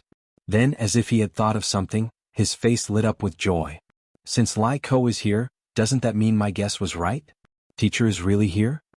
Thinking of this, Zhou Yen was undoubtedly more excited. Greetings, brother Lai Yu. After a while, Zhou Yen suppressed his surging emotions. He first bowed towards Lai Ko, then asked softly, "Brother, is teacher here?" Lai Ko nodded, pointed inside and said, "Teacher is inside. If you want to see him, then go ahead." Zhou Yen cupped his hands at Lai Ko and replied, "Then Poor Wei will go and see teacher first. After seeing teacher, I'll come and talk to you in detail." With that, Zhou Yen turned and walked into the treasure room with big strides. In front of a quiet room, Zhou Yen stood outside the door. He did not dare to enter rashly. Instead, he knocked on the door respectfully. When the door opened and had come in, he took a deep breath, pushed the door open and walked in. Looking at the Taoist who looked exactly like Taishang Laojun, Zhou Yen did not understand why Dao ancestor Hongjun would appear in the world with Taishang Laojun's appearance. However, he still shouted respectfully, "Disciple greets teacher." It had already reached this stage, Chiu. Of course, Zhou Yen would not foolishly think that the Taoist in front of him was Taishang Laojun. Not to mention Taishang Laojun, even if Taishang Laojun himself came, he would not let Lai Ko wait outside the door like a disciple. "You came to see Poor Wei because you have doubts in your heart?" Dao ancestor Hongjun continued to stare at the book in his hand and asked without raising his head. Dao ancestor Hongjun could be rude, but Zhou Yen could not. He continued to respectfully reply, "Teacher, I do have some doubts in my heart. There are still many unsolved problems regarding the Tao of Yin and Yang and the 5 elements." Shaking his head, Dao ancestor Hongjun put away the book in his hand, led Zhou Yen out of the quiet room and walked upstairs. Without stopping, Dao ancestor Hongjun led Zhou Yen to the highest floor of the treasure room. After arriving here, Dao ancestor Hongjun stopped and used his dermic powers to take out a few jade books from the bookshelf. Some of these innate jade books were written by Great Emperor Ziwei, while some were written by Great Emperor Gaochen.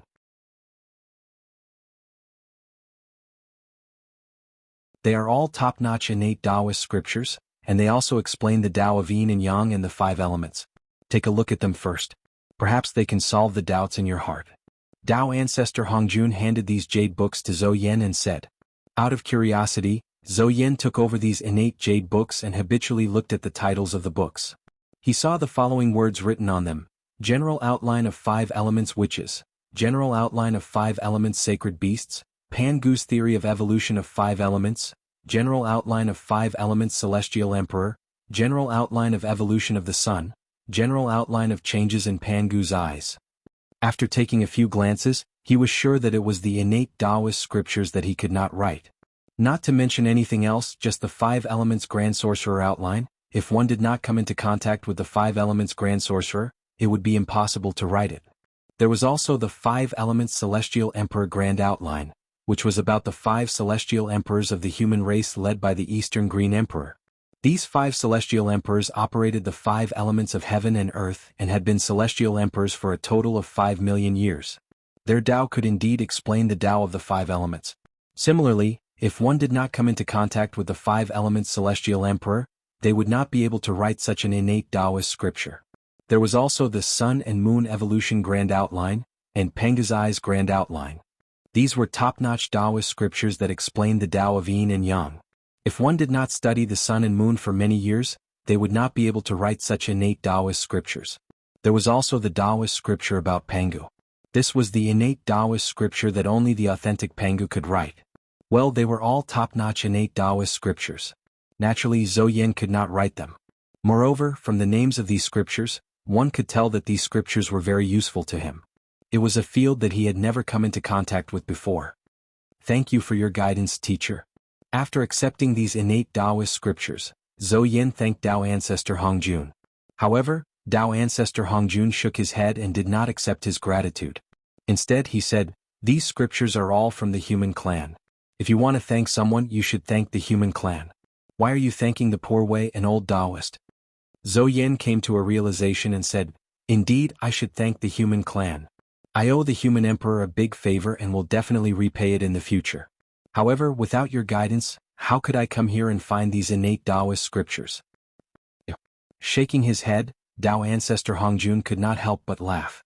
It was not Dao ancestor Hongjuan's fault for doing him a favor. It was because most of the problems that his disciples had to face could be found in the human clan.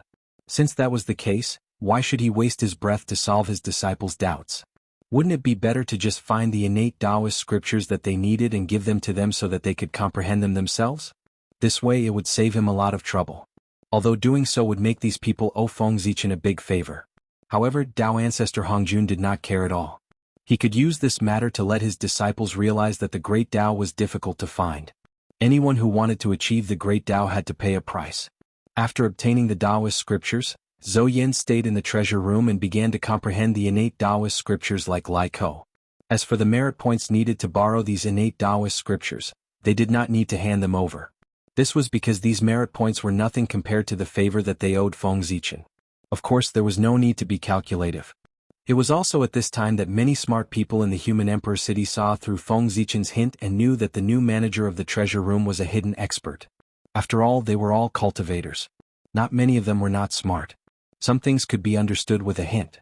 Therefore, recently many human cultivators were eager to go to the treasure room, hoping to receive the guidance of this unknown expert, the Tao ancestor. It could be considered luck. However, the guidance of the Tao ancestor was obviously not so easy to obtain. In the past few months, countless human prodigies had gone to the treasure room, but none of them were lucky enough to receive the guidance of the Tao ancestor.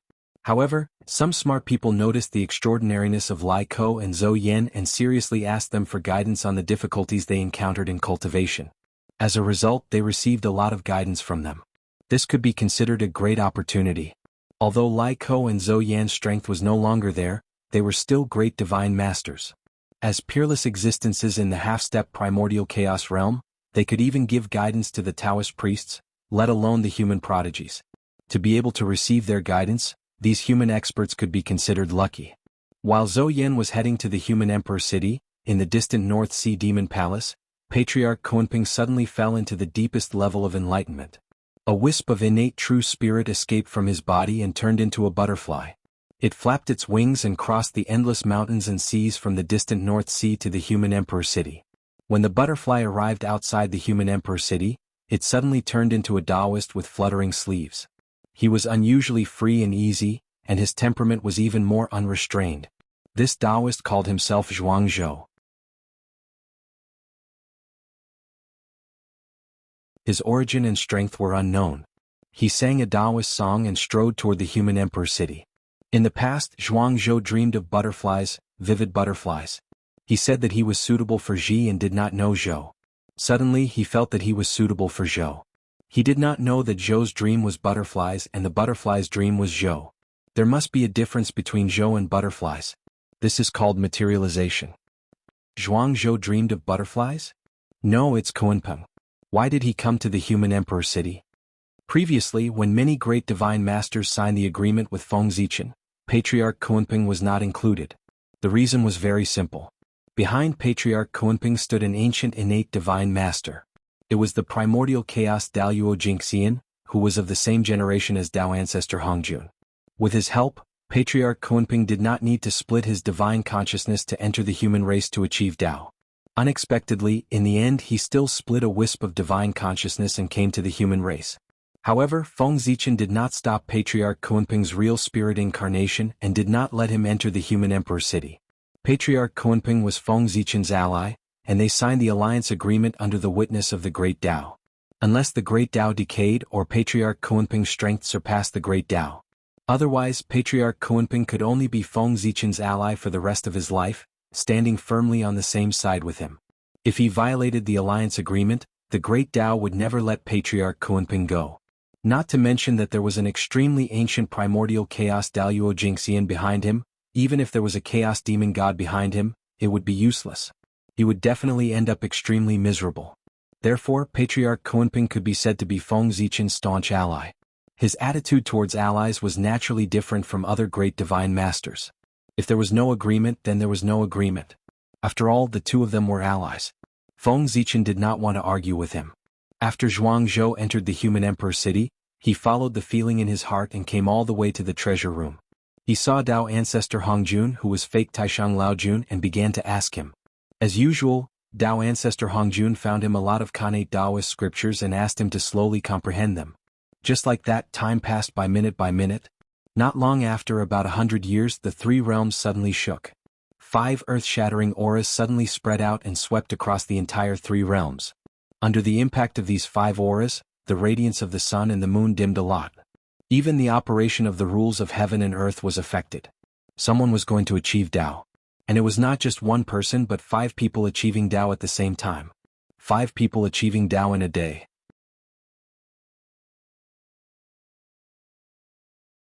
Was this a repeat of the ancient times when 5 saints were born in a day?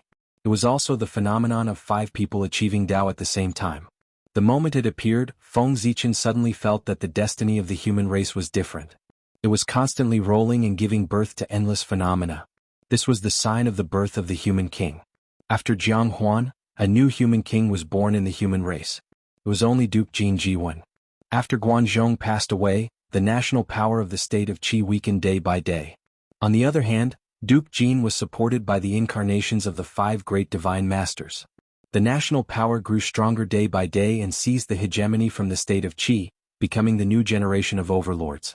It was also because of this that the destiny of the various countries shifted and gathered on Duke Jin Jiwen, causing his status to improve further. He rose from the duke to the human king. The 5 great divine masters who supported Jiwen were also able to enter the long river of time and space at the moment of Jiwen's promotion. They saw the future that they wanted to see and comprehended it. They took the crucial step and cultivated to the realm of primordial chaos Daluo Jingxian. However, like Guanzhong, if they wanted to truly achieve Tao, they still needed the incarnation of the human race to die of old age and sever their karma with the human race. Only then could they truly achieve perfection.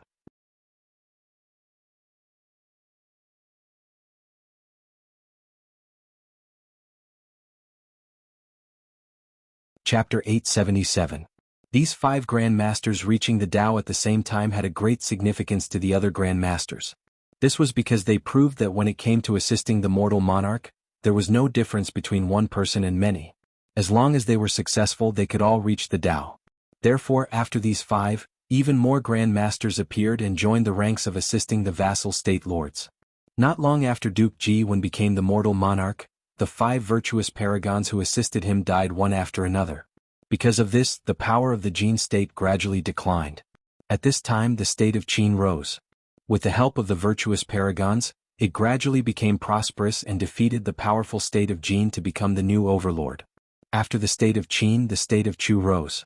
After Chu, the state of Wu rose with the help of the virtuous paragons. In a short period of time, the overlords of the Central Plains changed constantly. One after another, mortal monarchs were born and several grand masters reached the Tao. Under this influence, the laws of the world became even more active. Even the natural spirit energy became denser. The vassal states were not peaceful, and neither were the 100 schools. The school of Taoism came out from the human race's treasury. With countless capable people, it became one of the top powers in the world. The school of Moism was righteous and loved impartiality. It gathered a large number of supporters and had great prestige among the lower class of the human race. It was also a power that could not be ignored. The school of Confucianism taught without discrimination. There were even rumors that the master of the school of Confucianism, Ziru, was an old friend of the mortal emperor and the reincarnation of a human immortal master. With this addition, the already powerful school of Confucianism became the #1 power of the 100 schools.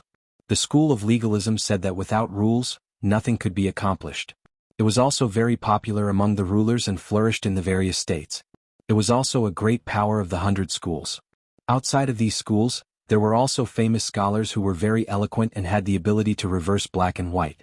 Even the school of Confucianism, which was known for its eloquence, was rendered speechless by their words. The school of medicine came out and cured countless people. Although it did not become a great power, it was still quite prestigious. After the school of medicine there was the school of agriculture. This sect was not good at martial arts and was good at farming. However, they not only planted grains, but also various spirit medicines and immortal fruits. They could also breed various rare and strange beasts. As the saying goes, food is the god of the people.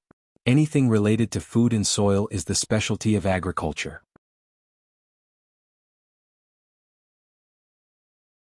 During the rise of the Wu kingdom, a saint from the military school was born. He explained the Tao of the world and supported the weak Wu kingdom to become an overlord. Because of this, the school of the military even surpassed Confucianism and became the #1 school of thought. However, after the saint of the military school passed away, the school of the military gradually declined. Its #1 position was replaced by the school of Taoism. However, the Taoist school did not prosper for long. Not long after, a Taoist expert established another school, creating the Yin-Yang school of thought. This caused the Taoist school of thought to be greatly weakened, and the #1 school was replaced by the Confucian school of thought. Not long after Confucianism became the #1 school of thought, many outstanding disciples joined other schools. Some joined the school of legalism and became one of its pillars. Some people joined the school of Moism and became the first anti-Confucian. There were also people who entered Taoism. They were virtuous like water and did not compete with anything. There were also many Confucian disciples in the school of agriculture and the school of medicine. Not long after Confucianism declined, the school of vertical and horizontal disciples joined the world and became the guests of the various kingdoms. In an instant, the school of vertical and horizontal's power greatly increased, replacing Confucianism as the #1 school of thought. Unfortunately, not long after the school of vertical and horizontal dominated the 100 schools of thought, the school of legalism rose up and became the political representative of the commoners. In terms of politics, they could be said to be unrivaled. They emphasized, don't be too close, don't be too lowly, and must be dealt with according to the law. The strict law became a tool to rule the country. The commoners enjoyed equal rights and the country became more and more prosperous. However, because the school of legalism's philosophy of not being too close and not being too lowly, it clashed with the school of Confucianism's philosophy of not being too close and not being too lowly. As a result, an intense conflict broke out between the two. As soon as the two sides met, they would have an intense debate, and neither side could convince the other. In the end, it evolved to the point that in countries with legalism, the school of Confucianism would definitely be suppressed by the school of legalism. Similarly, in countries with school of Confucianism, the school of legalism would definitely be suppressed. As the two sides clashed, the school of Taoism rose up in the chaos. Afterward, the school of legalism and Confucianism worked together to suppress the school of Taoism. It was also at this time that the school of the military gained a new lease of life, and it overshadowed the other schools of thought.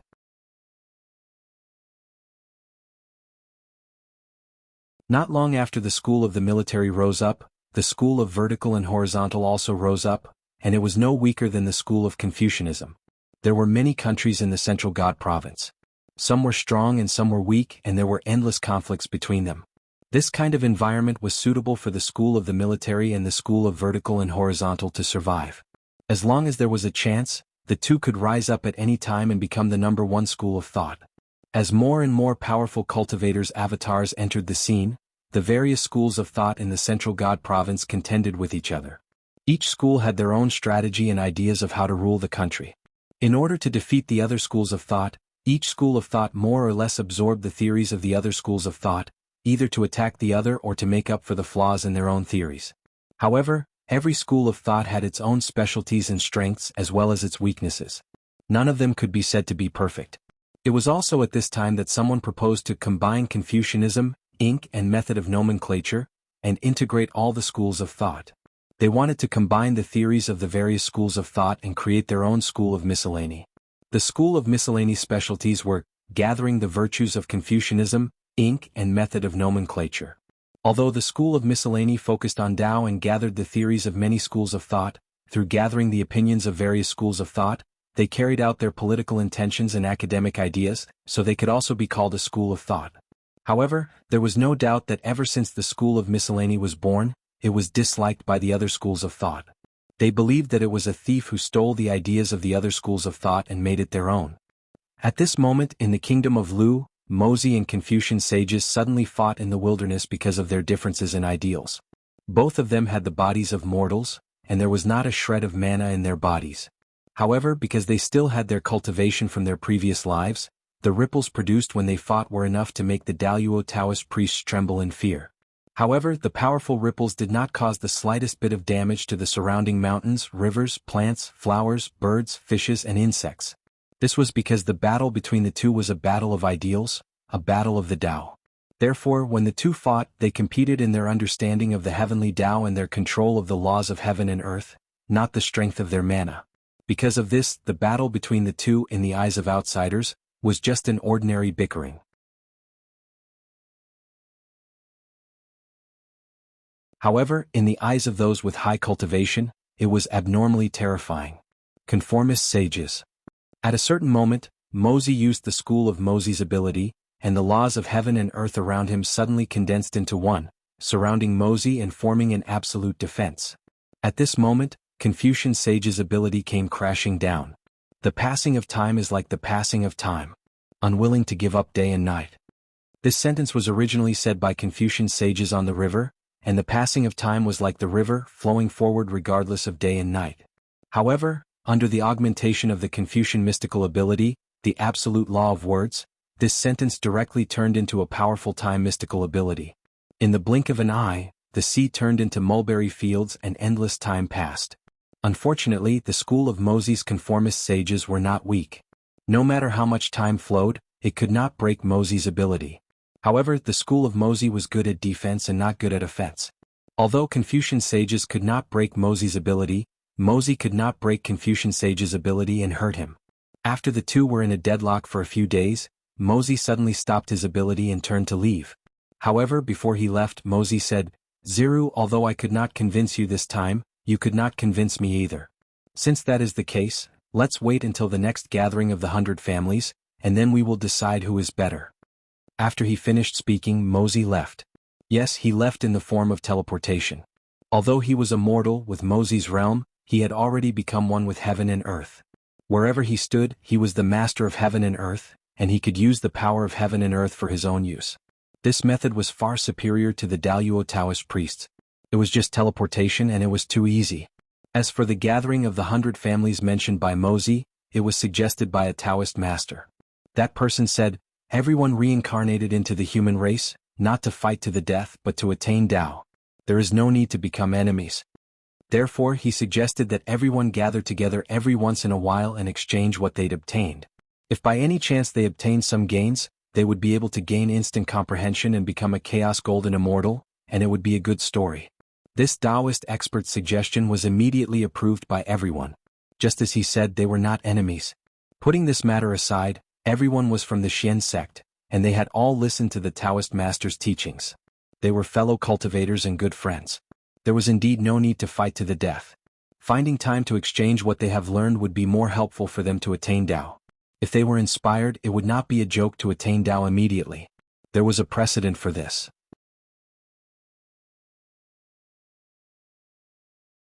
Lai Ko, Zhou Yin, and Zhuang Zhou discussed Tao in the treasure room. They discussed the Khanate 5 manifestations and the mysteries of Yin and Yang and the 5 elements. During the discussion, Lai Ko gained something and directly achieved enlightenment. He immediately became the origin Daluo Jingxian. Who knew how many people were envious of such a situation? At the same time, Lai Ko's experience also allowed the other great mystiques to see the benefits of discussing the Tao. They would really benefit from it. Because of this, the gathering of the 100 families went so smoothly. My Confucian Tao is still not perfected after all. After Mozi left, the Confucian looked at the place where they had fought and could not help but be lost in thought. This battle seemed to be a draw, but the scholar knew that he had lost this battle. His opponent was only defending, but he could not break through his opponent's defense even after using all his strength. If this was not a loss, then what was? However, although he had lost, the Confucian was not discouraged. His Confucian Tao was not perfected, but Mozi's Tao of Mo had long been perfected. His original body had also cultivated the origin Tao fruit not long ago. It was normal that he was inferior to Mozi. If his Confucian Tao was not perfected, how could he defeat his opponent? However, when the Confucian's Confucian Tao was perfected, it was still unknown who would win if the two of them fought again. Let's go. It's time to meet the Tao ancestor. After recovering from his thoughts, the Confucian turned and walked in the direction of Renhuang City. He still had many doubts about the Confucian Tao, so he planned to ask the Tao ancestor. Feng Zichen was indeed inferior to Tao ancestor Hongjun. This was an indisputable fact. Tao ancestor Hongjun was a genuine Wuji Daluo Jingxian, while Feng Zichen was only a origin Daluo Jingxian. The gap of a large realm was not just a matter of words.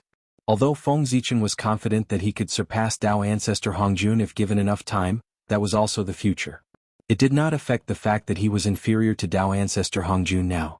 Feng Zichen would not deny that he was inferior to Tao ancestor Hongjun. Moreover, it was not shameful to ask Tao ancestor Hongjun for advice. It was not the first time Feng Zichen had done so. Not to mention, only Tao ancestor Hongjun could give Ziru the answer to his doubts about the Confucian Tao. That was because Tao ancestor Hongjun was the heavenly Tao. In the entire untainted world, there was no one who understood the heavenly Tao better than him. As for the Confucian Tao, it was called the Confucian Tao, but it was actually the righteous Tao of heaven. That's right. In this reincarnation, Xianqing had changed his great Tao to comprehend the heavenly Tao. No, that's not right. It was not strict to say that he had changed his cultivation.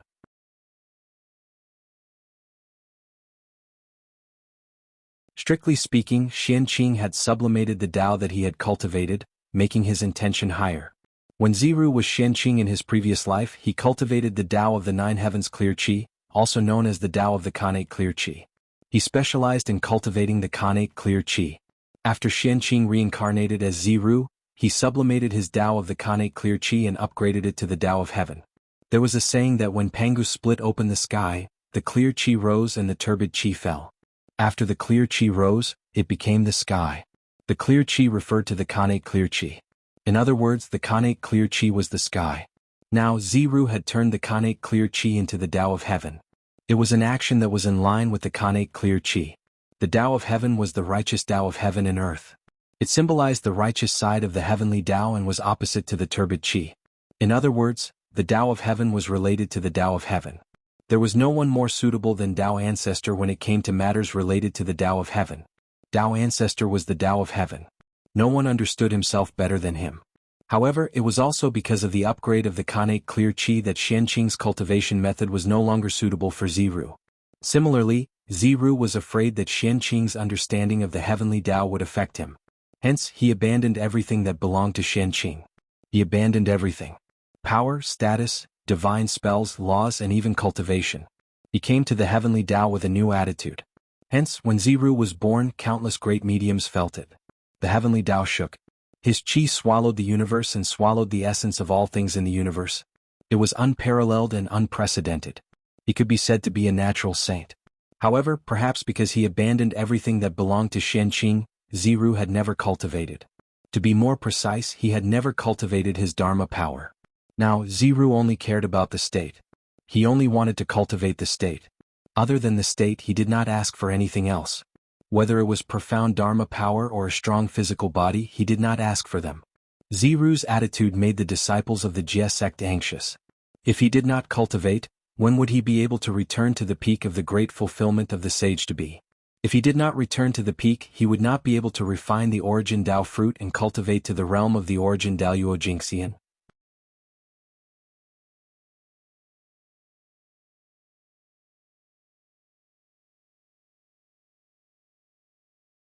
Chapter 878. If they were not afraid of ruining Ziru's cultivation, the disciples of the Jie school would have given Ziru enlightenment and raised him to the great circle of sage to be. Unfortunately, the disciples of the Chan school did not know that since Ziru had decided to give up everything of Xianqing, he would not miss the origin Tao fruit. Only by giving up could one gain. If he gave up the Tao fruit of Khanate Clear Qi today, he would be able to obtain a stronger Tao fruit in the future. If he was greedy for the origin Tao fruit and was unwilling to give it up, how could it be considered as giving up everything of Xianqing? Since he had to give it up, he might as well give it all up. Even if it was the supreme origin Tao fruit, he would give it all up. This would prove Ziru's determination. Only the disciples of the Jie school did not know what Ziru was thinking. If they knew, they would be mad. That was the origin Tao fruit, everything that Xianqing had obtained. It was more precious than a Khanate treasure. How could he give it up so easily? Even if he had to force enlightenment, he had to help Ziru reach the great circle of sage to be and not let him give up the origin Tao fruit. Unfortunately, the disciples of the Jie school did not know. After returning to the Emperor city, Ziru led the first and second disciples to the direction of the treasure room. Coincidentally, at this moment the incarnations of the Great Circle, Zhou Yin, Zhuangzhou and the other Great Circle left the treasure room one after another.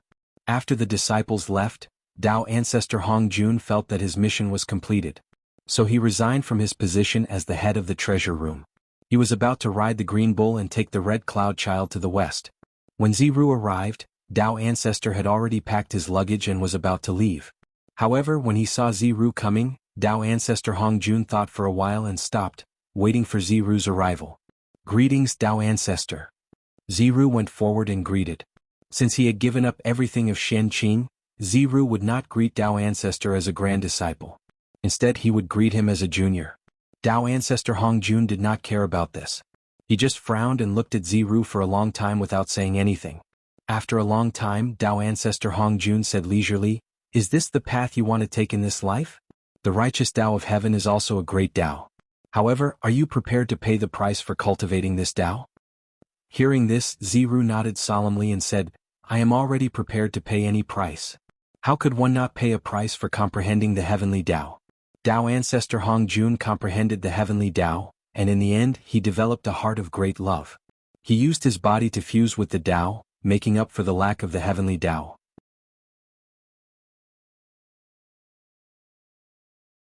Until then, heaven and earth were complete, and the cultivation of all living beings went from difficult to easy. Great mystical abilities jumped out, and there were even more Khanate Taoist priests. Before the Tao ancestor had merged with the Tao, in the era of the ferocious beasts and the era of the three races, how could there be so many great mediums coexisting in the same era? How could there be so many Khanate Taoist priests? The cultivation civilization of the primordial world could be as prosperous as it was today because of Tao ancestor Hong Jun's Tao integration. This was a supreme achievement that no one could erase. Therefore, Taoist Hong Jun was the Tao ancestor. And now, Ziru was also comprehending the heavenly Tao. However, it was not the complete heavenly Tao but half of it. It was the righteous side of the heavenly Tao, the righteous path of the heavens. After Tao ancestor Hong Jun comprehended the heavenly Tao, he chose to fuse with the Tao. Although Ziru had only comprehended half of the heavenly Tao, it was still the heavenly Tao. When he comprehended it to the end, he would pay an unimaginable price and would not be able to escape the fate of fusing with the world. That was the price he had to pay to comprehend the heavenly Tao. The deeper one's understanding of the heavenly Tao, the more difficult it was to escape the call of the heavenly Tao. In the end they had to become a part of him. That was the reason why very few people in the world cultivated the heavenly Tao. In the primordial world, although there were tens of thousands of Khanate Tao, the strongest was undoubtedly the heavenly Tao. If there were no such worries, there would definitely be many great mystical abilities in the primordial world who comprehended the heavenly Tao. There would not be only the Tao ancestor. Now there was an additional confusion. However, although the call of the heavenly Tao was strong, it was not without a solution. Just like Tao ancestor Hong Jun, although he could not be free after fusing with the heavenly Tao, he could occasionally break free and enter the world to roam. In Tao ancestor Hong Jun's opinion, Ziru should have the same idea as him. After fusing with the world, he used special methods to protect his consciousness. He could still use various methods to interfere with the operation of the world. Unfortunately, Tao ancestor Hong Jun did not know that Ziru was bent on seeking death and did not prepare any backup plans. He planned to use the heavenly Tao to cut off all the karma on his body and completely erase the connection between him and his main body. If there was no more Xianqing in the world, no one would know that Xianqing and Feng Zichen were once the same person. Looking at Ziru, Tao ancestor Hong Jun could feel his determination. Therefore he did not persuade him to turn back.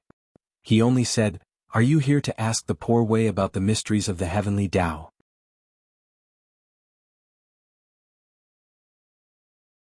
Ziru nodded and replied, "Yes, please guide me, sir." Without answering Ziru's question first, Tao ancestor Hong Jun led the green ox and walked towards the west. He gestured for Ziru to follow. Follow the poor way on the last leg of the journey. When Ziru heard that, he hurriedly followed. On the way, Tao ancestor Hong Jun explained his understanding of the heavenly Tao to Ziru as he rushed. The Tao of heaven is beneficial but not harmful. The Tao of man is to fight for it. The Tao of heaven is like a bow. The higher ones suppress it, the lower ones raise it, the surplus ones damage it, and the insufficient ones. The Tao of heaven destroys the surplus and makes up for the deficiency. The human Tao is different. It destroys the deficiency and provides the surplus. Who can have the surplus to serve the world? There is only the Tao. The two of them walked for a few days.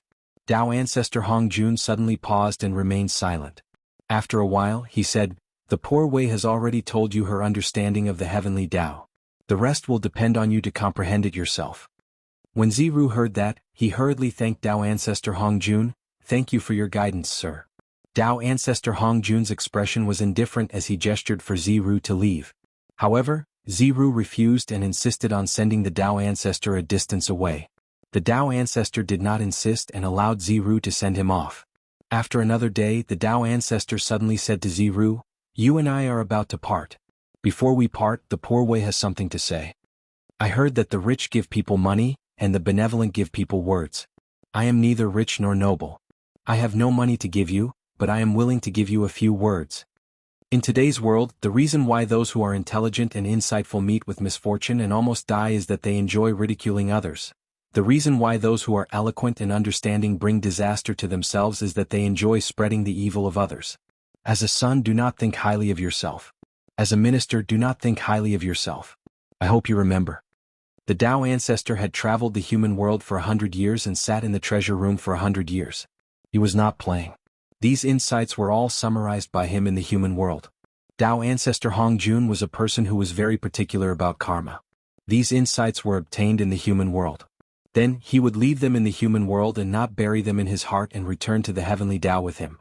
Ziru nodded and said, "I will definitely remember it in my heart." The two of them continued to move forward and walked to the shore of the Yellow River. They saw the river water surging and the turbid waves rolling. Its momentum was like 10,000 horses galloping. Its sound was like the roar of a tiger and thunder.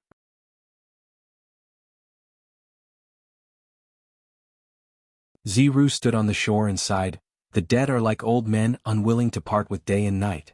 The water of the Yellow River surges endlessly, and people's time passes endlessly. I do not know where the river water goes and where does life return."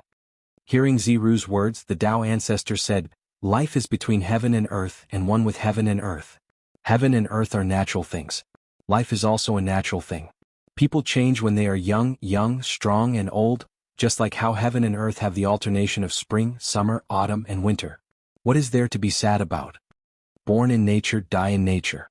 Let nature take its course and one's nature will not be chaotic. If one does not let nature take its course and is busy between benevolence and righteousness, one's nature will be restrained.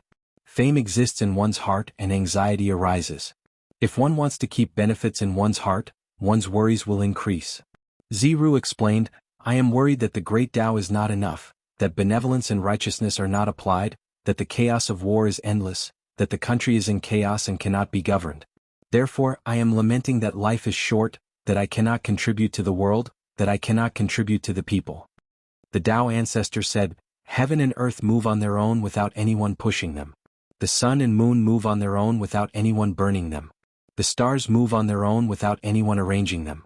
Animals are born on their own without anyone creating them. This is nature, why bother with people? The reason why people are born, they have nothing, they are honored, they are disgraced, they all have their own principles and ways. Follow the principles of nature, follow the ways of nature, the country will be self-governing and people will be righteous. Why bother with etiquette and music to promote benevolence and righteousness? To care about etiquette and music to promote benevolence and righteousness is against human nature. It is like a person beating a drum to seek someone to escape. The louder the drum, the further the person escapes." After pausing for a moment, Tao ancestor Hongjun pointed at the vast Yellow River and said to Ziru, "Why don't you learn from the great virtue of water?" Ziru said, "What virtue does water have?" The Tao ancestor said, "Virtue is like water. Water benefits all living things and does not compete. It deals with people's evil. This is the virtue of being modest. Therefore, the river and the sea can be the king of 100 valleys. With its virtue, it can be the king of 100 valleys. Nothing in the world is weaker than water and the strong cannot win. This is the virtue of gentleness. Therefore, gentleness triumphs over hardness, the weak triumphs over the strong. Because it has nothing, it can enter the void. From this, it can be seen that there is no need to speak of teaching, there is no need to do anything.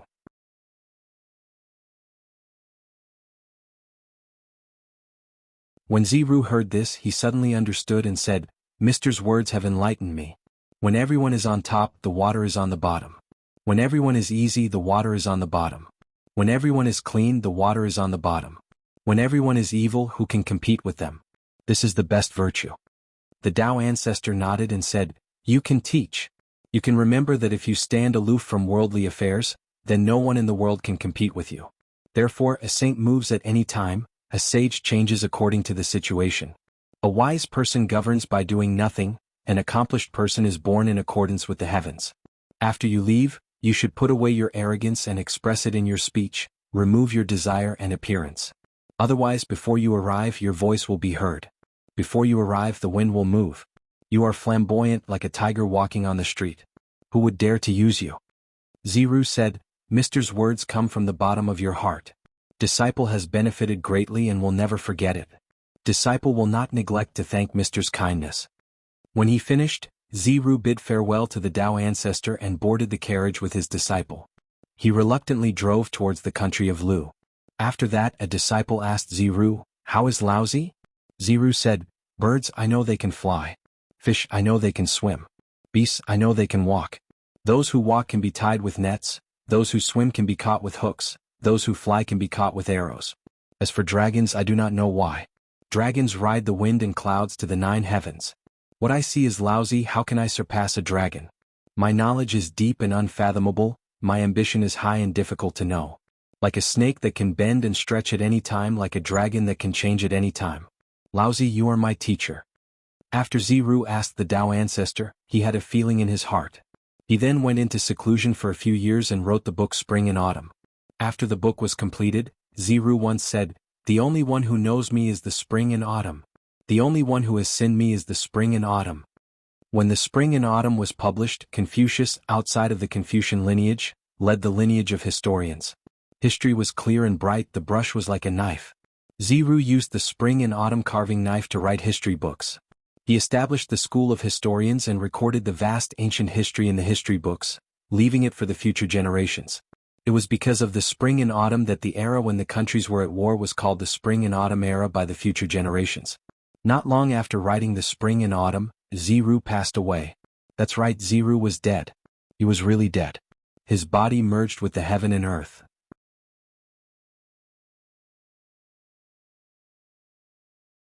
His real spirit merged with the heaven and earth and returned to the heaven and earth, becoming a part of the heaven and earth. That day the 3 realms were shaken. Only Ziru's last words resounded through the heaven and earth. "We cultivators, if we hear the Tao in the morning, we can die in the evening." When his words fell, Ziru passed away. However, although Ziru had passed away, his righteous aura was not extinguished. It gathered in the sky and transformed into a mighty river that spanned across the heaven and earth. It was boundless. This river was formed after Ziru's death. It gathered all the righteous aura in the heaven and earth. Therefore, this river of righteous aura was also the source of the power of the Confucian school. After Ziru's death, his spirit was immortal. It merged with the laws of heaven and earth and transformed into a supreme power of the heavenly gods. It was powerful and firm, suppressing everything. All disciples of the Confucian school, as long as they had righteous aura in their hearts, could sense the righteous aura. They could also absorb the power of the Confucian school and command the laws of heaven and earth. In other words, although Ziru had died, his death had completed the Confucian school. After Ziru's death, the Confucian school became the Confucian school. It was no longer a school of thought. Instead, it was a true supreme great Tao that possessed unimaginable power. However, the higher the cultivation level of the Confucian school, the more powerful they would be. Once the righteous aura was released, they would be almost invincible among those of the same cultivation level. The Confucian school's mystical power was the law of heaven and earth. It could be said that there was no way to counter it. Even the cultivators of the divine demon lineage, who were known to be the strongest in terms of combat power, would not dare to say that they could defeat the disciples of the Confucian school in a direct battle. Moreover, the cultivation of the Confucian school was extremely fast. There was no need to refine Kanei Qi into one's body. One only needed to understand the principles and set one's mind to increase their cultivation level and obtain great power. The prodigies of the Confucian school could reach the great Confucian school at the age of 60. Their strength was comparable to the Daluo Taoist priests. 60 years was only 60 years. It was inconceivable that they could contend against the Daluo Taoist priests in just 60 years. However, it really happened in the Confucian school. This was because the power of the Confucian school came from Ziru. Although Ziru had died, his power had not been extinguished. He had merged with the righteous Tao of heaven and earth and turned into a vast river. His power was comparable to that of a sage. The Confucian school was born from Ziru's power. The higher one's cultivation level, the more power they could borrow from Ziru.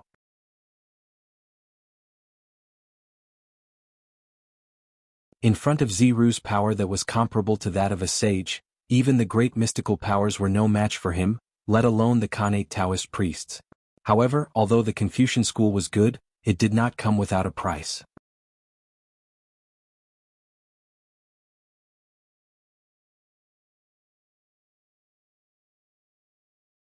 Chapter 879. That was, the disciples of the Confucian way would not be able to live forever. No matter how talented you are, how beautiful you are, and how strong you are, you still can't escape death.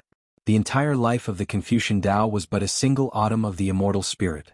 Once his lifespan ran out, even the Khanate spirit fruit or the 9 transformations golden pill wouldn't be able to save him. This was the biggest drawback of cultivating the Confucian way, not being able to live forever. However, there was always a way out. Everything had a slim chance of survival. Although Confucian cultivators couldn't live forever, they could become gods after death and switch to the burning incense divine Tao. In the future they might be able to prove the great Tao again. The 10 grades of Confucianism, from the lowest to the highest, corresponded to the 9 realms of cultivation, namely the acquired realm, the Khanate realm, the earth immortal, the celestial immortal, the Shen immortal, the golden immortal, the Taoist lord of Tai, the Daoyuo Taoist priests, the sage to be, and the primeval Daoyuo Jingxian. Among them, the 8th rank Confucian scholars were known as Great Confucians, and their strength was comparable to the Daoyuo Taoist priests. The rank 9 Confucian scholar was a half-saint, and his strength was comparable to a half-saint. The 10th rank was a saint, which was also the realm that Ziru had reached after his fall. It contained the righteous path of heaven and earth, and its strength was enough to stand shoulder to shoulder with a true saint. Ziru's body merged with the heavens and the earth. The heavenly Tao was shaken, and the sound of the Tao reverberated throughout the world for 3 years. At the same time, on the day of Ziru's death, the strength of the disciples of the Confucian Tao rose explosively. 72 great Confucians were born in one day, and their might shook the world. Ziru's spring and autumn had received the support of the power of time, and as a result, it had undergone an indescribable change. It now had the power to predict the future. On the other hand, Ziru's carving knife underwent an indescribable change as well. It was also infused with the power of time, turning into a supreme saint artifact. It was called the spring and autumn brush by the disciples of the Confucian way. Once the spring and autumn brush was used, it could determine a person's life and death. It could also turn the void into reality. It was incomparably mysterious. When he wrote the word fire, the heavenly fire would descend into the world, and when he wrote the word lightning, it would turn into the innate divine lightning. When he drew an animal, the animal immediately came to life. The spring and autumn brush could be considered a supreme creation treasure. However, this was not the most powerful aspect of the spring and autumn brush.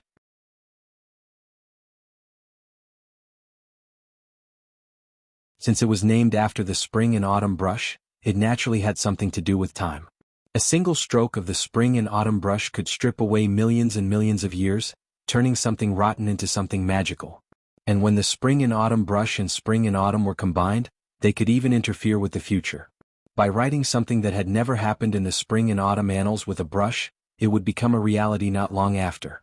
It would become something that was destined to happen. When the two treasures were combined, it would be a Confucian Tao sacred artifact. Its power would not be inferior to a Khanate cardinal treasure. However, this treasure could not be used frequently because what it consumed was not magic power, but the fate of the scholarly faction. Body is one with heaven and earth, true spirit returning to heaven and earth? How could it be? How could Xianqing? In the Shangqing Hall on Golden Ao Island, the Grandmaster of Heaven lost his composure when he saw the Xianqing's body merge with the world and his true spirit return to the primordial world. Xianqing was his pride, the most outstanding disciple of the Xian sect. How could he fall so easily? Although Xianqing was one with the heavens and earth, he did not really die. But in the eyes of the sect leader of Tongtian and the other great mediums, Xianqing was dead, completely dead. The innate true spirit had returned to heaven and earth, so how could it not be considered as falling?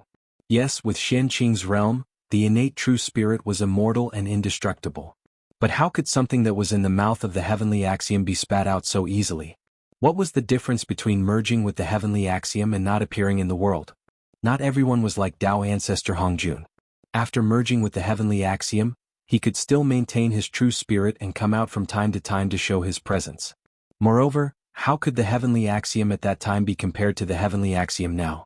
The heavenly axiom would also improve. Qianqing was one with the heavens and earth now, so he might not be able to come back. How could the sect leader of Tongtian not be heartbroken when his most outstanding disciple fell? Master. I hope that Master can help save eldest senior brother. At this time, a group of disciples of the Jie sect rushed into the Shangqing temple under the lead of Duobao. They bowed to the sect leader of Tongtian and begged him to save Qianqing. However, the one who answered them was the Grandmaster of Heaven, who looked defeated. I can't save him. The body is one with the heavens and the earth. This is according to the heavens. Even as a saint, I can't interrupt this process. This is caused by the power of the heavens and earth. As a saint, how can I go against the heavens? The power of a saint was given by the heavenly axiom.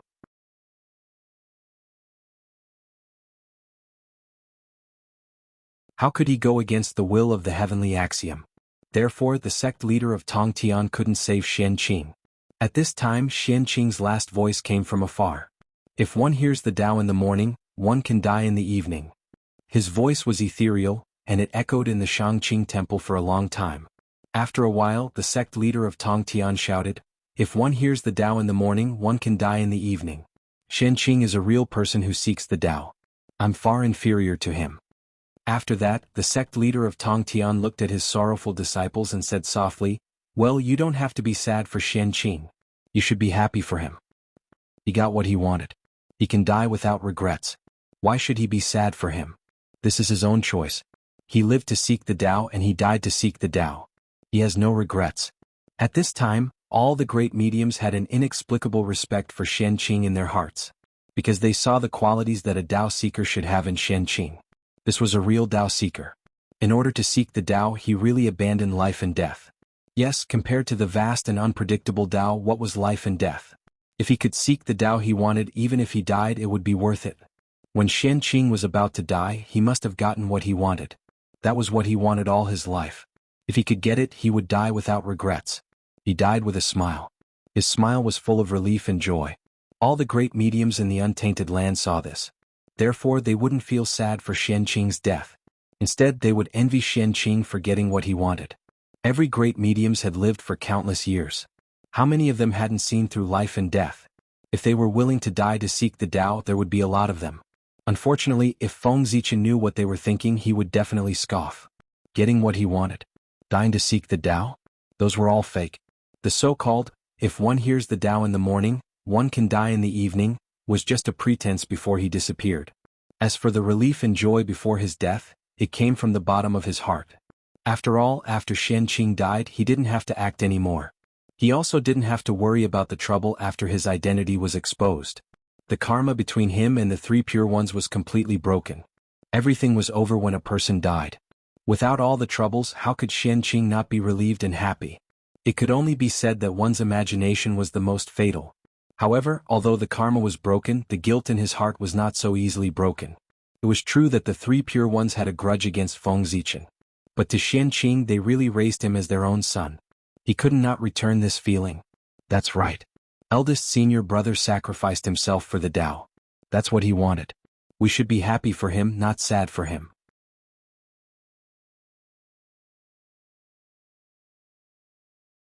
If eldest senior brother was still here, he definitely wouldn't want to see us like this, acting like a little girl. Duobao's realm was profound. He quickly understood Qianqing's choice. He came back to his senses and suppressed the sadness in his heart. He started to talk to his junior brothers and sisters. Seeing that their master and senior brother had said so, the disciples of the Jie school couldn't show it even though they were sad. They could only bury it in their hearts. However, it was impossible for them to reveal a smile. They could only remain expressionless and calm. It was also at this moment that a bright green light suddenly burst out from Penglai Island in the East Sea. Immediately, 3 12th-grade green lotuses of creation appeared from the depths of the island. They broke through the void and flew towards Golden Turtle Island. What? Sensing that something was wrong, the sect leader of Tongtian's heart skipped a beat. He directly left the Shangqing temple and went outside the temple. This is... Outside the Shangqing Temple on Golden Turtle Island, the sect leader of Tong Tian looked at the 3 12th grade green lotuses of creation that suddenly appeared in front of him. There was shock, joy, and relief in his eyes. At this moment, the sect leader of Tong Tian finally knew why Xianqing's cultivation was so fast. It turned out that he really did it. He did what even a saint like him couldn't do. He cultivated the lotus seed of the 24th grade green lotus of creation into a heaven-opening treasure, the 24th grade green lotus of creation. With the help of the 24th grade green lotus of creation, Xianqing's cultivation speed could indeed be many times faster than ordinary people. Heaven-opening treasures were extremely mysterious, especially an auxiliary heaven-opening treasure like the green lotus of creation. The help it provided to its owner was even more obvious than heaven-opening treasures like the Taiji diagram. At this moment, Duobao and the others who sensed the commotion also ran out of the Shangqing temple. However, what entered their eyes was a scene that shocked them greatly. They saw the 3 12th grade green lotuses of creation intertwining in the air and emitting a bright green light. Under the illumination of the green light, the vitality of the entire Golden Turtle Island became denser. Duobao couldn't help but exclaim when he saw the 3 12th grade green lotuses of creation. What? 12th grade green lotuses of creation? Isn't this eldest senior brother's treasure? Why are there 3 of them at the same time? As the senior brother who had the best relationship with Xianqing, how could Duobao not recognize Xianqing's favorite treasure, the 12th grade green lotus of creation? It was also because he recognized it that he exclaimed. In Duobao's impression, there was only one green lotus of creation.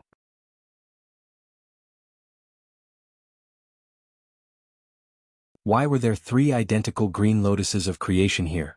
Just as Duobao was puzzled, the 3 12th grade green lotuses of creation in the air moved. The radiance on their bodies became even brighter. Then, under everyone's surprised gaze, the 3 green lotuses of creation began to merge slowly and were about to become one. At this moment, Xianqing's voice suddenly came from the green lotus. Master, I had a premonition that after reincarnating and cultivating again, I'm afraid I won't be able to come back. Therefore, before I reincarnated, I deliberately left this treasure behind. If something really happens to me, I'll leave this treasure to you. Master, you treat me like your own son. I should serve you under your command to repay your kindness. However, in order to seek the Tao, I can only be an unfilial disciple. Fortunately, when I was still alive, I finally managed to cultivate this supreme treasure of creation. In this way, even if I go, I can leave this treasure with you. It can also be considered as making up for the guilt in my heart. Although you didn't say it, I know in my heart that you've always wanted to find a true Khanate cardinal treasure to suppress the Jie school's providence because the 4 immortal vanquishing swords can't suppress the Jie school's providence. Although I'm not a member of the Jie school, I'm your disciple. Therefore, I didn't want to see you work so hard, so I found a Khanate cardinal treasure for you. When these 3 12th grade green lotuses of creation fuse, they can become a heaven-opening cardinal treasure, the 24th grade green lotus of creation. I think you should know more about the use of this treasure than I do. I won't say more here. With this 24th grade green lotus of creation, it's more than enough to suppress the Jie school's providence. Moreover, this treasure is also a heaven-opening cardinal treasure. It can also symbolize Panga's identity. With it, you should be able to untie the knot in your heart. The birth of this treasure can also let everyone know that the Shangqing Dao lineage's providence is also suppressed by a heaven-opening cardinal treasure. It's not inferior to the Grand Clear Dao lineage and the Jade Clear Dao lineage. Moreover, with one more heaven-opening cardinal treasure, you can also suppress the 2 uncle masters. You'll also feel much better. By the way, I hope you can apologize to my junior brothers and sisters on my behalf. Originally, I still had many Khanate numinous treasures with me and wanted to leave them. Unfortunately, in order to nurture this 24th grade green lotus of creation, I used all my treasures. However, it's still not enough. Because of this, I still owe Feng Zichen a huge debt. However, now that I'm no longer around, his huge debt is considered to have gone down the drain. Speaking of this, Xianqing laughed.